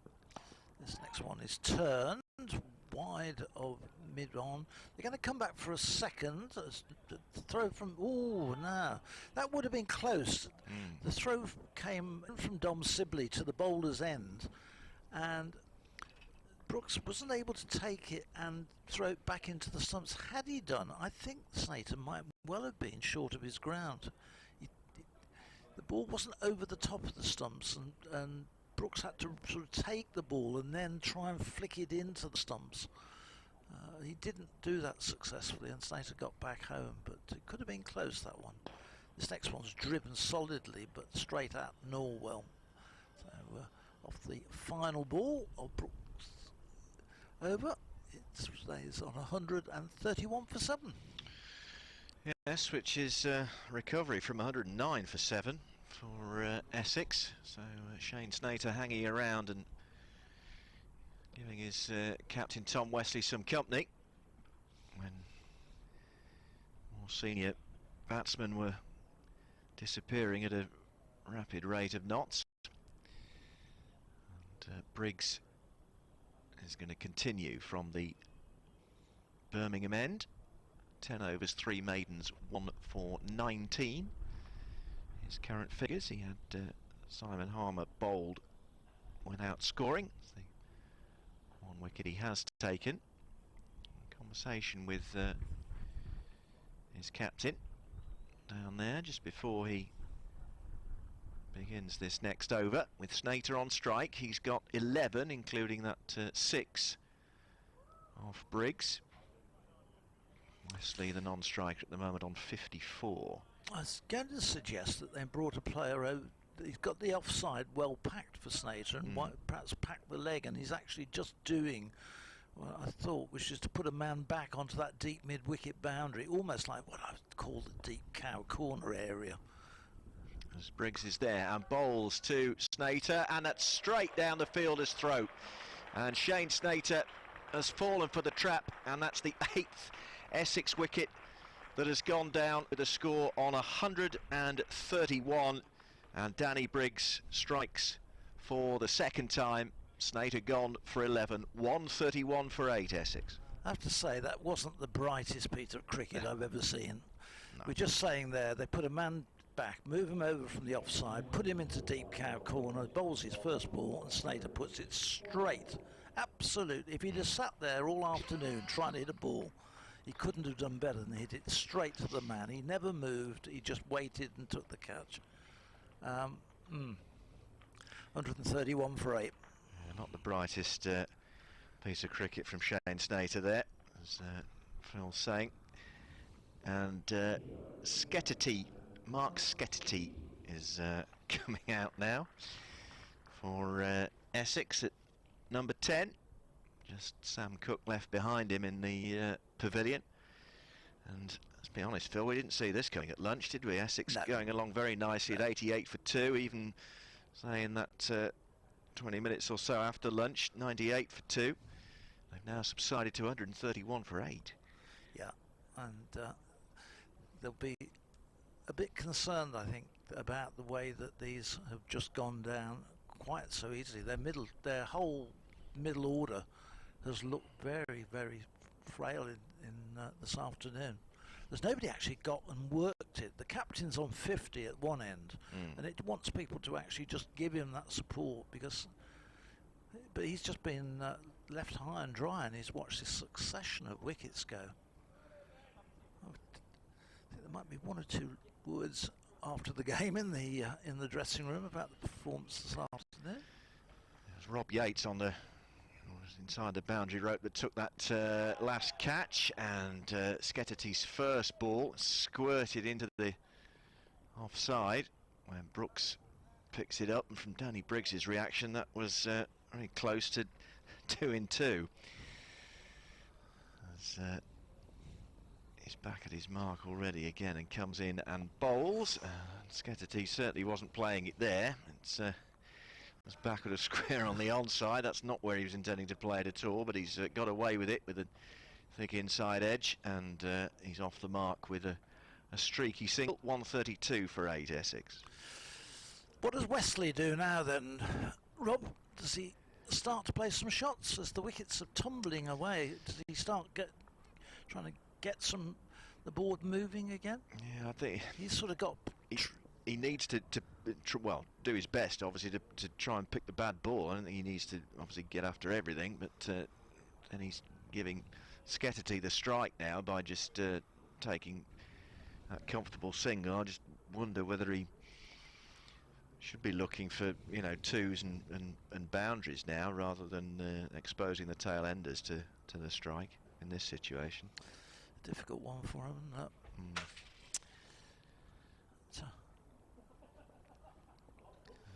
It's Sketterty, the Queenslander, on strike. Australia right back in his crease there, and manages to get bat on that into the onside, and there's no run.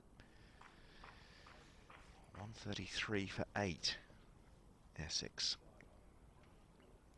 As Briggs comes in and bowls, and Scatterty plays this up to mid-off, and there's no run at the end of Danny Briggs's over.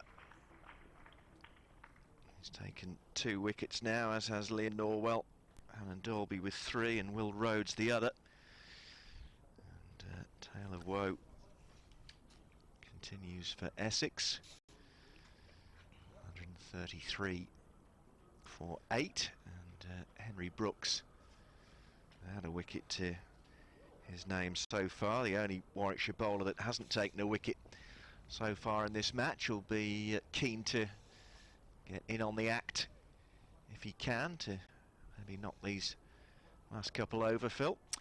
Yeah, well, he's bowling to the Essex captain. He's in bowls and he runs this one away behind through the backward point area down for a single, so it brings let's get the onto strike right away in this. So he'll have 5 balls possibly to face in the over from Henry Brooks. Mark Scatterty. He's got 134 for 8, and how this game has changed from half an hour after lunch to his position as Brooks in, and Scatterty hits this one away beautifully through the mid-wicket area. He will pick up certainly 2, and they're going to come back for a 3rd as the throw is not the best, and they make it comfortably, so he moves on to 4 with that shot, and Essex move on to 137 for 8. Dom Sibley out there doing the fielding, and he got round, but they took the 3rd on the throw. He was quite a long way out. He was out on the boundary edge, probably the furthest part of the ground, but he brings the skipper back onto strike. He's hit this one top edged. It's not quite where he was aiming for, but he threw the bat at it, and it races away in the air and a couple of bounces, and then over the ropes for 4 down at deep backward point, but perfectly safe in the end. And Wesley probably doing anything which is a little bit wider, a bit loose. He's going after just to try and get this total back up towards moving it hopefully towards the 150, 200 mark. This next one is not hit. We're looking to turn it into the onside. He gets a leading edge. It runs away to Danny Briggs at mid-off, who has a shy at the stumps, because Wesley looked for the single but it was sent back and by Scatterty, and in the end Briggs had a shy at the stumps, but Wesley was back. But get the feeling now that Wesley is definitely looking to score whenever he can, and rather than just sit there and wait, he's going to try and get on with it. Brooks in bowls, and Wesley is helping a short delivery back through backward square leg and gets it away for 4, and Brooks just thumping that one in short, and Wesley took it on and gets 4 more runs from it, so he moves on to 64, 145 for 8. Yeah, he's taking the odd chance here, isn't he, Tom Wesley? But it's probably what he needs to do in the circumstances, and you don't want Warwickshire to do, and Henry Brooks in particular, is to be trying too hard necessarily here. That's right, and this one is run away again off a defensive shot, just opened the face, ran it away through the vacant gully area and got a single, so Wesley keeps the strike. I don't think that was the best over that Henry Brooks will bowl in his career. It was probably tried a little bit too hard there, I think, with that. Bit of a licorice all sorts. 146 for 8. Set of 6 there. 146 for 8. Scatterty on 4. Wesley 65. He has has most certainly led by example, the Essex skipper, but has got, apart from when him and Dan Lawrence were together prior to lunch, he's very little support from anybody in this second session. And it's going to be Briggs to continue to Westley. He's in and bowls, and Westley stays in his crease and plays this out into the offside, where Sam Hain does the fielding. And there's no run. Briggs, this is 12th over, 2 for 21, his figures. And back in his crease, Westley, this one turning into the onside, where Yates picks it up before it pierces the infield. Another dot ball in Danny Briggs' name. And he's there again. And Westley gets hold of this one and finds the gap on the onside. That races away past Yates and Matt Lamb. And that's 4 more runs for Westley. And that's the 150 up for Essex in 56 overs. But they've lost 8 wickets in reaching that landmark.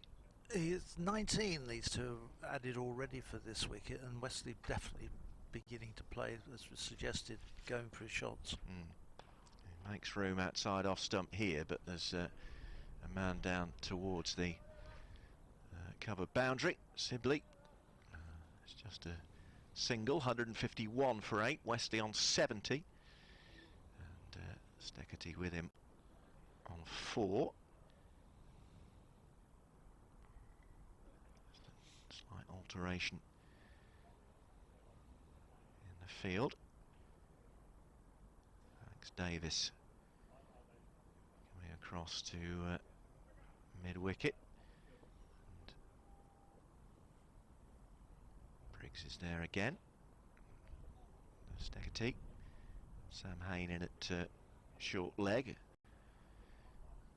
of a waft from the Essex number 10. A real width given to that ball, wasn't there, from Briggs? Michael Burgess crouching close to the stumps, of course, as Briggs comes in and bowls, and Steckerty finds a gap past Hain and short leg, and they'll settle for a single at the end of that over. So Steckerty's on to 5, Westley on 70. Steckerty will take strike at the start of the next over, the 58th of the Essex innings. Score 152 for 8, and Hannon Dolby, 3 wickets to his name, is coming back on from the pavilion end to try and polish off this Essex innings now. Yeah, I don't think that's a big surprise actually there. I think that be looking for that. I'm going to make way before this over starts and let Paul come back in here. Okay, that's fine, Phil. Yes, we'll catch you later in the afternoon before close of play tonight. Thank you very much indeed. Phil Britt with us, and Paul Newton will shortly take over. Rob Gurney here as well from BBC Radio WM and BBC CWR today. It's most definitely been at Warwickshire's day. First of 4 potentially, of course, in this, for them anyway, the Bears, a second round of matches. It's the 3rd for Essex as Hannon Dolby starts a new over and bowls. And a bump ball, man at mid-wicket with a stop. And there is no run. So 152 for 8, Paul, I'm afraid. Yes, well, I think you've done better than I was doing from an Essex point of view, with those 4 wickets going down when I was on. Another 2 since Harmer, before he got off the mark, giving Briggs the charge. Not the best of courses of action. As Hannon Dolby comes in again and bowls, and that's pulled away. It's a stylish stroke, actually, from Steckerty. Out to the boundary for 4 runs, takes him on to 9, and the total to 156 for 8. And for Snater's dismissal, having just made that alteration to the field with Rob Yates going out into that catching position. What does Snater do but hit it straight down his throat with the first delivery, Paul? Yes, that's right. Well, Shane Snater doesn't die wondering. You know, he went for it, he hit a 4, he hit a 6, and then he got out. He's never going to last all that long, but I do think Essex just batted too slowly either side of lunch and allowed Warwickshire to get on top. As Hannon Dolby comes in again and bowls, and up to Brooks at mid-on from Steckety. There's no run. 3 for 35, Ollie Hannon Dolby's figures. Halfway through his 13th over, 3 of which have been maidens. Well, Essex at one point lost 5 wickets while adding 11 runs in 53 deliveries, and they literally have surrendered a promising position to one of desperation. Hannon Dolby on the move away from us and bowls, and Steckety pinned in his crease but manages to successfully get bat on ball. Well, his presence, Steckety's, has allowed Wesley to move on quite swiftly from reaching his 50 to get on to 70. And a pair of them have put on 25, and Steckety actually has looked far from the worst of the Essex batsmen this afternoon. Australian, who was the top wicket taker in the Sheffield Shield recently.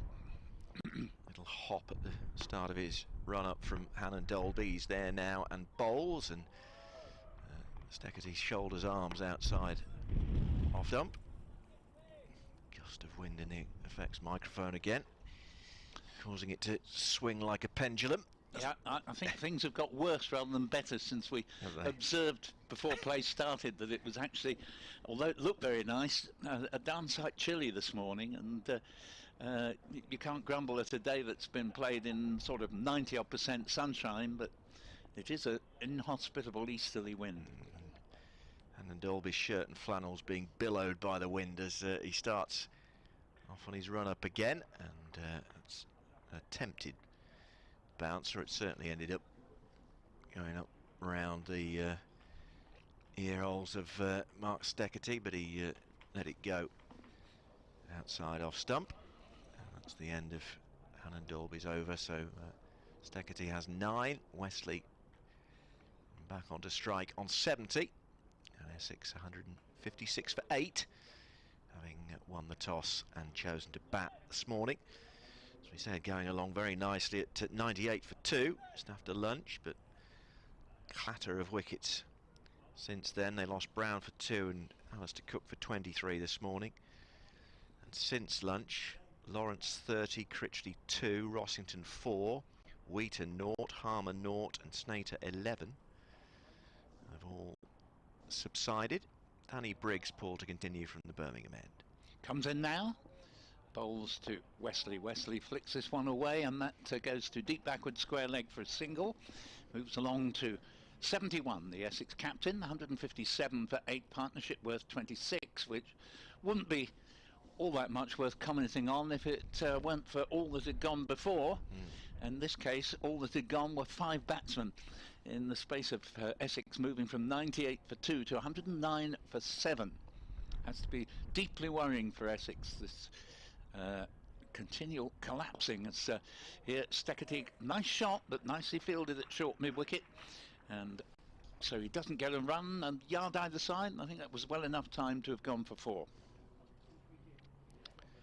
Yes, it was.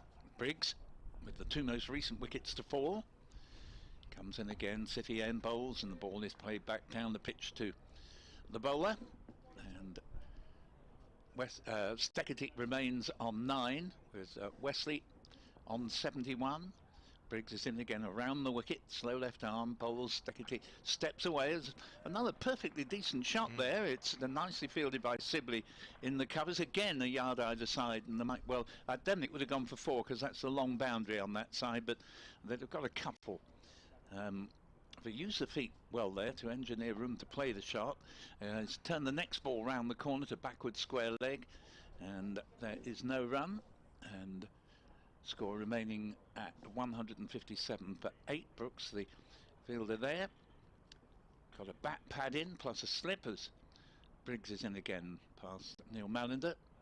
Bowls, and This ball well watched by Steckety there. It threatened to get under his bat but didn't, and no run, but safely keeping his captain company there. Steckety has looked, to be honest, rather more reassuring a presence than certainly the last 4 or 5 batsmen. Yes. And 157 for 8, so unsurprisingly it's the best partnership Essex have had since the one significant partnership of the innings, that between Dan Lawrence and Tom Wesley, that took Essex from 37 for 2 to 98 before the 3rd wicket fell after a partnership of 61.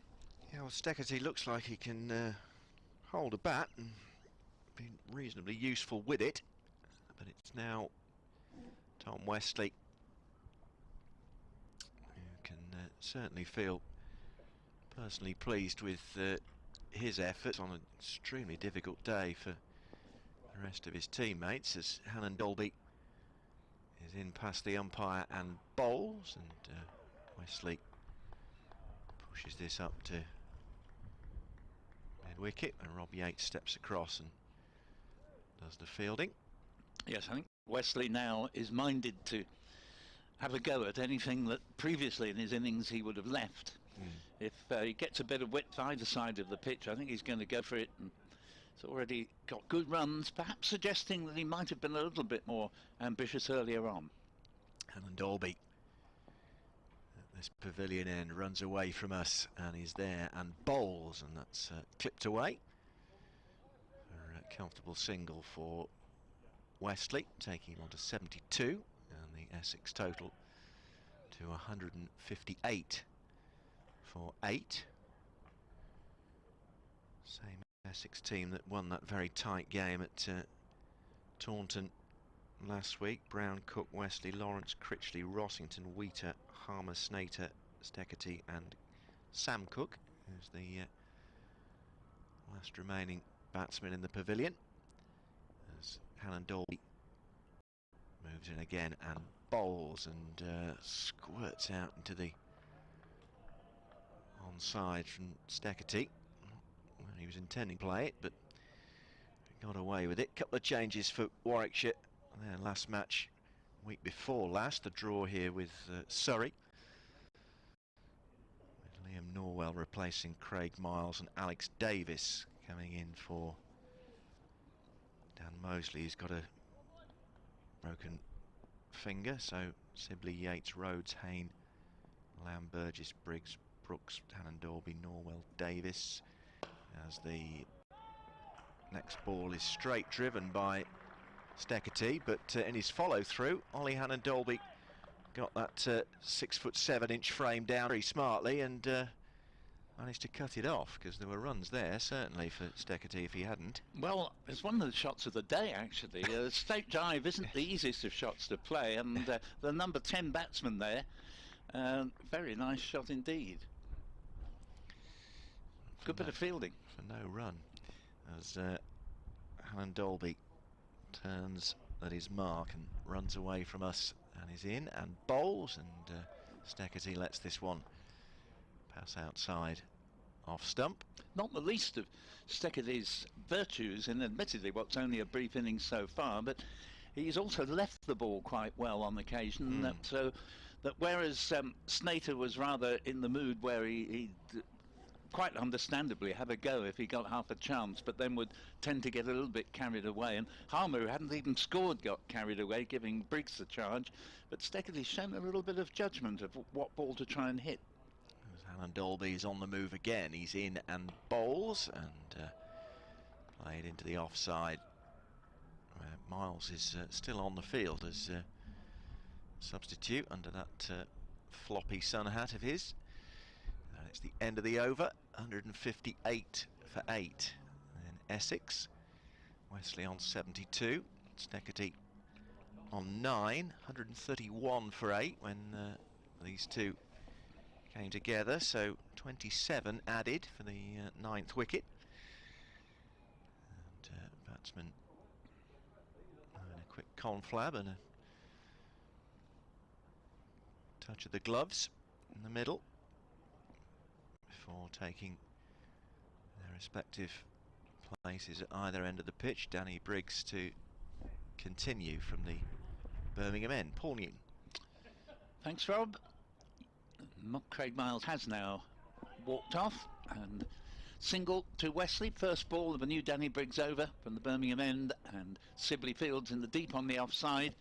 Wesley to 73 and Essex 159 for 8. Warwickshire would just like to break this partnership before the tea interval now, because although they're still in terrific position after Essex have been 98 for 2, but just a little bit of resistance from the tail, and Briggs is in, bowls, and nicely driven by Steckety, but straight to deep mid-off. There's no run, and the 9th wicket has been one of Essex's better ones this season so far, because both 9th wickets in the match at Taunton, we've so often referred to, scored vital runs, without which Essex would have been well beaten, not simply beaten, but well beaten. And here, in adding 28, it's not a million miles from becoming the second highest partnership of the innings. As another dot ball goes into the book, and Briggs is already on his way again, and bowls, and this ball is just clipped to short mid-wicket. Score remaining 159 for 8. Yeah, this has been a decent recovery of sorts, considering the circumstances. Steckerty's offered good support to his captain here. Steckety again back to the bowler, and if, for instance, Essex could end up scoring 180, from 98 for 2 you'd never take it, but from 109 for 7 you'd positively grab it. Exactly. Yeah. Yes. Briggs is in again. Bowls to Steckety, drives it back, and Briggs, who's superb fieldsman actually, and there he was anxious to not only pick it up but hurl it back at the batsman. But in point of fact, he didn't just pick it up cleanly, but nevertheless it's a dot ball. Steckety hitting the ball pleasantly back to the bowler. 159 for 8 at the end of that over, and Wesley has 73 and Steckety 9. Yeah, so again, just two thoughts coming into Warwickshire minds of needing to get on with dismissing these last two Essex batsmen, having had that purple patch immediately after lunch when Lawrence, Critchley, Rossington, Wheater, Harmer and then Snater all went, as Alan Dolby starts a new over from the pavilion end, and it's dot ball, the first of this new over. And if another wicket doesn't fall, I think we take tea in 2 overs and 5 balls time. Yeah, so most definitely be Warwickshire's session. Alan Dolby, wiping the perspiration from his brow, is on the move again, past the umpire away from us, and bowls, and straying onto leg stump a little bit, and Wesley helps himself to a single. 74 to him, 160 for 8. And the way that Steckerty's played, he's not allowed, been scared to give Steckerty the strike, Wesley. The Australian from Queensland looks around and surveys the field as Alan Dolby is on his way in and bowls, and Steckety just drops the bat on that, and some fine football skills there by Ollie and Dolby. A couple of keepy uppies, and then a little left foot volley into his teammate Rob Yates' hands. Well, sign him on, I think, has to be. It was well done, and you do make a fool of yourself if you don't bring it off, but he did. Yes. I was quite impressed with the way he then laid it off. A nice potential scoring pass to Rob Yates there, and with the travails of West Brom and Coventry, they could do worse than investigate him. Thanks, Paul. As Alan Dolby's there again, and bowls, and quite an extravagant strike this time by Steckety, but it's just for a single, and takes him into double figures, onto 10. Well, as a Colchester United supporter, well, I know all about travails. Yeah, Walsall go to Colchester on the for their last away game of the season. Final home game for Colchester. There we go. Only guaranteed their safety in the Football League just this last Monday, in fact, beating Bradford City 3-0. Well, Well done for that, at least, as Hannon Dolby is on the move again. He's in and bowls, and there might be runs here, but no, it's a really good sprawling stop at mid-on from Henry Brooks to cut off what would probably have been a couple of runs there. 161 for 8. Essex. Wesley 74, very much the mainstay of the visitors' innings. They put on 30 for the 9th wicket now, and I have to say Steckety has actually not really looked in any difficulty. No, I would agree with that. As Hannon Dolby is there again and bowls, and stepped down this time and played successfully into the offside by Wesley. And that's the end of Hannon Dolby over. 161 for 8 then. Essex with Wesley on 74 and Steckety on 10.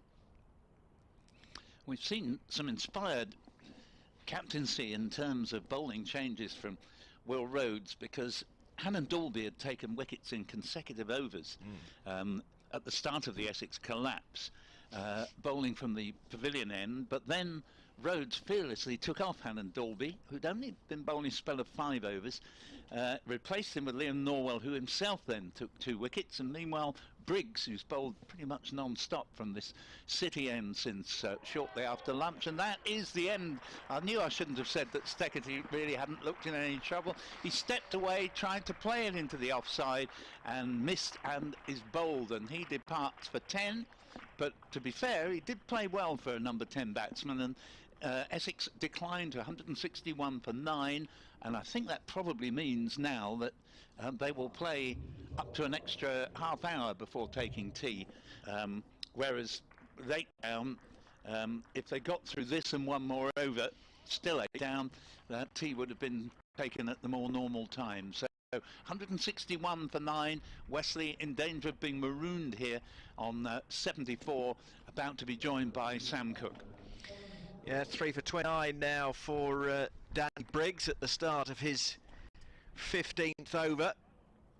Harmon no score, Snater 11, and now Steckety for 10. And as Paul was saying, yeah, Mark Steckety made room to try and cut that away, but he was clattered by Briggs. So Sam Cook, the Essex number 11, comes to the crease with his side 161 for 9. Hannon Dolby 3 for 38, Liam Norwell 2 for 18. Hannon Dolby bowled 15 overs, Norwell 12. Henry Brooks the only one that's missed out, 13 overs, no wicket for 40. Will Rhodes has bowled 8 overs, 1 for 31. As I say, now Briggs 3 for 29 at the second delivery of his 15th over on the way. As you say, Paul, Wesley in danger of running out of partners now, and 74 not out. Sam Cook, the last man, about to face his first delivery. So Briggs, slow left arm around the wicket. In and bowls to Sam Cook, who plays the ball a few yards in front of Sam Hain, and there is no run. He's under the helmet. 161 for 9, and Briggs to bowl once again to Cook with a slip and that pad. Cook plays this ball away, gets off the mark there, finds a nice gap in the onside, goes out to deep square leg, and I say deep, in fact nobody's all that deep because it's such a short boundary on the onside there. 162 for 9. Yeah, that's right. So Wesley just having a look around. Danny Briggs just tweaking one or two things in the field, but he's on for a 4 for at the moment if he can take this last Essex wicket. Well, he won't do it from this delivery, which Wesley, sensibly in many ways, just angles out to deep backward square leg and takes his 75th run, a single, 163 for 9. Cook back into strike on 1. We've 2 balls left of this over, and now the tea interval is quite likely to be a little bit further off than would have been the case if that ninth wicket hadn't fallen in the earlier in this over. Here is Briggs in bowls and almost posthumously Cook comes down on it just in time to keep it out of his stumps, and he remains on 1 and the score 163 for 9. Yeah, collective exclamation from the Warwickshire players there as missed Sam Cook's stumps by fractions there. Briggs bowls again. Oh, and that one goes through him as well.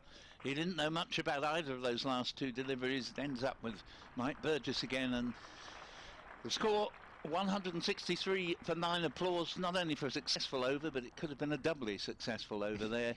And 75 to Wesley, 1 to Sam Cook. Essex just about hanging on here at 163 for 9. Yeah, keeping their heads above water at the moment, but with the ball in Ollie Hannon-Dolby's hands, that might not be for too much longer with the last pair together, although Wesley deserves immense credit for playing in the way that he has throughout, having come out to the crease with the dismissal of Nick Brown. Just the 5th over. Here's Hannon-Dolby continuing and bowls to Wesley, who went for an expansive drive but didn't quite time it, and Briggs was able to cut it off. There's no run. Yeah, they could, in normal circumstances, have taken an easy single out to long off, but Wesley, I think rightly, after watching Cook so nearly perish to the last 2 balls of the Briggs over, decided that he wouldn't surrender the strike this early in the over. Just a pause while Sam Cook was down the pitch and has a dab at the wicket, as Hannon-Dolby is now on his way, and too much evasive action required by Dan Wesley there. Tom Wesley, I should say, as he just kind of took a half step to his left and moved his head out of the way. Well, maybe a paraphrase of Paul Simon's "You can call me Al, you can call me Dan." As Hannon-Dolby's back at his mark, and he's in past the umpire and bowls to Tom Wesley, and he has timed that immaculately actually, and gets 4 runs for it. That was all about the time. He didn't need to power it away for 4 runs. It was a little more than a push, but it raced away to the long off boundary, and 167 for 9, and Wesley moves on to 79. Taking advantage there of the short boundary on that side of the ground. Nice shot, but had it been on the boundary on the other side, it would have just been a couple of runs. And 3 for 42 now. Hannon-Dolby's figures as familiar hop at the start of his run up. He's in again and bowls, and again take a comfortable single to Matt Lamb, and Wesley moves on to 80. Yeah, slower ball that from Hannon-Dolby, but Wesley spotted it and just adjusted his shot, didn't try to hit it too hard, and is able to take a single off the 4th ball of the over. So Sam Cook with 2 left to face. He at one point looked to be developing his batting, Sam Cook, but hasn't really scored many recently. As Hannon-Dolby is in and bowls to Cook, clips it away neatly off his legs for an easy single, gets him off the mark. Essex 168 for 9. Yeah. Put on 87 at Headingley one day, the last wicket with Peter Siddle. That was in 2019. Essex will be no doubt hoping for something similar. this afternoon, although Warwickshire the exact opposite, of course, as Helen Dolby comes in again and bowls, and Cook manages to dig this out square of the wicket on the offside, and there's no run. End of the Helen Dolby over, so Wesley on 80, Sam Cook on 168 for 9 Essex. 5-4 on this Thursday afternoon, blustery Edgbaston, just outside Birmingham city centre. And Danny Briggs is going to continue. We've had 64 overs, 32 to come. And of course this would be tea if it were fewer than 9 wickets down, but now they will play on for up to half an hour extra. See if the last wicket falls in order to stop there being 2 intervals rather than 1. And so Danny Briggs to continue in this marathon spell from the Birmingham end is in and bowls, and Wesley returns it whence it came. I will have to leave you to do my 4 o'clock update for BBC Essex at the end of this over. Fine, Paul, yeah. Rob. Likewise. And my radio duties. Briggs is in again, and Wesley has slogged this one. It's gone high in the air. He's going to be caught, I think, on the mid-wicket boundary, and is. The fieldsman did very well there to judge the catch in such a way that he didn't tread on the rope.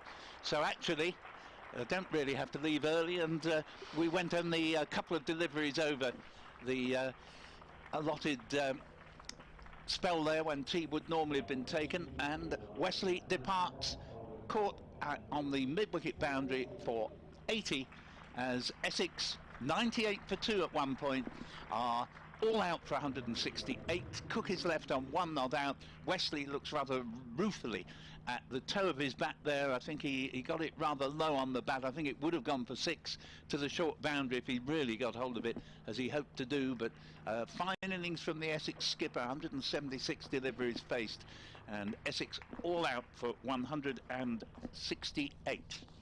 So we've reached the tea interval then here at Edgbaston, and Tom Wesley feels satisfied with his efforts, but didn't get much support from many of his teammates out there. And Essex subsiding from 98 for 2 just after lunch to 168 all out. And applause for the Warwickshire players from their supporters here at Edgbaston as they come off the field shortly to reply to this Essex total. They chose to bat, Tom Wesley having won the toss, but lost. Nick Brown caught Burgess off Helen Dolby for 2. Sir Alistair Cook, LBW, Will Rhodes for 23. Dan Lawrence bowled Helen Dolby 30. Matt Critchley caught Burgess, bowled Helen Dolby 2. Adam Rossington caught Lamb off the bowling of Liam Norwell for 4. Adam Wheater caught behind by Burgess off Norwell, no score. Simon Harmer bowled by Danny Briggs, no score. Shane Snater caught by Rob Yates off Briggs for 11. Mark Steckerty was bowled by Briggs for 10. And last man out was Tom Wesley, caught by Matt Lamb off Briggs for 80. There were 5 extras, leg byes, and 168 all out, the Essex total. And the bowling figures: Ollie Helen Dolby, 16 overs, 3 for 43. Liam Norwell, 12 overs, 2 for 18. Henry Brooks, 13 overs, no wicket for 40. Will Rhodes, 8 overs, 1 for 31. And Danny Briggs, 15.2 overs, 4 for 31. So Essex all out for 168. The Warwickshire reply will resume after tea. So rejoin us in a few minutes' time for that, the final session on this opening day here at Edgbaston.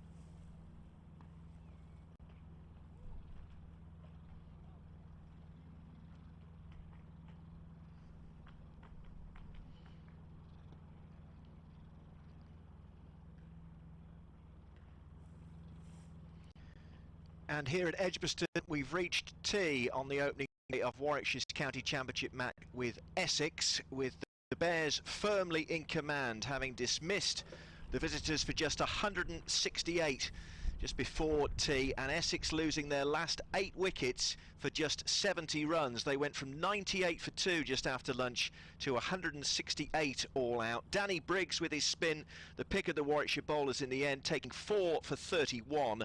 Ollie Hannon-Dolby with 3 for 43, and Liam Norwell 2 for 18. Will Rhodes, the Warwickshire skipper, claiming the other wicket. Henry Brooks, the only man to miss out, no wicket for 40. Tom Wesley ended up being the final Essex batsman to go. He was caught by Matt Lamb in the deep for 80, but he was offered very little support, and Essex, having won the toss and been 88 for 2 at lunch and 98 for 2 just into this second session, have subsided at tea, Essex, to 168 all out.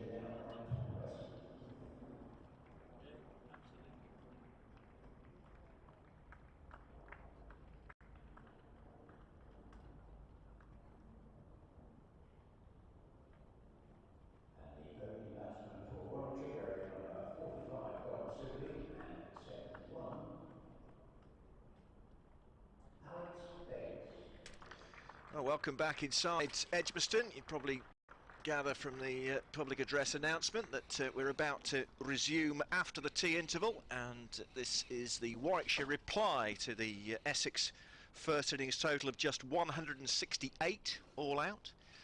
And Alex Davis making his Bears debut, striding out to the middle alongside Dom Sibley. So Sibley and Davis will be the Warwickshire openers. I must admit, Paul Newton from BBC Essex. I'm Rob Gurney from BBC Radio WM and CWR, by the way. But Paul, it didn't look like a 168 all-out pitch, did it? Absolutely not. I'm afraid Essex calamitous collapse from 98 for 2, at which point it looked a good toss to have won, to 109 for 7, in which case it looked a big mistake having chosen to bat. But having said that, I don't think the mistake was in choosing to bat. I think it was in some very poor batting. Good bowling, give credit where it's due, by Warwickshire, and inspired captaincy, I think, from Will Rhodes, but there didn't appear to be any valid reason for that collapse.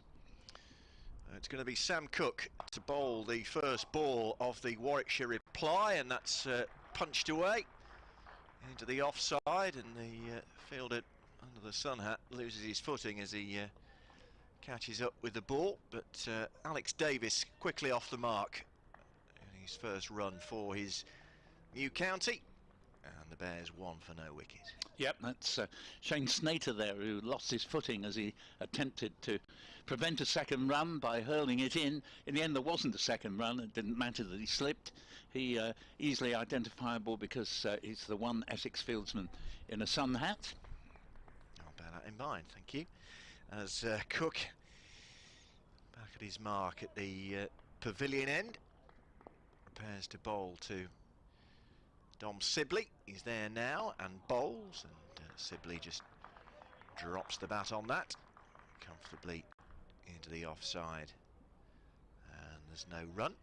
Yes, I mean that decline from 98 for 2 to 109 for 7 in the space of 7 overs and a little more than 20 minutes just completely turned the way the game seemed to have been going on its head. And although there was a decent bit of late resistance to take it to 168, it looks a poor score. As Cook is there and did get Sibley having a little bit of a nibble at that one. Outside off stump, through into the gloves of Wheater, the Essex wicket keeper. Yeah, Sam Cook is Essex's top bowler. Can't be all that far off international recognition. He has played for the Lions, and that was a good delivery he bowled just there. He normally is very reliable. And he's in again, past us, and bowls, and Sibley just up onto his toes, lets this one drift outside the off stump. But where I think Warwickshire have a great advantage now, Rob, is that they know they're only chasing a modest total. Now, I mean, for all we know, the second side can be all out for fewer than 168, but I think it does help you when you're batting second, and you know that you're in no great hurry, you've got all the time in the world, Yep. and you just make sure that you get there and well past it. As Cook is there again and bowls to Sibley, and strangled appeal as he tries to turn that away off his hip, and picked up, and there's no run. Dom Sibley, of course, is I suppose you'd refer to him as a former England opener at the moment. 22 test appearances for his country, 26 years of age, 5 years now at Edgbaston. He's changed his technique and his stance quite a lot during the winter, hoping to force his way back into international contention at some point. He just dabs that last delivery from Cook into the onside, so just the single from Alex Davis off the first delivery of the Warwickshire reply, and chasing down 168 to gain a first innings lead. The Bears are 1 for no wicket, and Mark Steckerty is going to bowl the first over from the Birmingham end, Paul Newton. Thank you very much, Rob. Yes, David Fuller's emailed us, and he'd be very pleased with your pronunciation of the bowler's name. Just then, he even offers help, suggesting that you think of Zebedee.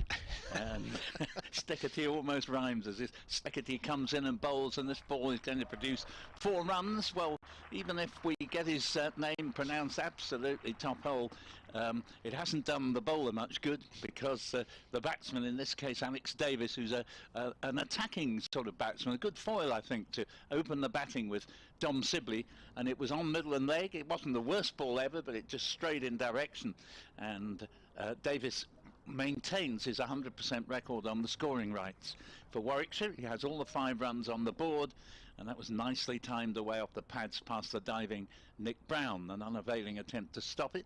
Steketee bowls, and almost the bowler has his own back here, because that was a bit short. Should really have been left by Davis, but he chased it outside off stump and fortunately doesn't get the edge, and Warwickshire remain at 5 for no wicket. But nevertheless, Essex really have to see if they can get among the Warwickshire wickets early, and to that end we do have an attacking field with 3 slips and a gully, a backward point, mid-off, mid-on, mid-wicket and long leg.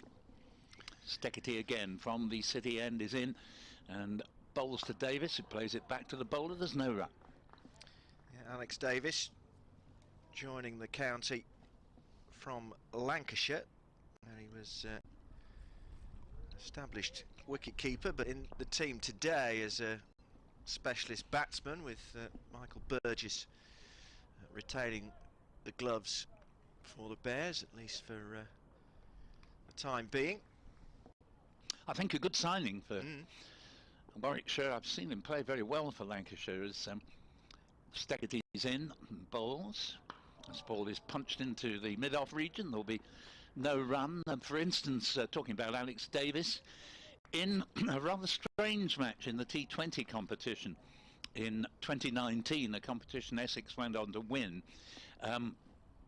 Lancashire actually played their home quarter-final at Chester Street. And Davis seemed to have won Lancashire the game with a very good 70-odd opening the innings, only for Essex to get there when they had looked to be chasing a losing cause. And here is Steketee again in, bowls to Davis, has worked this away for 4 runs, square on the offside. And he played that very well, because he didn't try to hit it too hard. He just got on top of the bounce and steered it away past backward point to take the score to 9. Again, he's got all the Warwickshire runs on the board. Now, Sibley, we know, is capable of batting all day at a fairly sedate pace, and therefore I think you want a fellow opener who will keep the scoreboard moving. So I think he is a good signing, Davis. Yeah, it's a good combination, these two, potentially at the top of the Warwickshire order, from Darwin in Lancashire, educated in nearby Blackburn. Alex Davis. Steketee bowls to him, and not a bad delivery. Davis originally was looking to punch that away into the onside, but in the end settles for just dropping a dead bat on the ball into the offside. There's no run, and productive over that for Warwickshire, chasing Essex's 168. They are 9 for no wicket, all 9 to Alex Davis. He's got the bit between his teeth early on for the Bears, and simply taking guard at the far end with Sam Cook continuing, simply tapping his bat in the crease as he prepares to face, and they've gone for a scampered quick single there into the covers.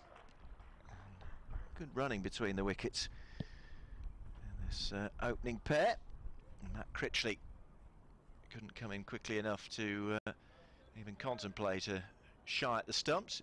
Almost tip and run there from Dom Sibley, keen to get on with it, would appear, as Cook comes back to his mark and turns and runs away from us past the umpire. Is in now, right arm and bowls, and Alex Davis just allows that to travel outside off stump through into Adam Wheater's gloves. 10 for no wicket. Isitano Shrimper has come back to us and with another hasta luego, which he says an informal goodbye.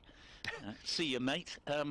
It's afternoon once again from southeastern Spain. Thanks to all who mentioned how to pick up the stream, as it was unavailable on YouTube. We'll come back. He has one further point. As Cook is on the move once more and bowls to Davis, who tries or thinks about helping it away down the leg side, but then pulled out of the shot. Wheater takes the ball behind the stumps. And you continue that Stecketty's batting looked a little bit less of a worry, as he looked quite secure, than his bowling. It says he seemed in little trouble with the bat, and that short boundary combined with his relative waywardness in our opening two fixtures may give our hosts a big first innings advantage. As Cook comes in and bowls and squirts into the onside.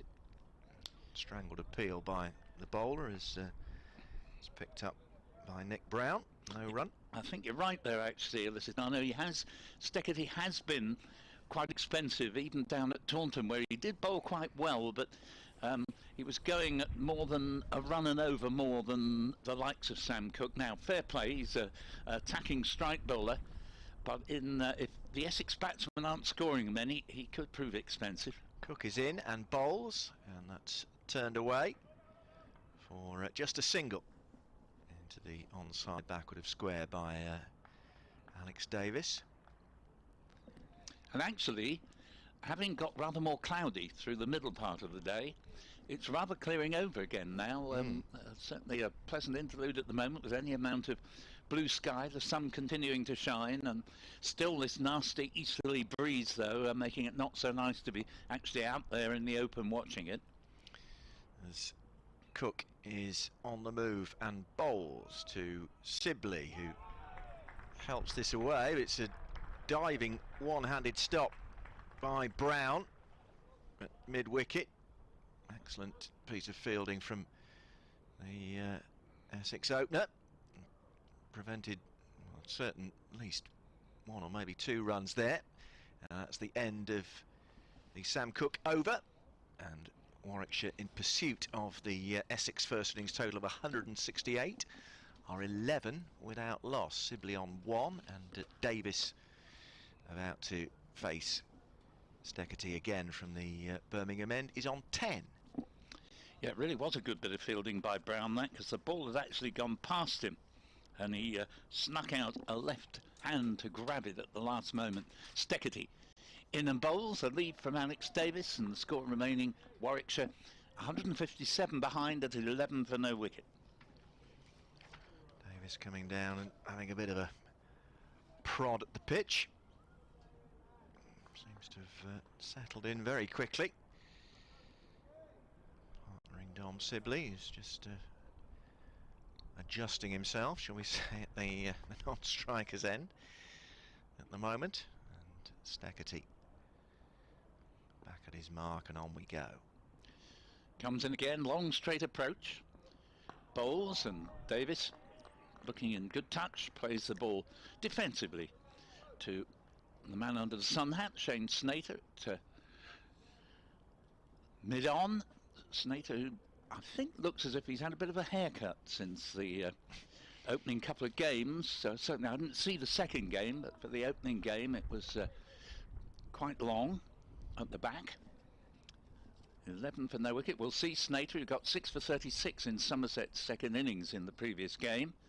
He'll be into the attack first change, I would imagine, as here is Davis playing the ball to mid-off. So far in this over, Stecketty has tightened up a little bit.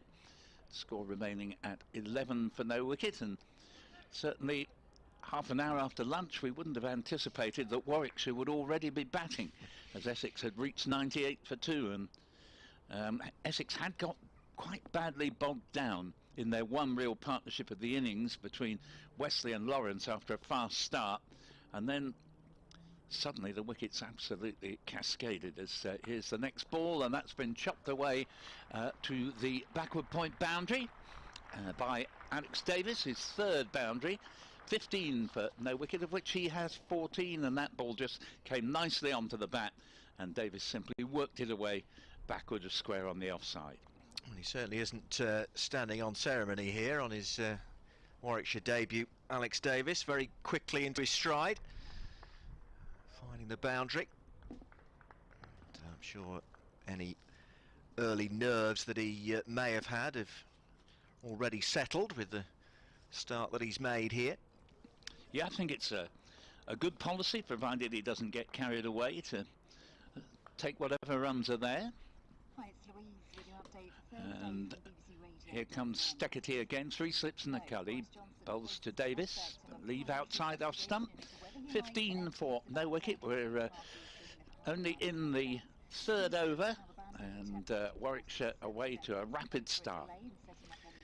Certainly are. Met has said it won't give any further updates. This will just be what Will Rhodes and Mark Robinson, the Warwickshire coach, would have been looking for at the start of this innings to get after Essex and display that 168 was no score really on this pitch. And that one's been edged over the slip cordon, and perfectly safe. It was in the air. I think it was a bit of a deliberate uppercut, and for the 2nd over running, Steketee concedes 2 boundaries, 19 for no wicket, Davis 18. Yeah, with 4 fours now already to his name in his total of 18. Slightly better than a runner ball for Davis. As I say, he's not hanging around here, getting in amongst it right from ball 1. Sam Cook, shadows lengthening. We can see one of the letter E floodlights. I always compare to the old computer game Pac-Man when I refer to the Edgbaston floodlights, in the small letter E lengthening across the ground as Cook comes in. Oh, that's edged, but I think it bounced short of the slip cordon along the ground. Sibley gets a slightly fortuitous single, shall we say. 20 for no wicket. A little bit of encouragement there for Sam Cook, Paul, I think, with that last delivery. Yep, it's well, Harmer's brilliant in the slips. I think you're right, it wasn't quite a catch, but it very nearly was. Cook on the way away from us again, and bowls as a shout for LBW, and Sam Cook imploring the umpire to raise his finger along with those behind the stumps, but no. So Davis survives there. They're not directly behind the wicket, which doesn't give us often the best view of LBW shouts here, but Sam Cook was convinced. Yeah, he really was. Height might have just been an issue there. As Cook turns again and is there and bowls, and crouching Alex Davis manages to get the bat down on that the last second and squirts away into the onside. And there's no run. Brand new ball, of course, at the start of this Warwickshire innings, and you can see the maker's label at times glinting in the sunlight as it's played by the batsman. Cook is there again and bowls, and that's punched away for 4 runs. Another excellent stroke from Alex Davis. Once it had beaten the infield, there was no stopping that, and Davis rapidly on to 22 in this Warwickshire total of 24 for no wicket. Yeah, really sizzling off Davis's bat there. Just to update you with other games in Division 1, Kent 209 for 3, Belldrummond 129 not out. Excellent knock from him as Cook comes in and bowls to Davis, who's edged and caught. Well, Warwickshire lose their first wicket. Alex Davis had thrown the bat around really for 5 fours in his innings of 22, but that was edged to slip, and the 11th wicket of the day goes down. The first for Warwickshire. Essex 168 all out, and the Bears in reply are 24 for 1. Davis gone for 22. Caught by Simon Harmer at second slip, who's one of the best slippers I've ever seen, and he took an absolute blinder here actually in the fixture almost exactly, well in fact actually exactly at this time last year.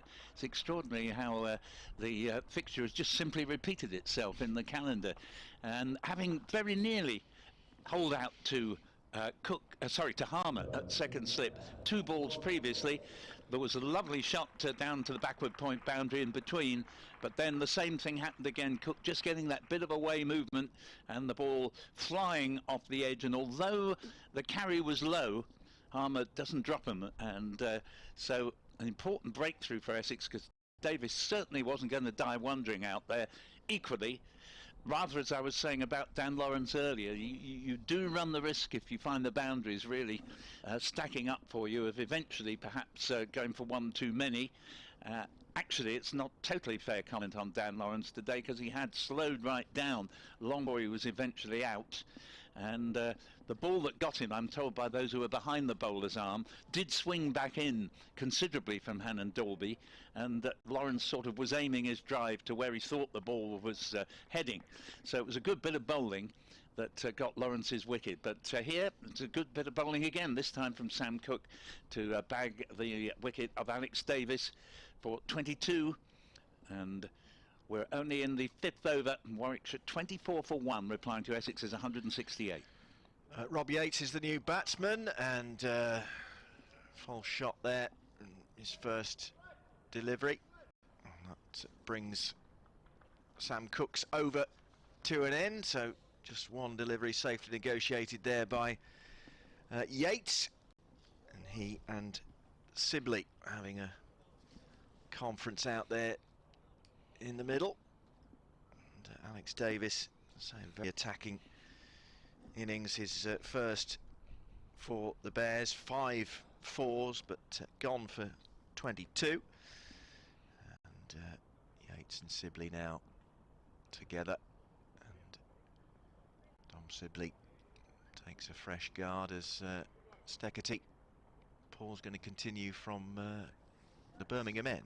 So both these teams have lost their first wicket in the 5th over of their respective innings. Brown went for 2, and now Davis for Warwickshire has gone for 22, and here's Steckety in.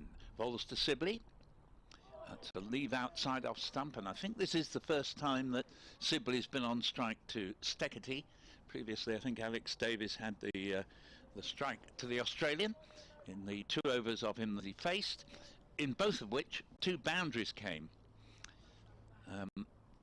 Sibley leaves that first ball of the over. 24 for 1 remains the score, replying to Essex's seemingly inadequate 168, but you never totally judge 1 innings before you've had a chance to see how the other side fare. And here is Steckety in bowls. That's another leave, and the score remaining 24 for 1. I gave you Kent's score. It's now 210 for 3 as Kent take on Hampshire. Hampshire, who are so impressive at the Aegeus, but sure enough, after absolutely annihilating Somerset at the Aegeus in game 1, Hampshire promptly lost in rather tame fashion by an innings to Surrey at the Oval in game 2. Gloucester have had a massive collapse, almost as bad as Essex's against Lancashire, but meantime Steckety's in bowls, and it's a 3rd lead in a row from Sibley. 24 for 1 here, but Gloucestershire had a very productive opening partnership of 119. They're now 172 for 6, and after Harris and Dent both scored half centuries, wickets have tumbled regularly there. 2 wickets for Mahmood and Hassan.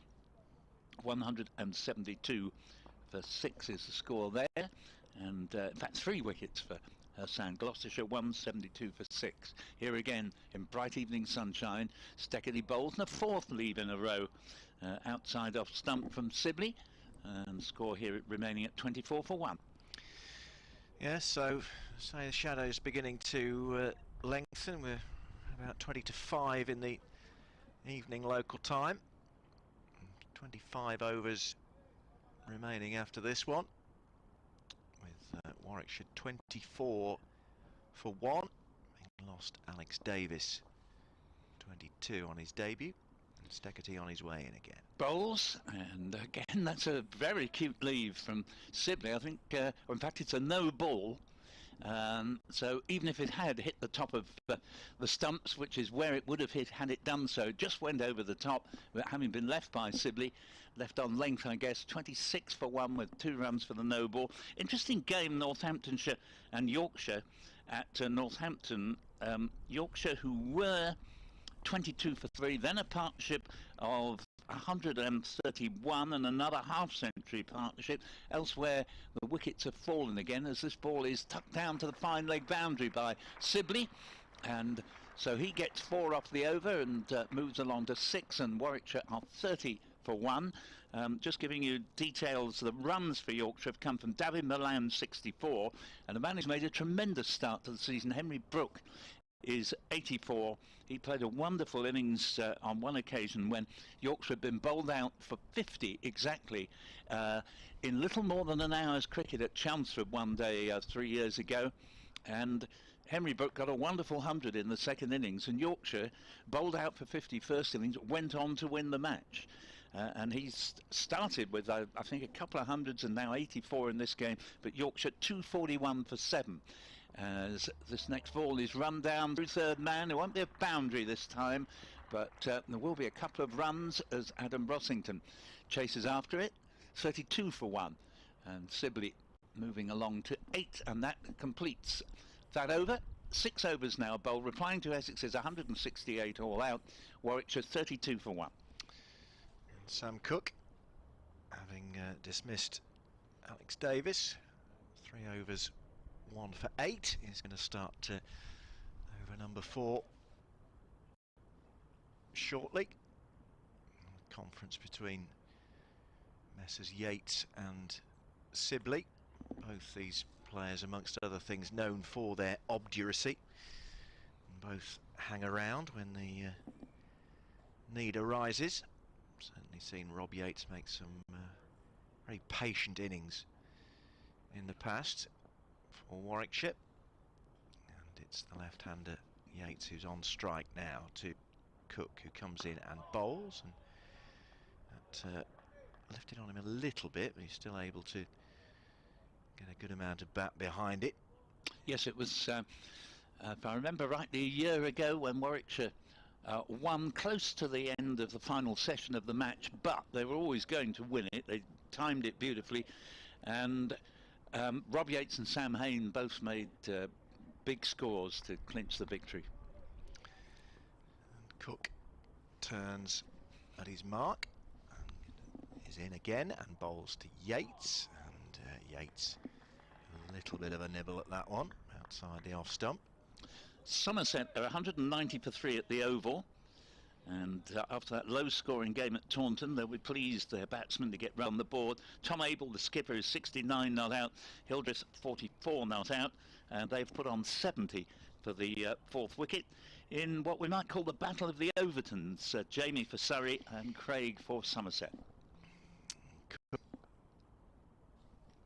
his way in again, and bowls, and Yates with a straightforward leave, this time outside the off stump. 32 for 1 then, earlier in the day. Essex all out for 168, which barely seemed credible at 98 for 2 just after lunch, but they lost the last 8 wickets for 70 runs.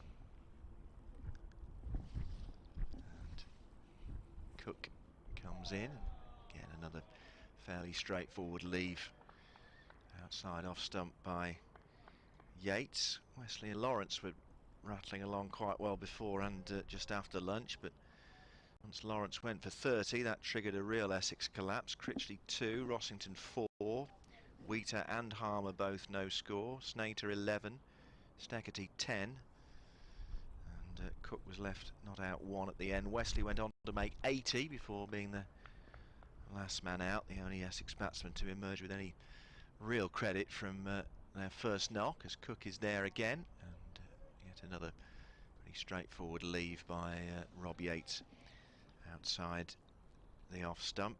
Brown 2 and Alistair Cook 23. They're meant to go in the morning session, but as we made reference to just now, it's looked like a 168 all-out pitch to us anyway. Danny Briggs ended up being the most successful Warwickshire wicket taker, 4 for 31 from his 15.2 overs and 3 maidens. Cook is in again, and this time Yates punches this one through the covers, and he's thinking about a couple, but then doesn't chance the arm of Nick Brown. So they settle for a single, 33 for 1. Yates off the mark, and Sibley there with him on 8.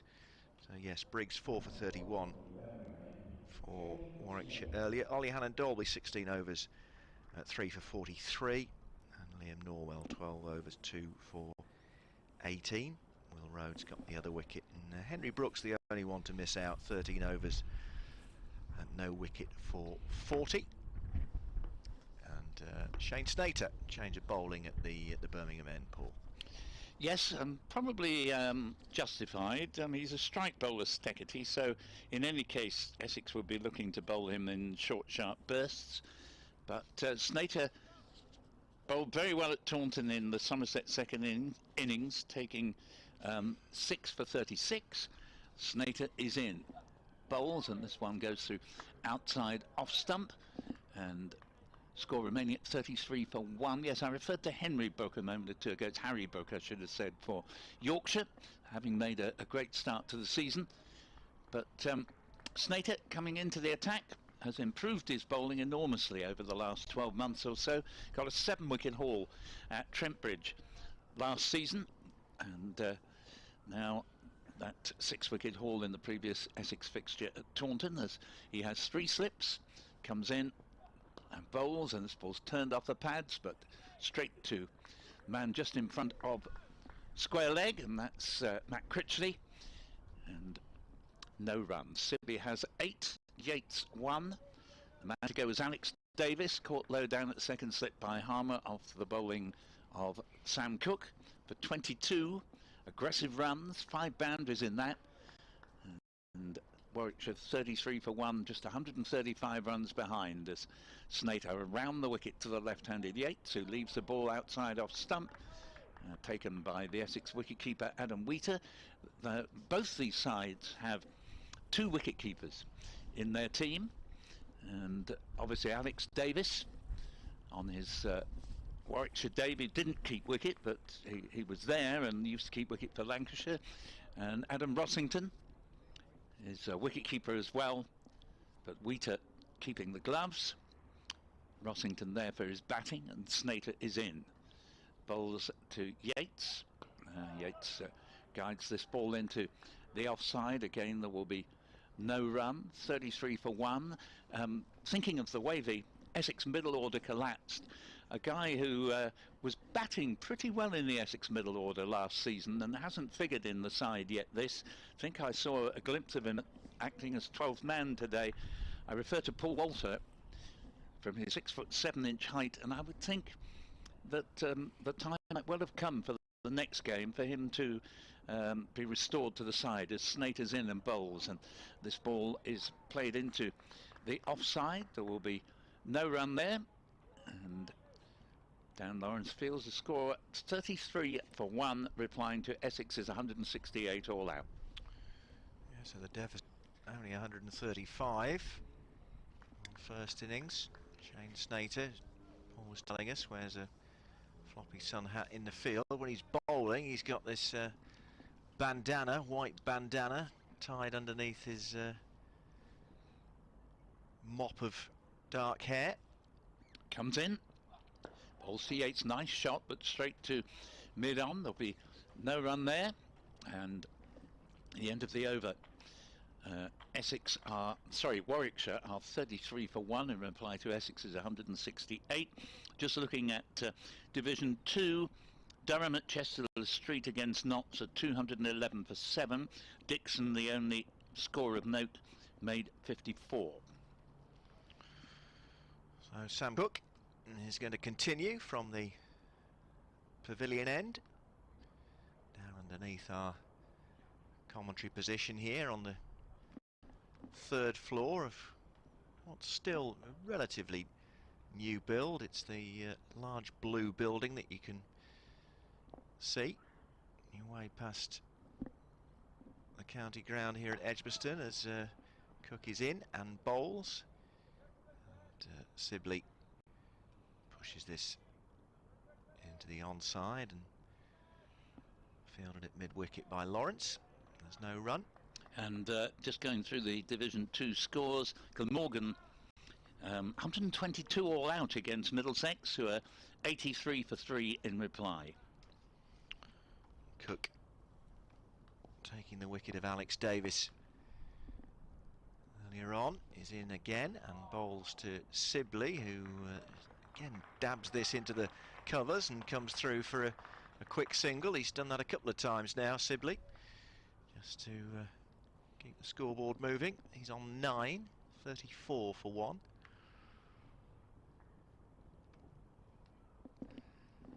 Right-handed, left-handed combination, meaning that between deliveries the field has to swap over. Leicestershire 174 for 9 at Grace Road against Derbyshire. Sam Cook on the move in again and bowls, and this time Yates plays it successfully away into the onside. The man coming around from mid-on does the fielding. And final score to give you from New Road, Worcestershire, given the fast start by Pollock, who made 77, at 263 for 4, D'Oliveira 80 not out, Barnard 57 not out. So Cook is there and bowls and allowed to travel over the stumps by Yates. Yeah, that's Ed Pollock. Phil was talking about him earlier on. Ed Pollock used to be with Warwickshire, has moved down the M5 to New Road. 77 today. And he got his 77 out of, I think it was just 92. Yeah. Tremendous scoring and a good fifth wicket partnership there, D'Oliveira and Barnard. So far virtually doubled the score. They've put on 130 unbroken for the fifth wicket. Cook is in and bowls to Yates. It's fielded on the first bounce by the bowler in his follow through. 34 for 1. And this the final delivery of the 9th over of the Warwickshire reply. The Essex first innings total of just 168. And Cook moves in again past the umpire and bowls to Yates, who thought about having a little bit of a nibble at that, but then I think pulled his bat out the way just at the last second, and its way through to Wheater's glove. So that's the end of the over. 22 remaining in the day. 34 for 1 Warwickshire in reply to the Essex first innings total of 168. Dom Sibley on 9, Rob Yates on 1. Alex Davis, the one man to go, caught low at second slip by Simon Harmer off Sam Cook for 22. Score on 24, as Paul's been saying, a very aggressive innings. 5 boundaries, so 20 of those at 22 runs were scored in boundaries, but he perished shortly afterwards, and it's going to be Snater to continue from the Birmingham end. I'll do this over and then bring Phil Britt back in. Okay. And Snater, as the sun disappears for the moment, and Snater bowls. Oh, Sibley fences at this outside off stump. Could easily have got the edge there. Good delivery from Snater, leaving the batsman off the pitch, and Sibley goes down to do a token tap of the pitch. But score remaining at 34 for 1. Yates, who came down to have a quick word with Sibley there, is on 1. Sibley on 9. And the deficit 134 as Snater over the wicket to the right-hander, Passes umpire Neil Mallender, bowls, and Sibley straight down to mid-on. No run, and score remaining at 34 for 1. And Jamie Porter out there at the moment, number 44 at mid-on. Not quite sure who he's on for. Might possibly be Steggety. Porter, who'd normally expect to be in the side, but as we hear, he's not 100% fit as Snater's in bowls, and this ball is played to square leg, Nick Brown, and no run. 34 for 1. Sibley as ever, playing very, very patiently.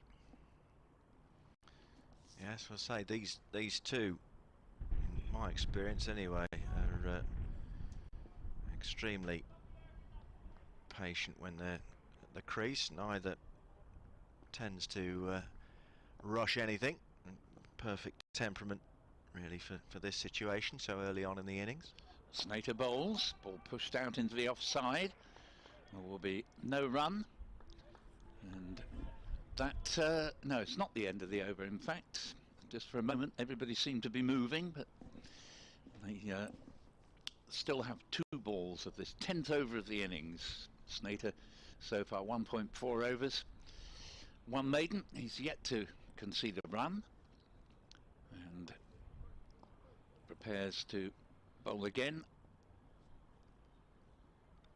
to Dom Sibley. 3 slips and a sort of backward point rather than gully really. Dan Lawrence. Another dot ball played back to the bowler. 34 for 1. Bit of a glare from Snater there as he fielded that in his follow through.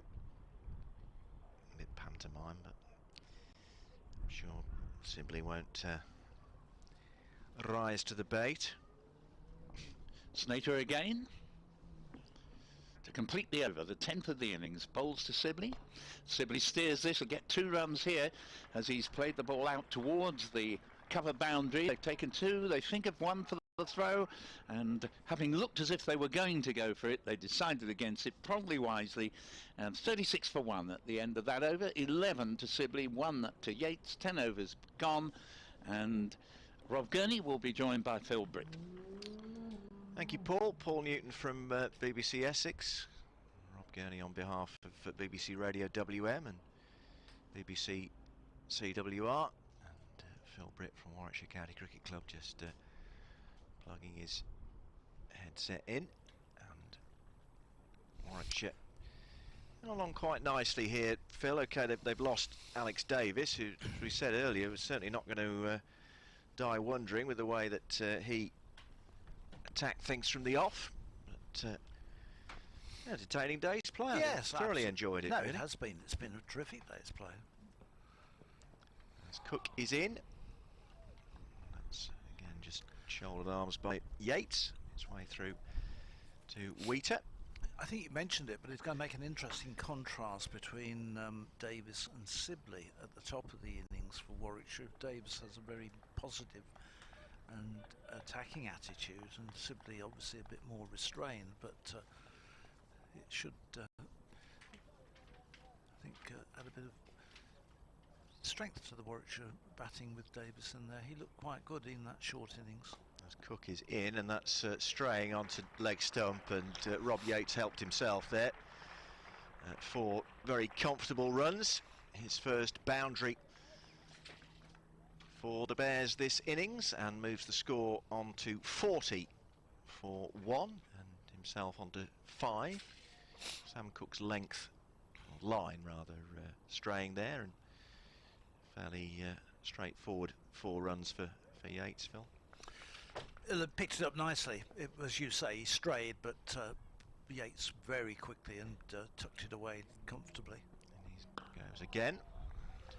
This one, it's a bit more of a circumspect stroke, just a push up to Wesley at mid-off. Hugely impressed last season in Warwickshire's championship victory with the way Yates contributed to that side, and it'd be interesting this year to see whether he's pushed on. He was certainly discussed as being a potential for international call-ups or recognition. This will be a real testing season for him, and let's hope that that progression continues. As Cook comes in, and it was a better delivery from Cook that had him turning his head skywards. I don't think Rob Yates had a full fish at that outside off stump, withdrew his bat pretty much at the last minute there. Another local lad from Solihull, Yep. 22 years of age. I'd say for somebody of such tender years, shall we say, does have an excellent temperament in my experience of watching him live. As Cook comes in and bowls, and strangled appeals as that wraps him on the pad. Yates and squirts away. It got through in that one. It was on him, got a little bit of extra pace off the pitch, and just squared him up, but just always missing leg stump. So solid start from Warwickshire. It's been their thing now is to make sure that they have wickets in hand when they get past the Essex total. There's no rush, there's plenty of time in this game now. And Cook there again, and bowls, and past the outside edge and through to Wheater, but not a genuine play and miss there by Yates. That's the end of the over. 40 for 1. Warwickshire in pursuit of the Essex first innings total of 160. Reached 5 o'clock, so I'll shortly again be doing another update for our respective radio stations, WM and CWR. I've got 20 overs remaining still in the day, so a lot of cricket still to come. We're going to be here till 6:30, you would think, Rob? Something like that. There or thereabouts, unless I thought. Harmer comes into the attack, that might change things a little. But it's going to be there or thereabouts.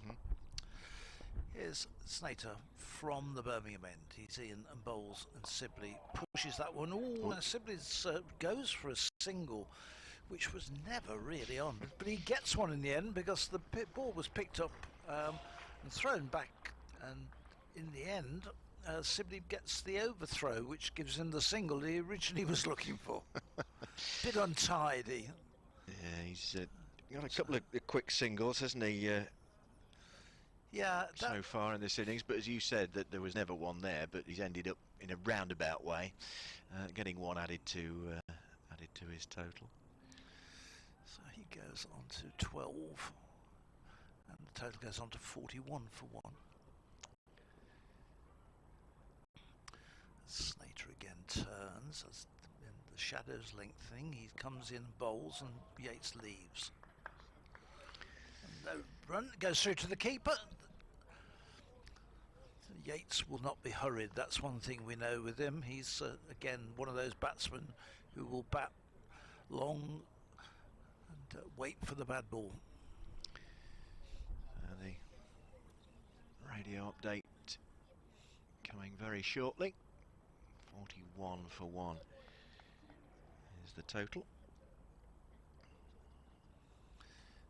And he comes again and again. Yates has nothing to do with that side. And this is Rob Gurney at Edgbaston, where Warwickshire are 41 for 1 in reply to the Essex first innings total of 168 on this, the opening day of the LV County Championship match. Essex subsiding from 98 for 2 to 168 all out, losing their last 8 wickets for just 70. Danny Briggs with 4 for 31, Ollie Hannon-Dolby 3 for 43, the pick of the Bears bowlers. They've lost Alex Davis on his debut, played very attractively, including 5 fours in his innings of 22 before he was caught at second slip low down by Simon Harmer off Sam Cook. That was 24 for 1 in the 5th over. Rob Yates has since come out to join Dom Sibley at the crease. Sibley is on 12, Yates on 5, and in reply to the Essex first innings total of 168, Warwickshire are 41 for 1.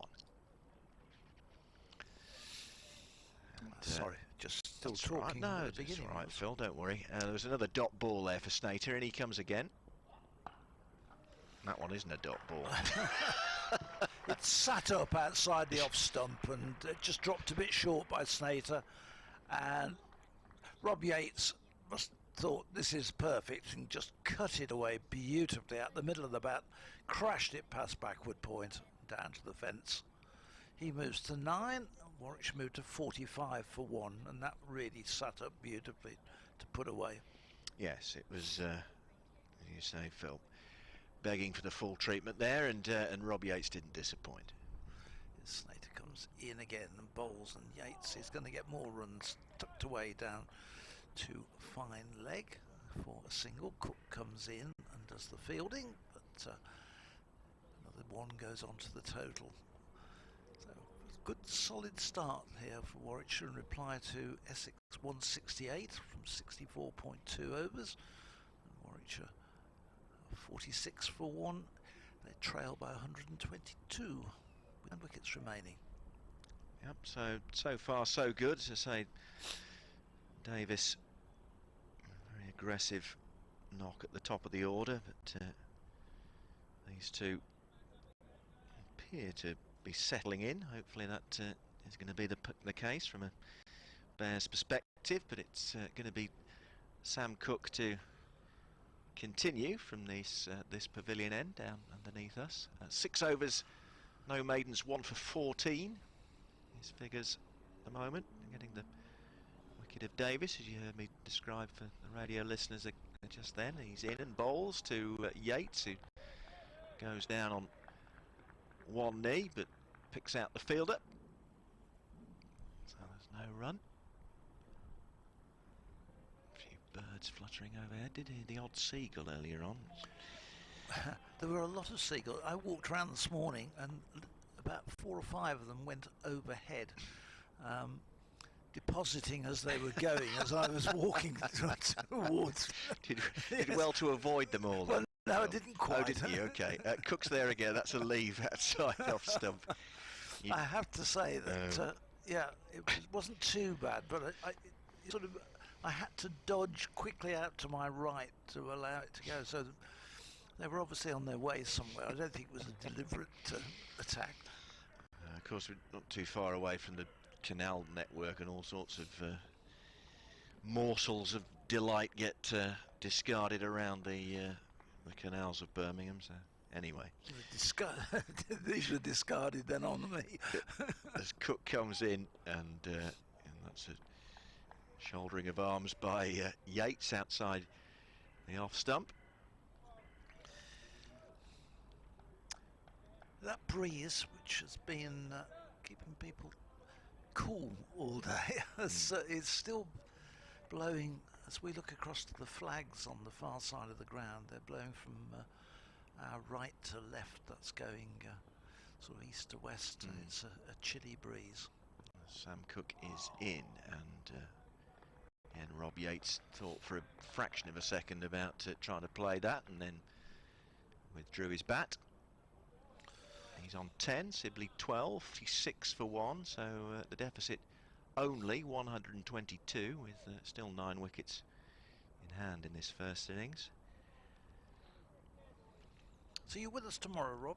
No, it's Richard Wilford tomorrow. And you're back again on Sunday if it goes the full distance. So I'm bookending this match as Cook comes in, and everything behind that, Yates solidly into the offside. There's no run, but no, tremendously enjoyed yours and Paul's company today.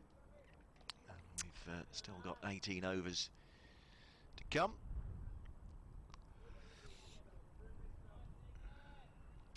Well, we've got our friend in the back row, the Hollies stand again. He's here today.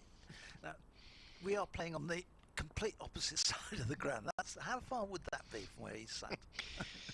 As Cook comes in and bowls, and yeah, that's a straightforward leave by Yates. He must just like it up there, Phil. Got to. It's got to be. It's got to be a very comfy seat or something. Yeah. Or there's something about it which would make you want to sit that far away. It's miles away from the action. Yeah, but he's got nobody. I suppose he can do what he likes up there, really. Well, reason. yeah. Got nobody behind you. It's so certainly Billy No Mates up there, isn't it? It doesn't want to have to listen to the chatter of the people in the rows in front of him. No, clearly not. So that's the end of the over. 46 for 1, Warwickshire. 122 adrift of the Essex first innings total, 168. And Snater to continue from the Birmingham end, Phil. Here he comes, charging in, bowls, and Dom Sibley is carefully watching it through outside the off stump, and there's a no run. Warwickshire playing their second match of the season, the second match at Edgbaston, and then they go on the road next week. They've got Somerset away, and then followed by a match against Lancashire at Old Trafford. So no cricket here for a while after this match.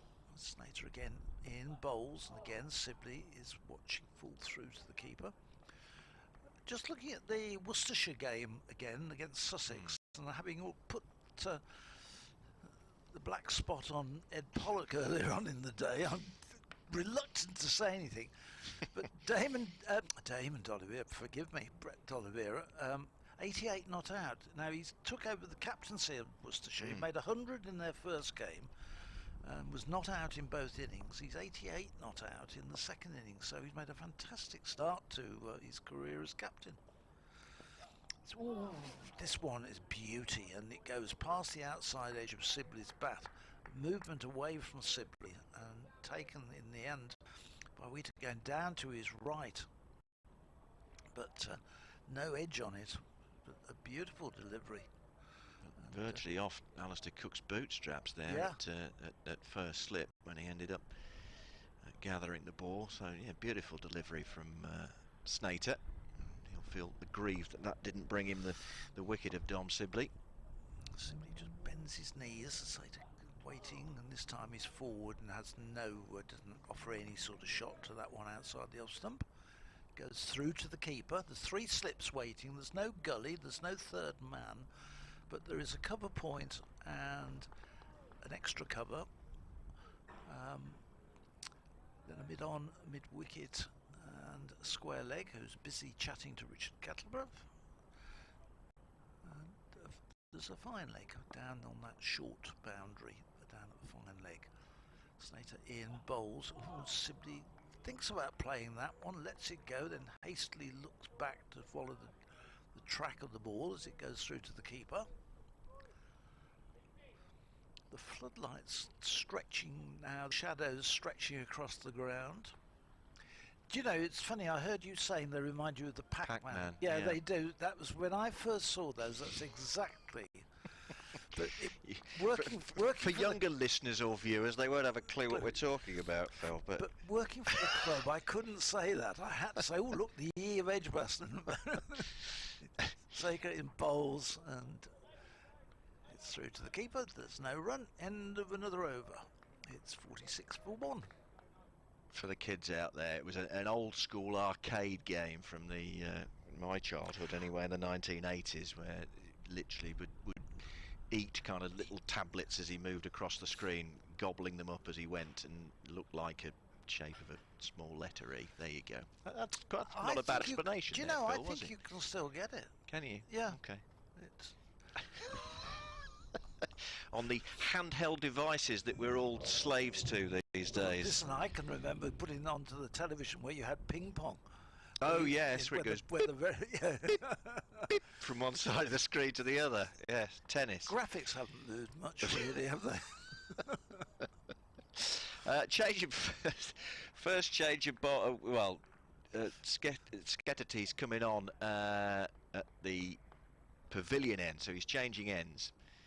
The Australian, and he's in and bowls to Yates, and it's a comfortable leave outside the off stump. He had 3 overs from the Birmingham end, none for 24, but Sketterty's now come on at the pavilion end. Try and get another breakthrough for Essex into the evening. 5:15 now on a Thursday evening, and in comes the Australian again, right arm to the left-handed Yates, and he leaves that well alone, but again it moved away after it pitched there, and forced Wheater to go down on his knees in front of first slip to cut that off.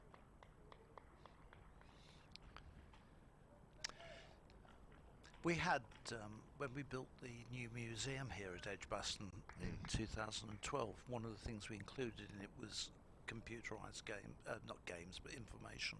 As Stackerty's there again, and kind of stopped on Yates a little bit, but he managed to chop it down into the ground and take that third slip.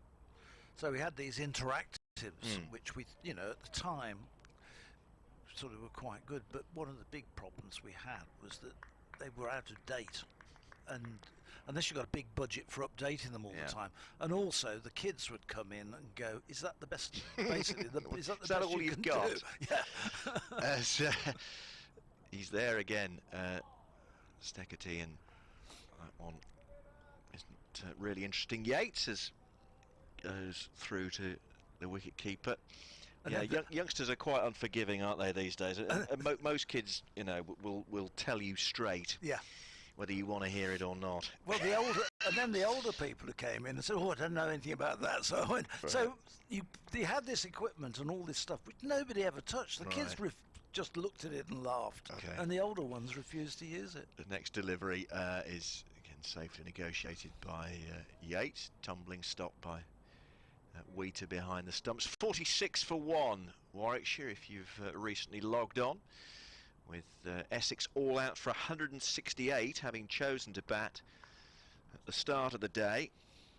They lost Brown for 2 and Sir Alistair Cook for 23 before lunch. They reached 88 for 2 at lunch, with Wesley and Lawrence going very well.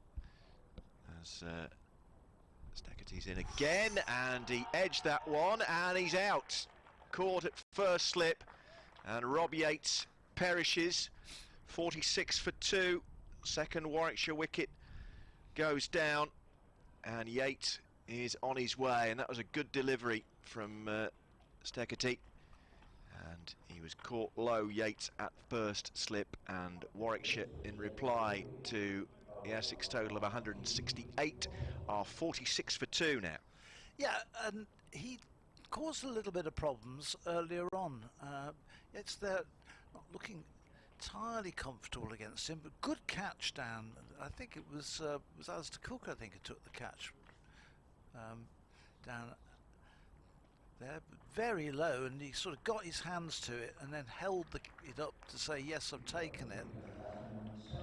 So Warwickshire losing their second wicket. Sam Hain coming to the crease now. So 12 wickets have fallen in the day, and we've still got exactly 16 overs left. And Sam Hain will be keen to remain out there for the rest of the day, if he possibly can.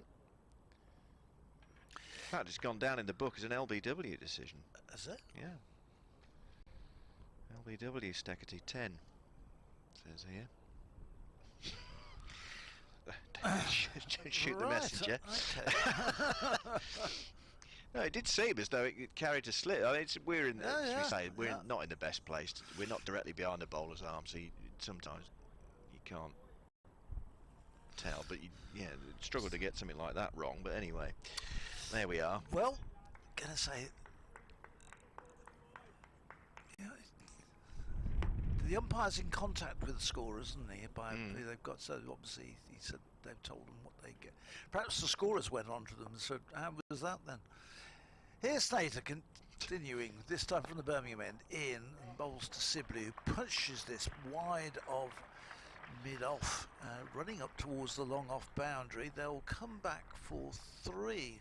Sibley getting a real scoot on. Hain just completes his third run, but the ball safely back. That takes Warwickshire on to 49 for 2. Sibley moves on to 15. Hain now on strike. It was strange how the ball was held up by Slip. Yeah. As if to say, I got my hands under it and caught it. It's gone down as an he LBW. obviously didn't hit it at all. So all that effort he made for diving and jumping was absolutely pointless. No reason whatsoever. No. Anyway, 49 for 2. With Yates LBW, Steckety for 10, turns out. And this next one is in. Haynes' first ball, which he runs away to point, and there's no run. So Warwickshire to peg back, not managing quite to get away here, and Essex just keeping under control. Steckety getting his first wicket as he sees Snater on his way in and bowls, and Hayne is clipping this one to backward point. Really good low stop by Lawrence there at backward point, got down very quickly to his left, both hands, and saved 4 runs. Yeah, that was a very fine piece of fielding by Dan Lawrence. Offered good support to his captain earlier on today before he perished for 30, and then that triggered a real Essex collapse with his dismissal. Slater bowls. Hayne looking to get off the mark, pushes it into the offside, but Lawrence sees it and moves across quickly and prevents the run. 49 for 2 it remains. Yeah, Snater no wicket for 11. Going towards the end of his 5th over. He's been a little bit unlucky with 1 or 2 of his deliveries that have had Dom Sibley in a spot of bother. Snaker bowls and Hayne leaves outside the off stump. It just comes back a little bit, but Hayne survives.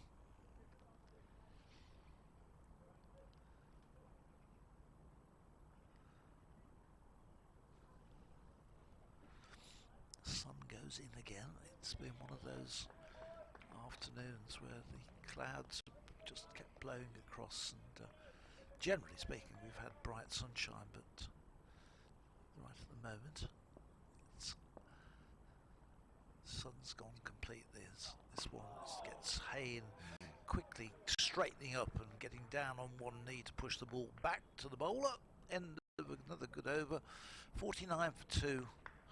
Hayne yet to get off the mark. Sibley has got 15, and the 2 men out were Alex Davis, who was caught at slip by Harmer, the second slip off Cook for 22, and then in Steckety's last over from the pavilion end he had Rob Yates LBW. Although Rob and I could have given him 3 different ways of being out, none of which would have been right. I know. Yeah, there's a good last ball from Shane Snater. That last over had Sam Hayne all tucked up and a bit fortunate to escape unscathed. It's going to be Steckety to continue. I'll keep my eyes properly open for this one then, as Sibley waits and Steckety bowls, and again Sibley not interested in that one, just allows it to pass outside the off stump. So looking to rebuild his international career, if that's the right expression. I know he's changed his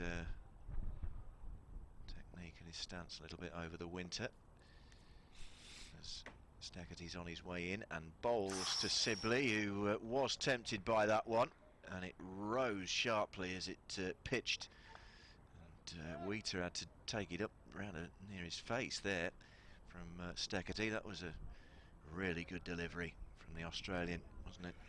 Yeah, and Sibley got himself into no sort of position at all for playing it either, did he? He was sort of pushing at it, almost like, I'm not quite sure where that ball was intended to go. It was the sort of thing that if you get an edge to that, you walk off thinking, why did I do that? Steckety's there again, and there will be runs here. Won't quite reach the short boundary on the offside to come through for signal. Yeah, that's the 50 up for Warwickshire.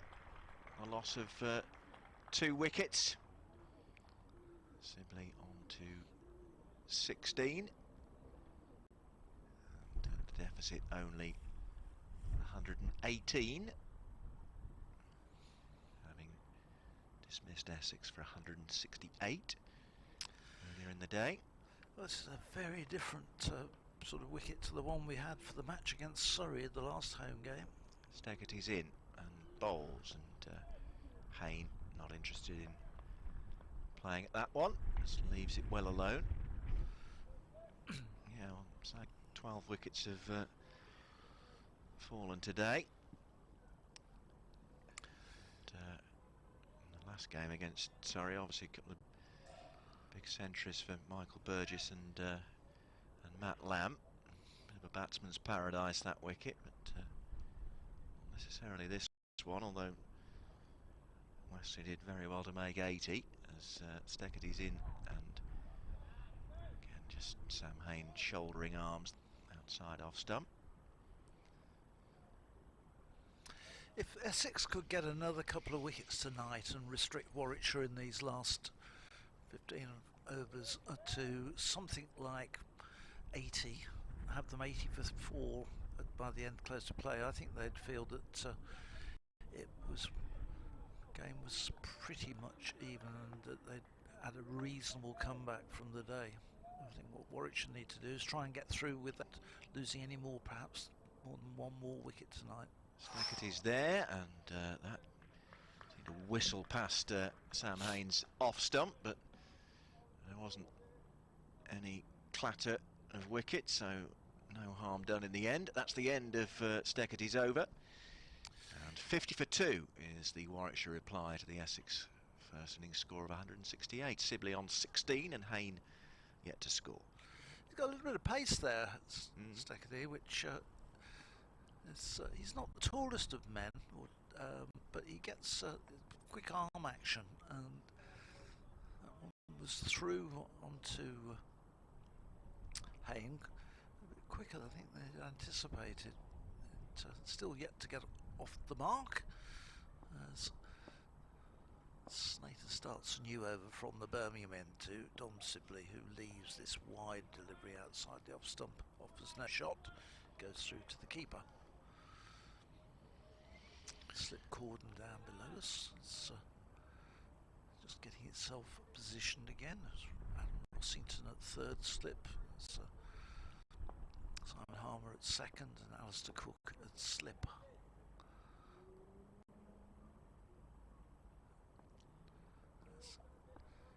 Snater turns and comes charging in. Again, it's left outside the off stump. You have to remind yourself that it's not Jack Brooks coming into bowl with the old headband on. I say he's pretty distinctive, with, as Paul Newton was saying earlier, he's the only Essex fielder that wears a sun hat in the field, and he's got yeah, the old bandana on as well.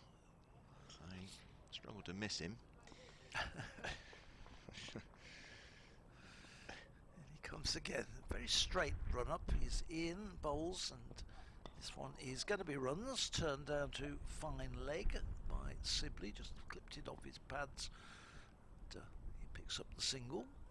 He moves on to 17, 51 for 2.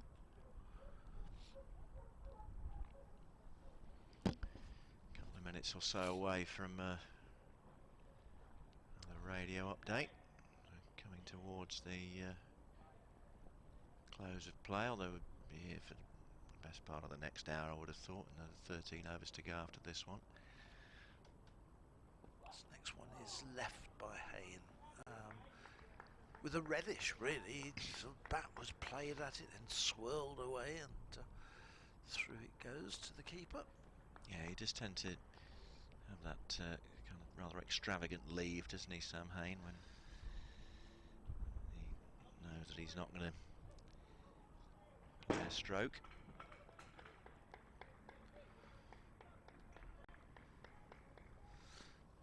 Again, Snater comes charging in, Bowles and Hayne. Oh, he's beaten completely outside the off stump and squared up and beaten. And that was a good delivery from Slater.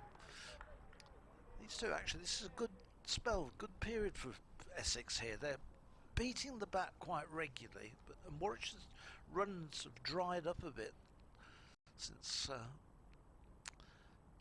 they took that second wicket. They're keeping the pressure on Warwickshire, not letting them get away.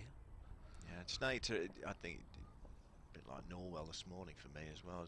Genuinely unfortunate not to have taken a wicket. Well, he's bowled in these first 6 overs. Here comes the last one of his 6th. He's in the bowls. This one is wider and is left. And Sam Hayne again lets that go. Doesn't offer any sort of shot to it. It's through to the keeper and the over. So 51 for 2 is the Warwickshire total. And Dom Sibley on 17.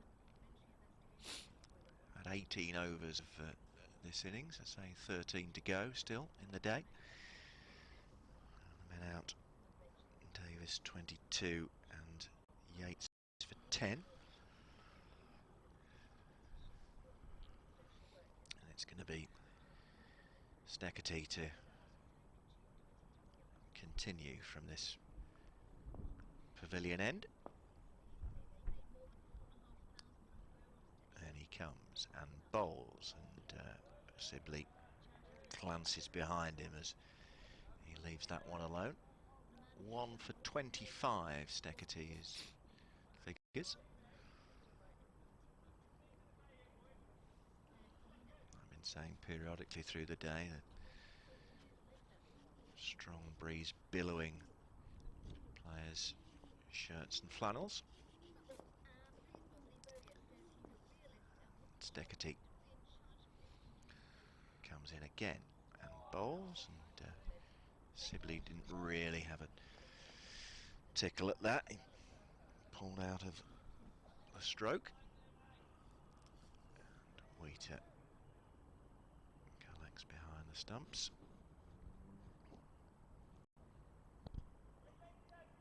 Tom Wesley shining the ball on the back of his trousers. Top scorer for Essex with 80. And in comes Steckerty again. And Wheater safely catches that without it making the edge of Sibley's bat. So intriguingly poised here.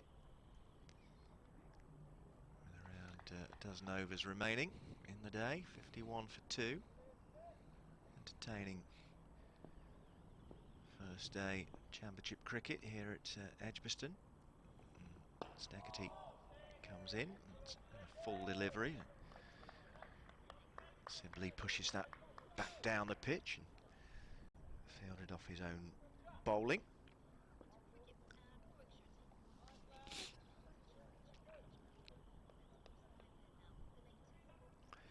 The Bears are 51 for 2 in reply to the Essex first innings total of 168. Mark Steckerty, the Australian, is currently bowling to Dom Sibley, who shoulders arms outside off stump. Steckerty's taken one of the wickets to fall. He trapped Rob Yates, LBW, for 10 after Alex Davis on his Bears debut started with a flourish. 5 boundaries in his innings of 22 before he was caught low at second slip by Simon Harmer off Sam Cook. Earlier in the day, Essex slumped from 98 for 2 to 168 all out, losing their last 8 wickets for just 70 runs. Danny Briggs with 4 for 31, Ollie Hannon-Dolby 3 for 43. Tom Westley, the Essex captain, was the only man who offered any stern resistance. He was the last man out for 80. So Essex 168 in their first innings, having won the toss and chosen to bat this morning. Warwickshire in reply with Dom Sibley on 17 and Sam Hayne yet to get off the mark. The Bears 53 for 2. And Steckerty having a decent over, decent line and length, but hasn't forced Sibley to play any of these, Phil, has he, so far? Not at all. And then he goes again. That one was a little bit more of a play and a miss. And that's the end of the over. 53 for 2 then. Yeah, just had that no ball whilst you were doing the update on the radio there. That was there was a no ball in there which he bowled. That second no ball of the innings, but that was the only runs coming from that over. But keeping the ball on around just outside the off stump and making the batsman play, but perhaps not quite. Still got quite the right line for them. So 12 overs left then, with Snater to continue, having toiled away for 6 overs, 2 maidens. No reward though, conceding 12 runs. Here he comes, Phil. It's in, and this is going to be runs clipped away down to deep backward square leg for a single. So Hayne is on his way. It's taken him a little while to get going, but he's there. 54 for 2. Still just used the 3 bowlers, Essex, and it's we haven't seen Harmer into the attack yet. I wouldn't think it'll be too long before he's given the opportunity, but not yet. Snater comes in from the Birmingham end, bowls and pushes forward Sibley into the offside, but Lawrence does the fielding at cover point, and there's no run. Crowd staying on to watch the cricket. There's not too many of them disappear. They're either frozen to the seats. Well, yeah, it might be that, or hopefully they've kind of been fairly enthralled. I say it's been a very watchable day's cricket. This. Yeah, it's not been one for the stroke player. The person who enjoys seeing the strokes being played. This one is all beats Sibley and through to the keeper. But it's been an intriguing day because we had Essex, who built themselves in the morning session into a good, strong position, and then looked after lunch to be going to consolidate, but then collapsed and left Warwickshire, who will be, I think, very pleased with the way in which they then managed to basically rip through the middle order of the visitors at batting. And then Essex have come back with a couple of wickets themselves, so to keep them, not let Warwickshire get away from them at all. And they bowled a nice tight line and making Warwickshire really work for their runs.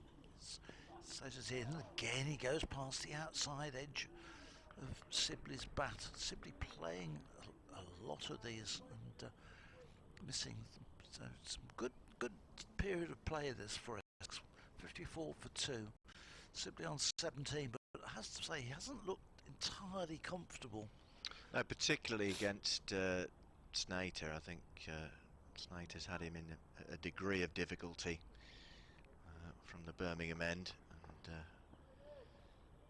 coming towards the end of his 7th over, conceded 13 runs but hasn't struck yet. This one is edged by Sibley, all on the ground, and Rossington goes diving across in front of Harmer at the 3rd slip, takes it from 2nd slip, then Harmer's going to help Rossington up. He's quite a big chap, Rossington. I wondered what you were going to say there. I could sense what you were about to say. I wondered how you were going to phrase it, Phil. Very good. I can remember. I don't know what they gave them at Northampton, but at one time they had about 4 Richard or 5. Levy. Is that where we're going? Anyway. This next one is left outside the off stump. I reckon it was at one stage that the people who made the kit had obviously got a lot of extra material and needed to find a use for it. There were a big lot of lads at Northampton. They feed them well, obviously. One or two. Anyway, 114 to the deficit, 54 for 2 at the end of Snater's over, and Steketty's going to continue his 7th over in all. 6 overs, 1 maiden, 1 for 27, trapping Rob Yates LBW for 10, and in 11 overs left in the day. coming around to 20 to 6 in the evening here in Birmingham. At the end of this over, I'll bring Paul back in to take over from me. As Staggerty comes in, and that's left alone by Hayne, outside off stump. I guess Richard Wilford here tomorrow, Adam Pinder-Smith on Saturday, and yours truly back on Sunday if we get to all 4 days.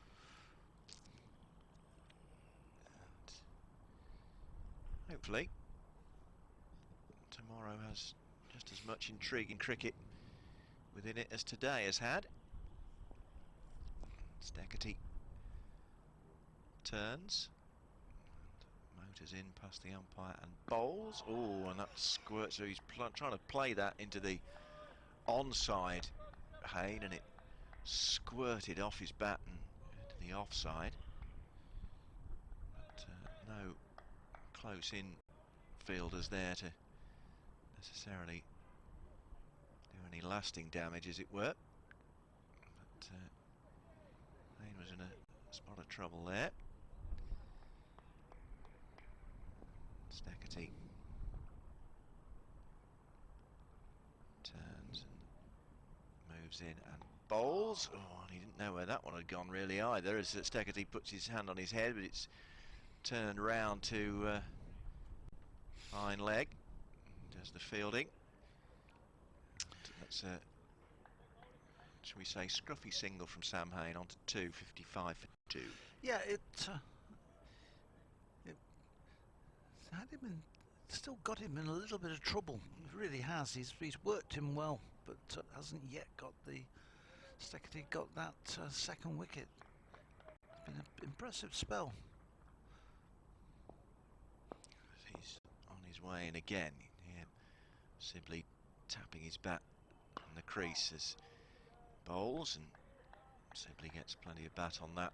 Square of the wicket on the offside. Dot ball against Mark Staggerty's name.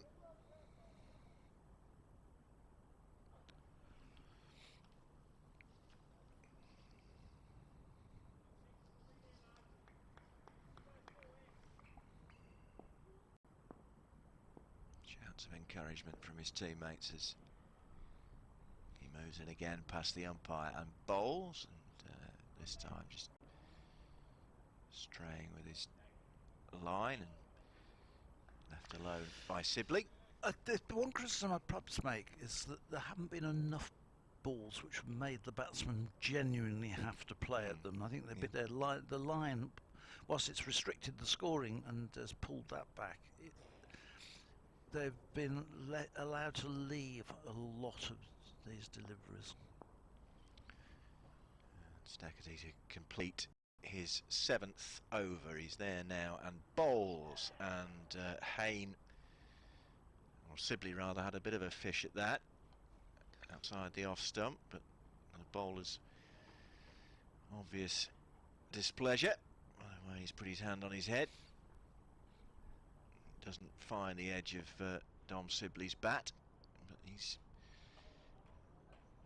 taken 1 or 2 risks, has not looked the most comfortable recently, Sibley.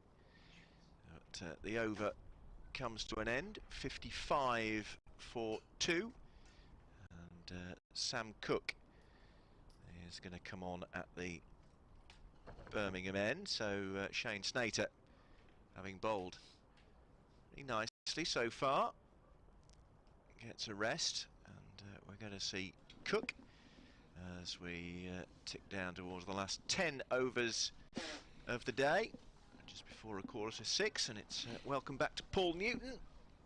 Paul, what an intriguing day's play we've had, haven't we, today? Absolutely. Warwickshire's day, but Essex have made them fight hard enough to suggest they've still got work to do to establish a decent lead here.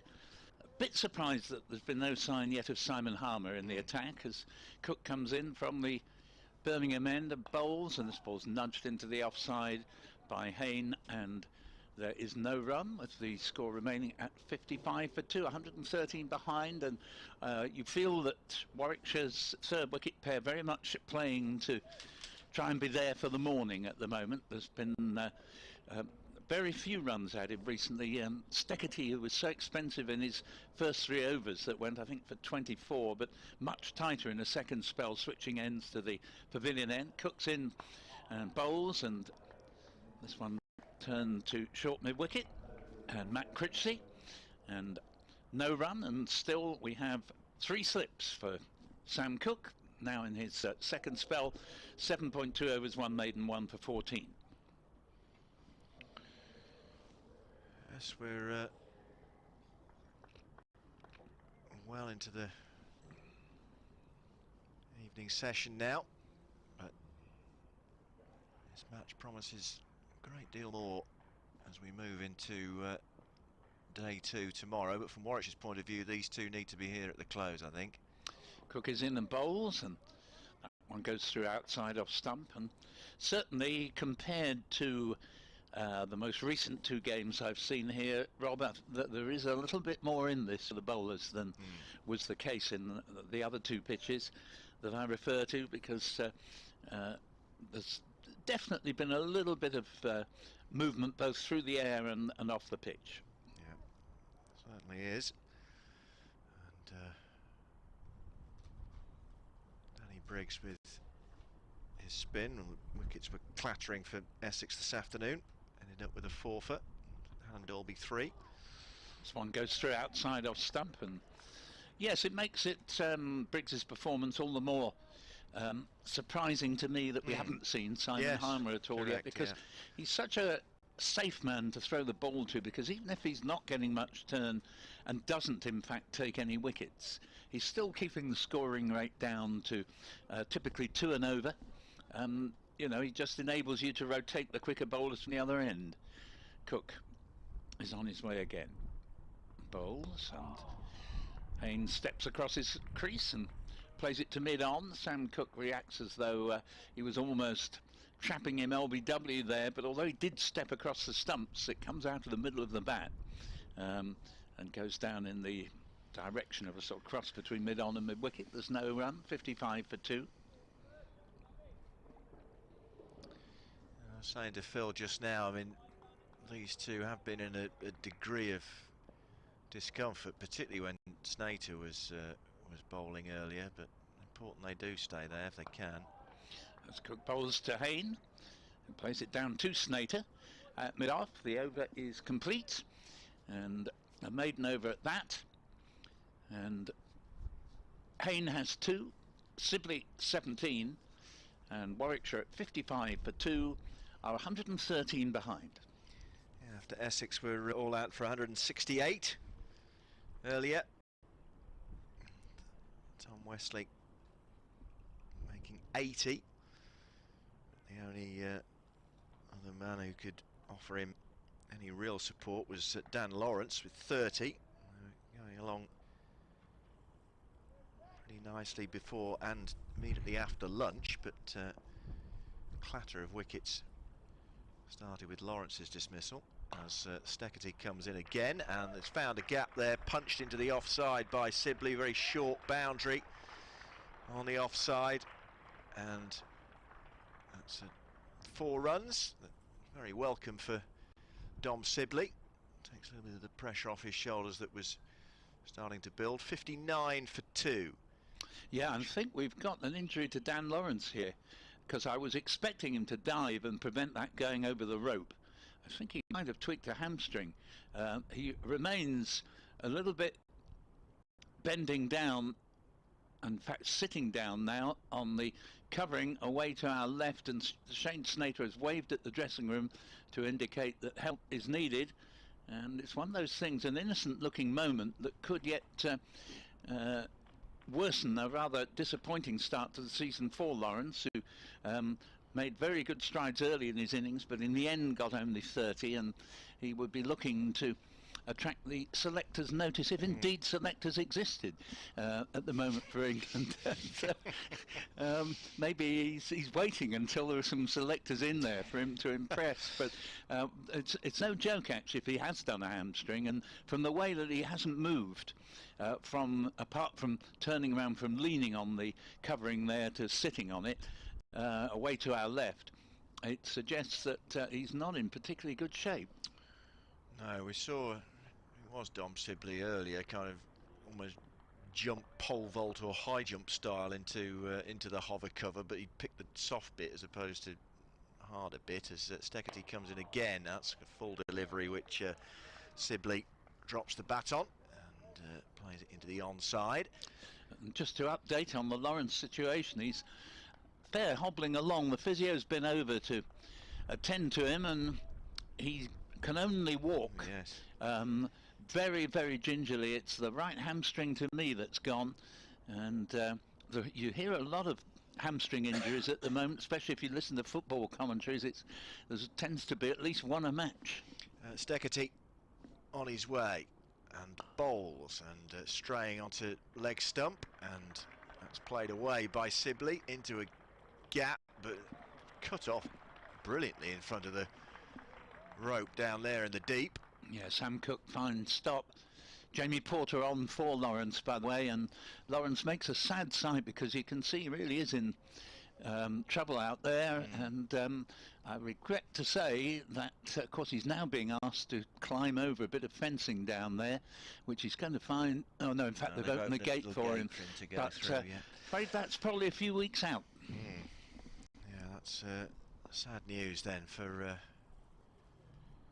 Lawrence. Steckety on the move again, is in and bowls. Ooh, and Sibley having timed that last one pretty well and only got 2 for it. Mistimes that and chops it down into the ground, and it was nowhere near his stumps, but nevertheless not a very elegant stroke there from Dom Sibley. Just going back to the injury to Lawrence, I fully expected him to reel the ball in with a dive as the ball was about to go over the boundary. I'm sure he would have done, but I think the hamstring went just as he was preparing to launch himself to stop the 4. Steckety is there again and bowls, and again straying slightly onto Sibley's leg, so he's clipped that away. And again will come back for 2. Takes him on to 25, and the total is 63 for 2, so only 105 behind Warwickshire with 8 wickets in hand. And this not quite such a good over from Steckety. He's just strayed onto leg stump a bit, probably getting a little bit tired, and as I say, makes it all the more surprising for me that we haven't seen Simon Harmer, who I suspect with the short boundary to the offside at this end would bowl from this end to give him the longer leg side boundary. Steckety is in and bowls, and yeah, that's uppish and cracked away by Sibley for 4 more to end Steckety's spell, and he has a little rueful kick at his footmarks there, Steckety, as he ends that over with Sibley on 29 and Warwickshire 67 for 2, so just 101 behind the Essex first innings total now of 168, with 8 overs remaining in the day here at Edgbaston. Steckety just pawing at his boots there and the studs, and I'm always slightly amused at the way when something goes wrong for a bowler or a batsman will look at his bat accusingly and a bowler at his boots anything rather than sort of admit I had a bit of an unfortunate time in that over.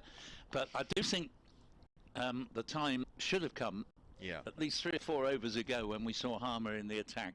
Anyway, Sam Cook from the City end is in and bowls. Oh, that's a good delivery. It came back too much, so there's only a very stifled appeal for LBW. It would have gone down leg side, batsman's Hayne, but the fact that Sam Hayne, in what must be approaching 40 minutes at the crease now, has only made 2, it's not as if he doesn't have a fine array of shots.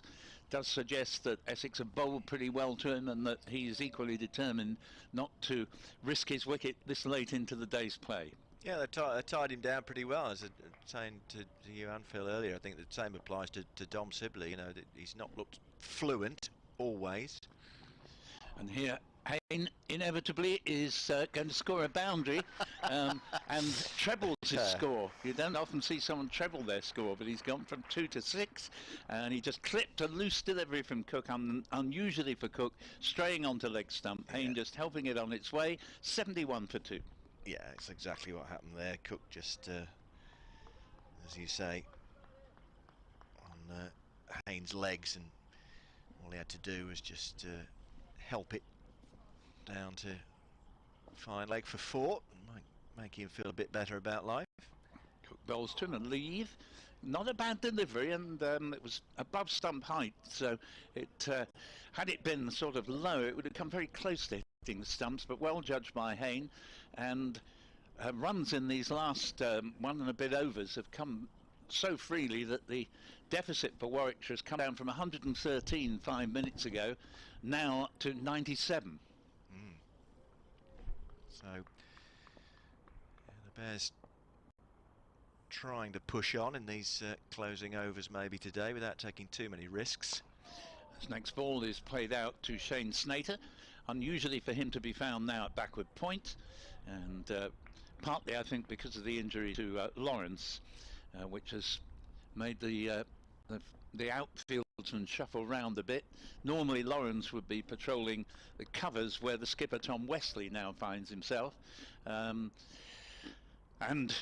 they will miss Lawrence's speed over the ground if the ball goes through the infield in that area. 71 for 2 as Cook's in again. Bowls, Hayne comes forward nice to the feet, plays it down to mid-on, and score remaining at 71 for 2. Jamie Porter there at mid-on, substituting for the injured Dan Lawrence.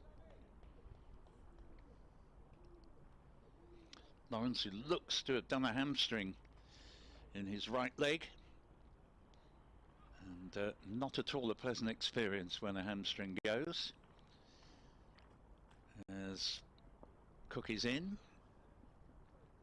and Hayne clips this one to short mid-wicket, and actually Cook had, in all innocence, started his run up there while Hayne hadn't actually taken guard, and he kept going, and Hayne sort of looked up a tad startled when the bowler was only about 6 strides away from delivering, but game to the last, Hayne didn't try to back away and played it comfortably to short mid-wicket. So the end of that over, Hayne has 6 and Sibley 29, and it's 71 for 2. Yeah, with 7 overs remaining in the day,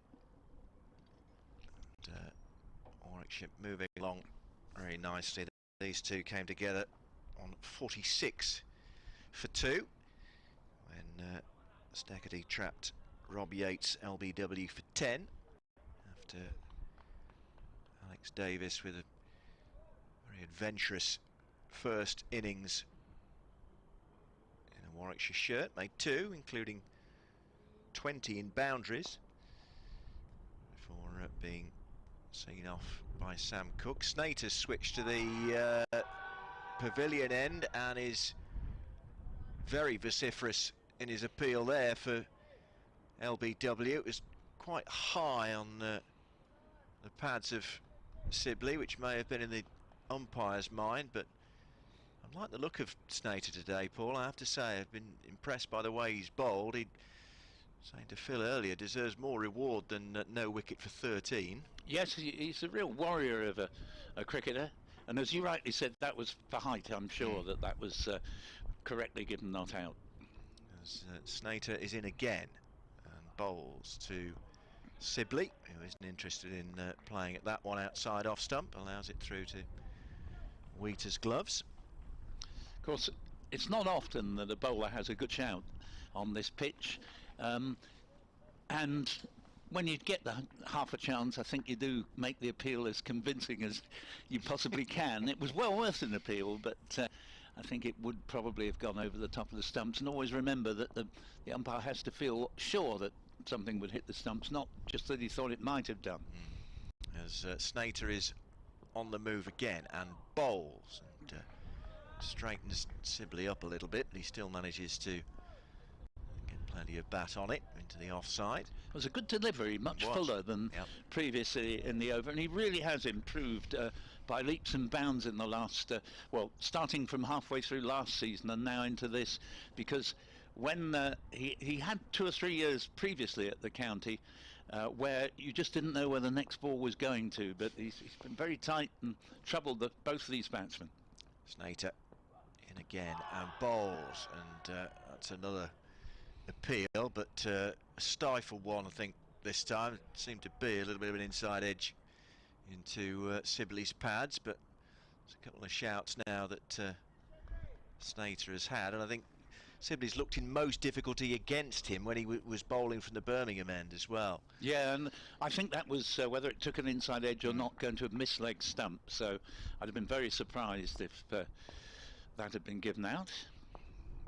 Appear to be two noises maybe, as Sibley is there and leaves this one from Snater outside off stump with the baseball stance and slight bending of the knees at the crease. Dom Sibley. At 6 with the latest news for the West Midlands. One more radio update left in the day during the 6 o'clock news. On its way shortly. Snater with one delivery scheduled in this his 8th over, the 25th of the Warwickshire reply. He's there now, and safely negotiated back up the pitch by Sibley. So 71 for 2 with 6 overs remaining in the day. Hayne takes strike at the start of this next over on 6. Sibley with him on 29. The 2 men out, Davis 22 and Yates 10. Essex all out for 168 earlier. Yeah, I make that one of the best overs of the day, actually, from Snater there. I He agree. troubled Sibley throughout, and although I think the umpire's decisions were correct ones, he certainly couldn't have put much more into it. Snater is very wholehearted, and meanwhile Sam Cook will continue from the Birmingham end, and Rob Gurney will very shortly update his latest radio update. And last indeed, as this first delivery of the new over is played to short mid-wicket, and there is no run. Matt Critchley fielding there. 71 for 2 on the board, with Sibley 29, Hayne on 6 and Warwickshire 97 behind. Just need to concentrate, these two now, and make sure that they don't give their wicket away if they possibly can in the time that remains. Cook bowls, and Hayne will play this one down to long leg. Mark Steckety, and just get a single there. Hayne moves along to 7. Warwickshire 72 for 2, 96 runs behind on what's been a day of around about 90% sunshine. Make the most of it, because the forecast is for the weather to deteriorate over the last 3 days, not necessarily in terms of vast swathes of the time lost to rain, but certainly chillier and with showers. As here is Cook in, bowls to Sibley, plays it to Snater at backward point, and no runs, 72 for 2. Yeah, the shadows lengthening across Edgbaston all the time, at 15 seconds or so away from the last radio update of the day, and we're ending the day as we started it with some very clear skies overhead. And this is Rob Gurney at Edgbaston, where we're almost at the end of the day's play. We've got 5 overs to go after this one, and Warwickshire replying to the Essex first innings total of 168 all out, are 72 for 2. Dom Sibley on 29, Sam Hayne on 7. These two have been in a degree of trouble against the Essex attack, particularly the Zimbabwean Shane Snater, who's bowled very well for no reward so far. Essex all out for 168 earlier, to 4 for 31 from Danny Briggs and 3 for 43 for Ollie Hannon-Dolby, giving away their last 8 wickets for just 70 runs, having been going along at 98 for 2 very smoothly at one stage. The Bears have lost Alex Davis on his debut, an aggressive 22 before he was caught at slip off Sam Cook, and Rob Yates LBW to Mark Steckerty for 10. I say Sibley on 29, Hayne on 7, and the Bears 72 for 2 in reply to the Essex first innings of 168. And 2 dot balls have gone into the book during Rob's update there, as Cook is in again. Bowls and beats Sibley outside off stump. Paul Walter has come on for the injured Dan Lawrence, who appeared to pull a hamstring as he was attempting to prevent a boundary, and that's a further blow to Essex. 72 for 2 with Hayne on 7, Sibley on 29, and that was the end of the Cook over there. So we now have 5 overs left of the day's allocation, and Shane Snater to continue with figures of 8 overs, 3 maidens, none for 13. And still I'm puzzled that we haven't seen any overs at all from Simon Harmer. No. So we're going to continue with Snater from this, the pavilion end. Our colleagues in Coventry need to try and get rid of the output that we're currently hearing in our headphones. I'll turn it down now that I know that they're not coming back to us again. But Snater's first delivery was a dot ball, 72 for 2. As gets back to his mark, comes in and bowls, and played into the offside by Hayne. There's no run. Dennis, remember when I was a kid, Dennis Lilly used to wear like a yellow headband, didn't he, towards the end of his career with Australia when he was bowling. So it's just unusual to see bowlers wearing headgear of any description. As Snater is in and bowls, and Hayne plays it back down the pitch. No, the most recent use of a bowler wearing headgear was at Southampton 2 or 3 years ago. The headgear was a beanie. Its wearer was Peter Siddle, and it was so darn cold that it was, you know, in April. Thought his ears were going to fall off if he didn't cover them up. Snater is in again and played back down the pitch by Hayne, and there's no run. I think I attributed it at the time to the fact Peter is a vegan. Perhaps needed some red-blooded meat inside him so as not to feel the cold so badly. But he's got a great sense of humour, Peter, actually, and just as well. I'm sure he had a grin on his face while he was wearing it. Yeah. As Snater, the wind's got up now. You can see the way it's billowing his shirt as he turns and runs in and bowls, and Sam Hayne solidly behind that, and there's no run. So in the remaining few overs we'll tell you the story of the day.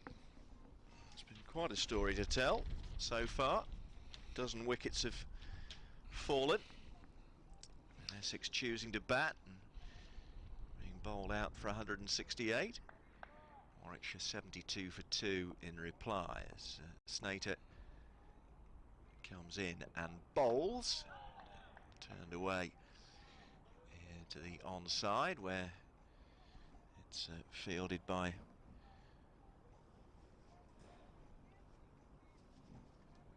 Brown, and there's no run. So 72 for 2 at the end of that over. So 4 remaining in the day.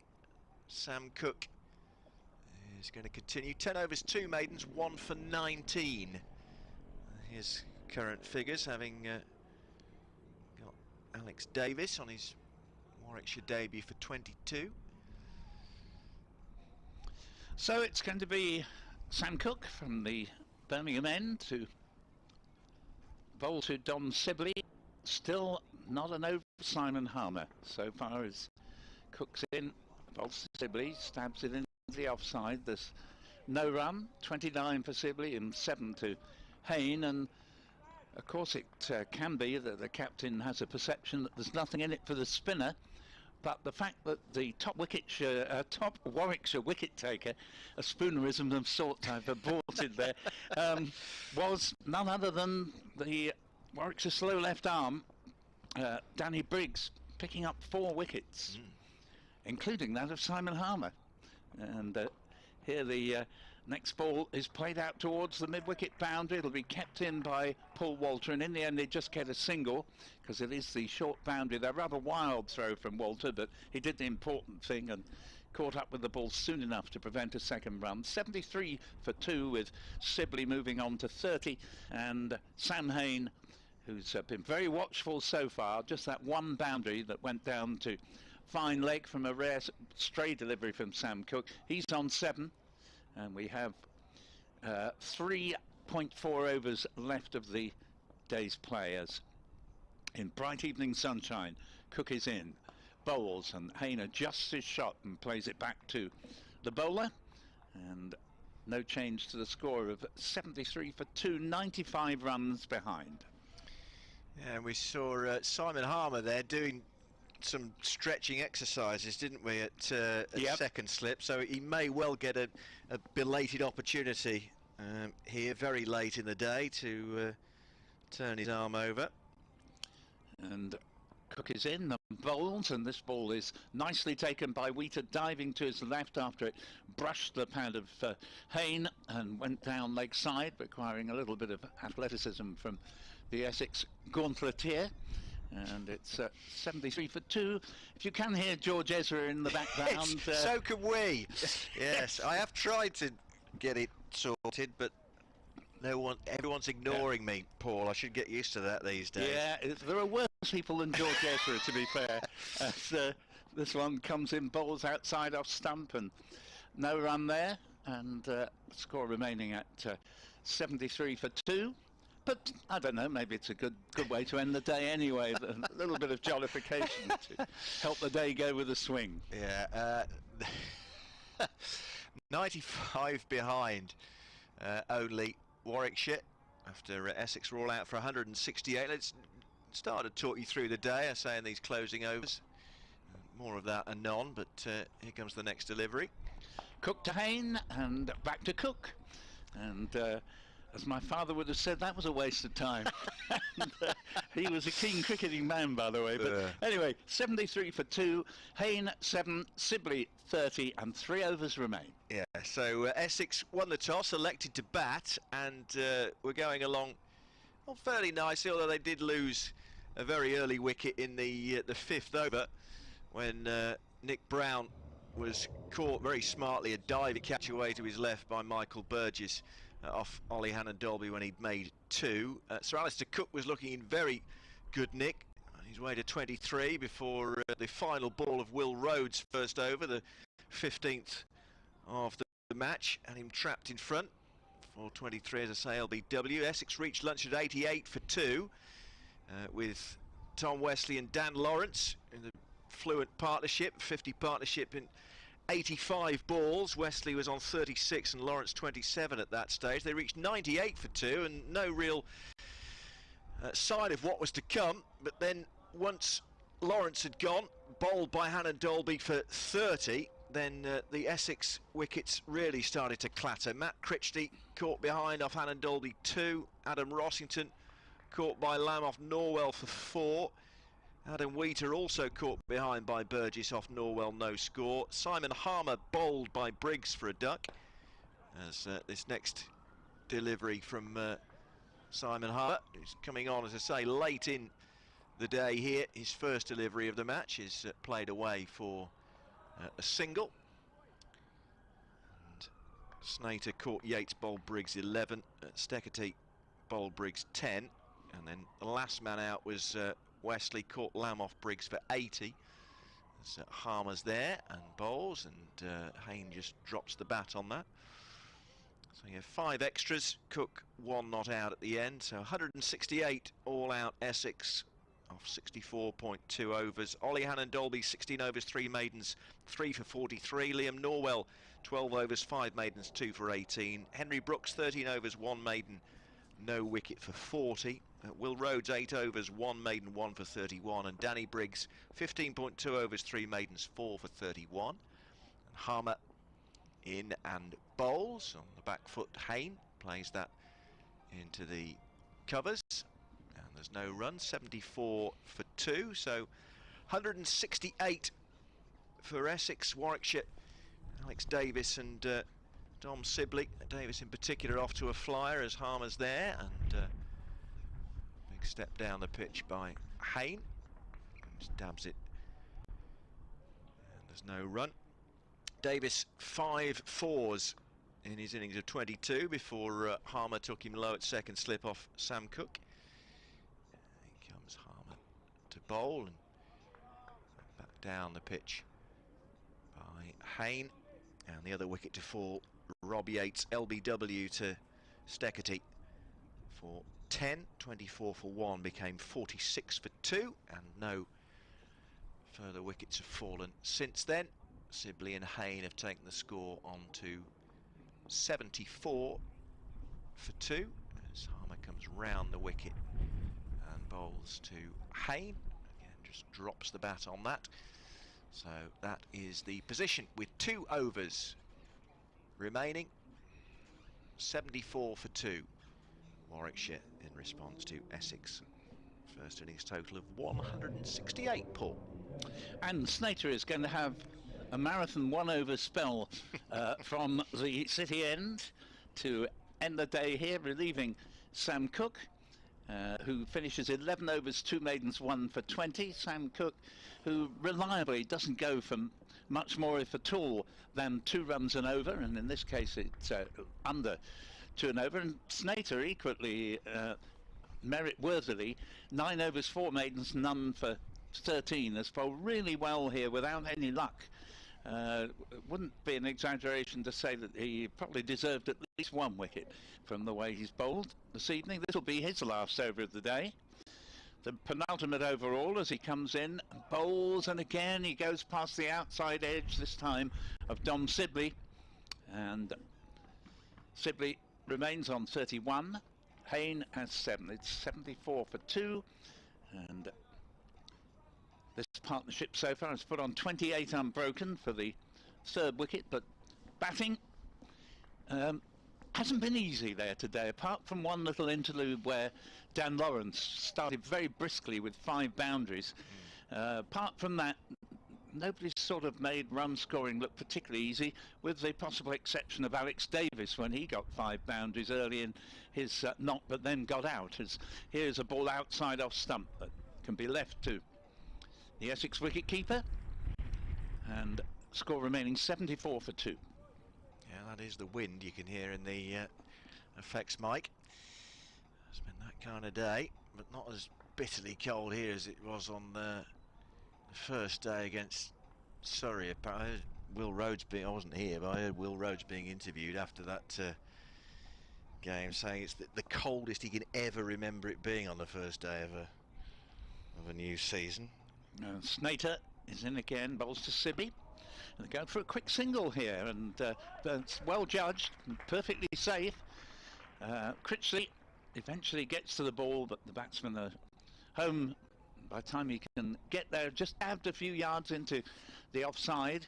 And hallelujah, I think we're going to end the day with the cessation of the fairly violent onslaught that we've had in our lug holes. The sound of the glorious, golden sound of silence. Indeed, prevails. That's the second Paul Simon song that we've referenced today.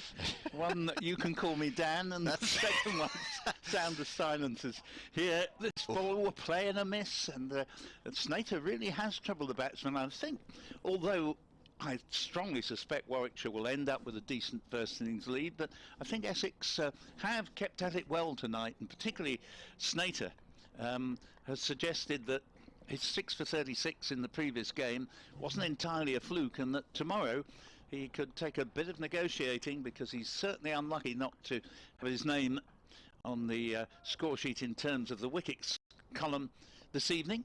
He's got 2 more chances. Here's the first of them. Bowls, and this is a sure enough lead from Sam Hain, and Hain remains on 7 from 48 deliveries, and Sibley is 32 not out from 74, and it's 75 for 2, replying to 168, which means that Warwickshire are 93 in arrears, but they'd certainly be very happy with this situation if they don't lose a wicket before the close, as the heavens above have cleared again. We've got nearly all blue sky now. Snater's in and bowls to Hain, and well, there's an appeal here, but he was well forward outside the line of off stump playing a shot, and I thought there might have been a hint of an edge into the pad there. Snater collapses to his haunches, which shows how much he's, you know, absolutely putting everything he's got into it. An admirable quality, and he really has bowled well, even though his figures wouldn't suggest he'd cause the batsman much trouble. But he's been very economical, which is one important factor when you're defending a low total, and he's gone past the outside edge at least 7 or 8 times. So 75 for 2, 1 over to go, and Simon Harmer will bowl it. Yeah, he's deserved better than no wicket for 14, Snater, definitely. It's a bit like, compared it earlier, Paul, to Liam Norwell in the morning session, who bowled well for very little reward. He ended up with 2 for 18 during that Essex collapse, getting Rossington and Wheater in short order. Here comes the last over then, bowled by Harmer from the pavilion end, and that's watchfully played into the offside by Sibley. 75 for 2. And a few of the fieldsmen with hands in pockets, suggesting that it is pretty chilly out there. Harmer is there, and safely negotiated by Sibley into the offside. Just need to make sure that they get the close intact. And Harmer does the fielding off his own bowling. Got a short mid-wicket in here for Sibley, and also a back pad and a slip.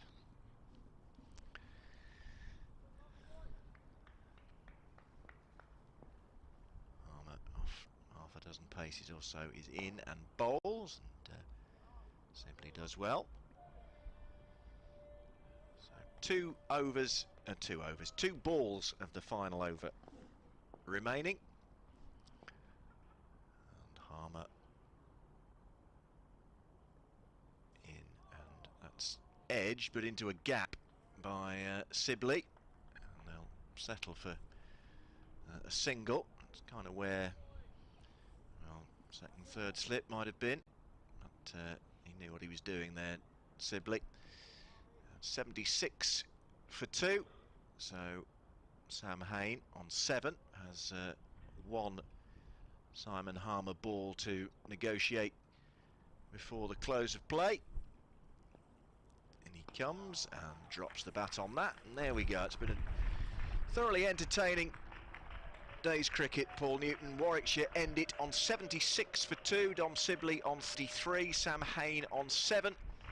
That's in reply to the Essex first innings total of 168. Richard Wilford will be here alongside Paul tomorrow, but the Warwickshire deficit just 92. So very entertaining day's play today, Paul, hasn't it been? Indeed, and I think what is going to haunt Essex here is they were 98 for 2 and quickly became 109 for 7.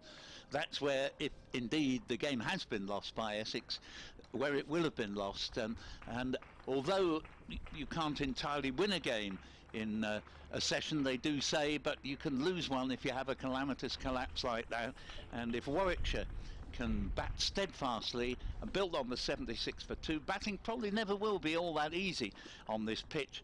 but I think if they play their cards right and get their heads down and battle away, they should be able to get enough of a lead to eventually win the game. It's certainly not been one of Essex's better venues, Edgbaston, in recent times, and just when they seemed to be making a decent fist of things today, they were undone by that tremendous period of play from Warwickshire, with some excellent enterprising bowling changes from Will Rhodes, taking off a man who'd just taken 2 wickets and bringing on another one who also took 2 wickets, and then persevering with the slow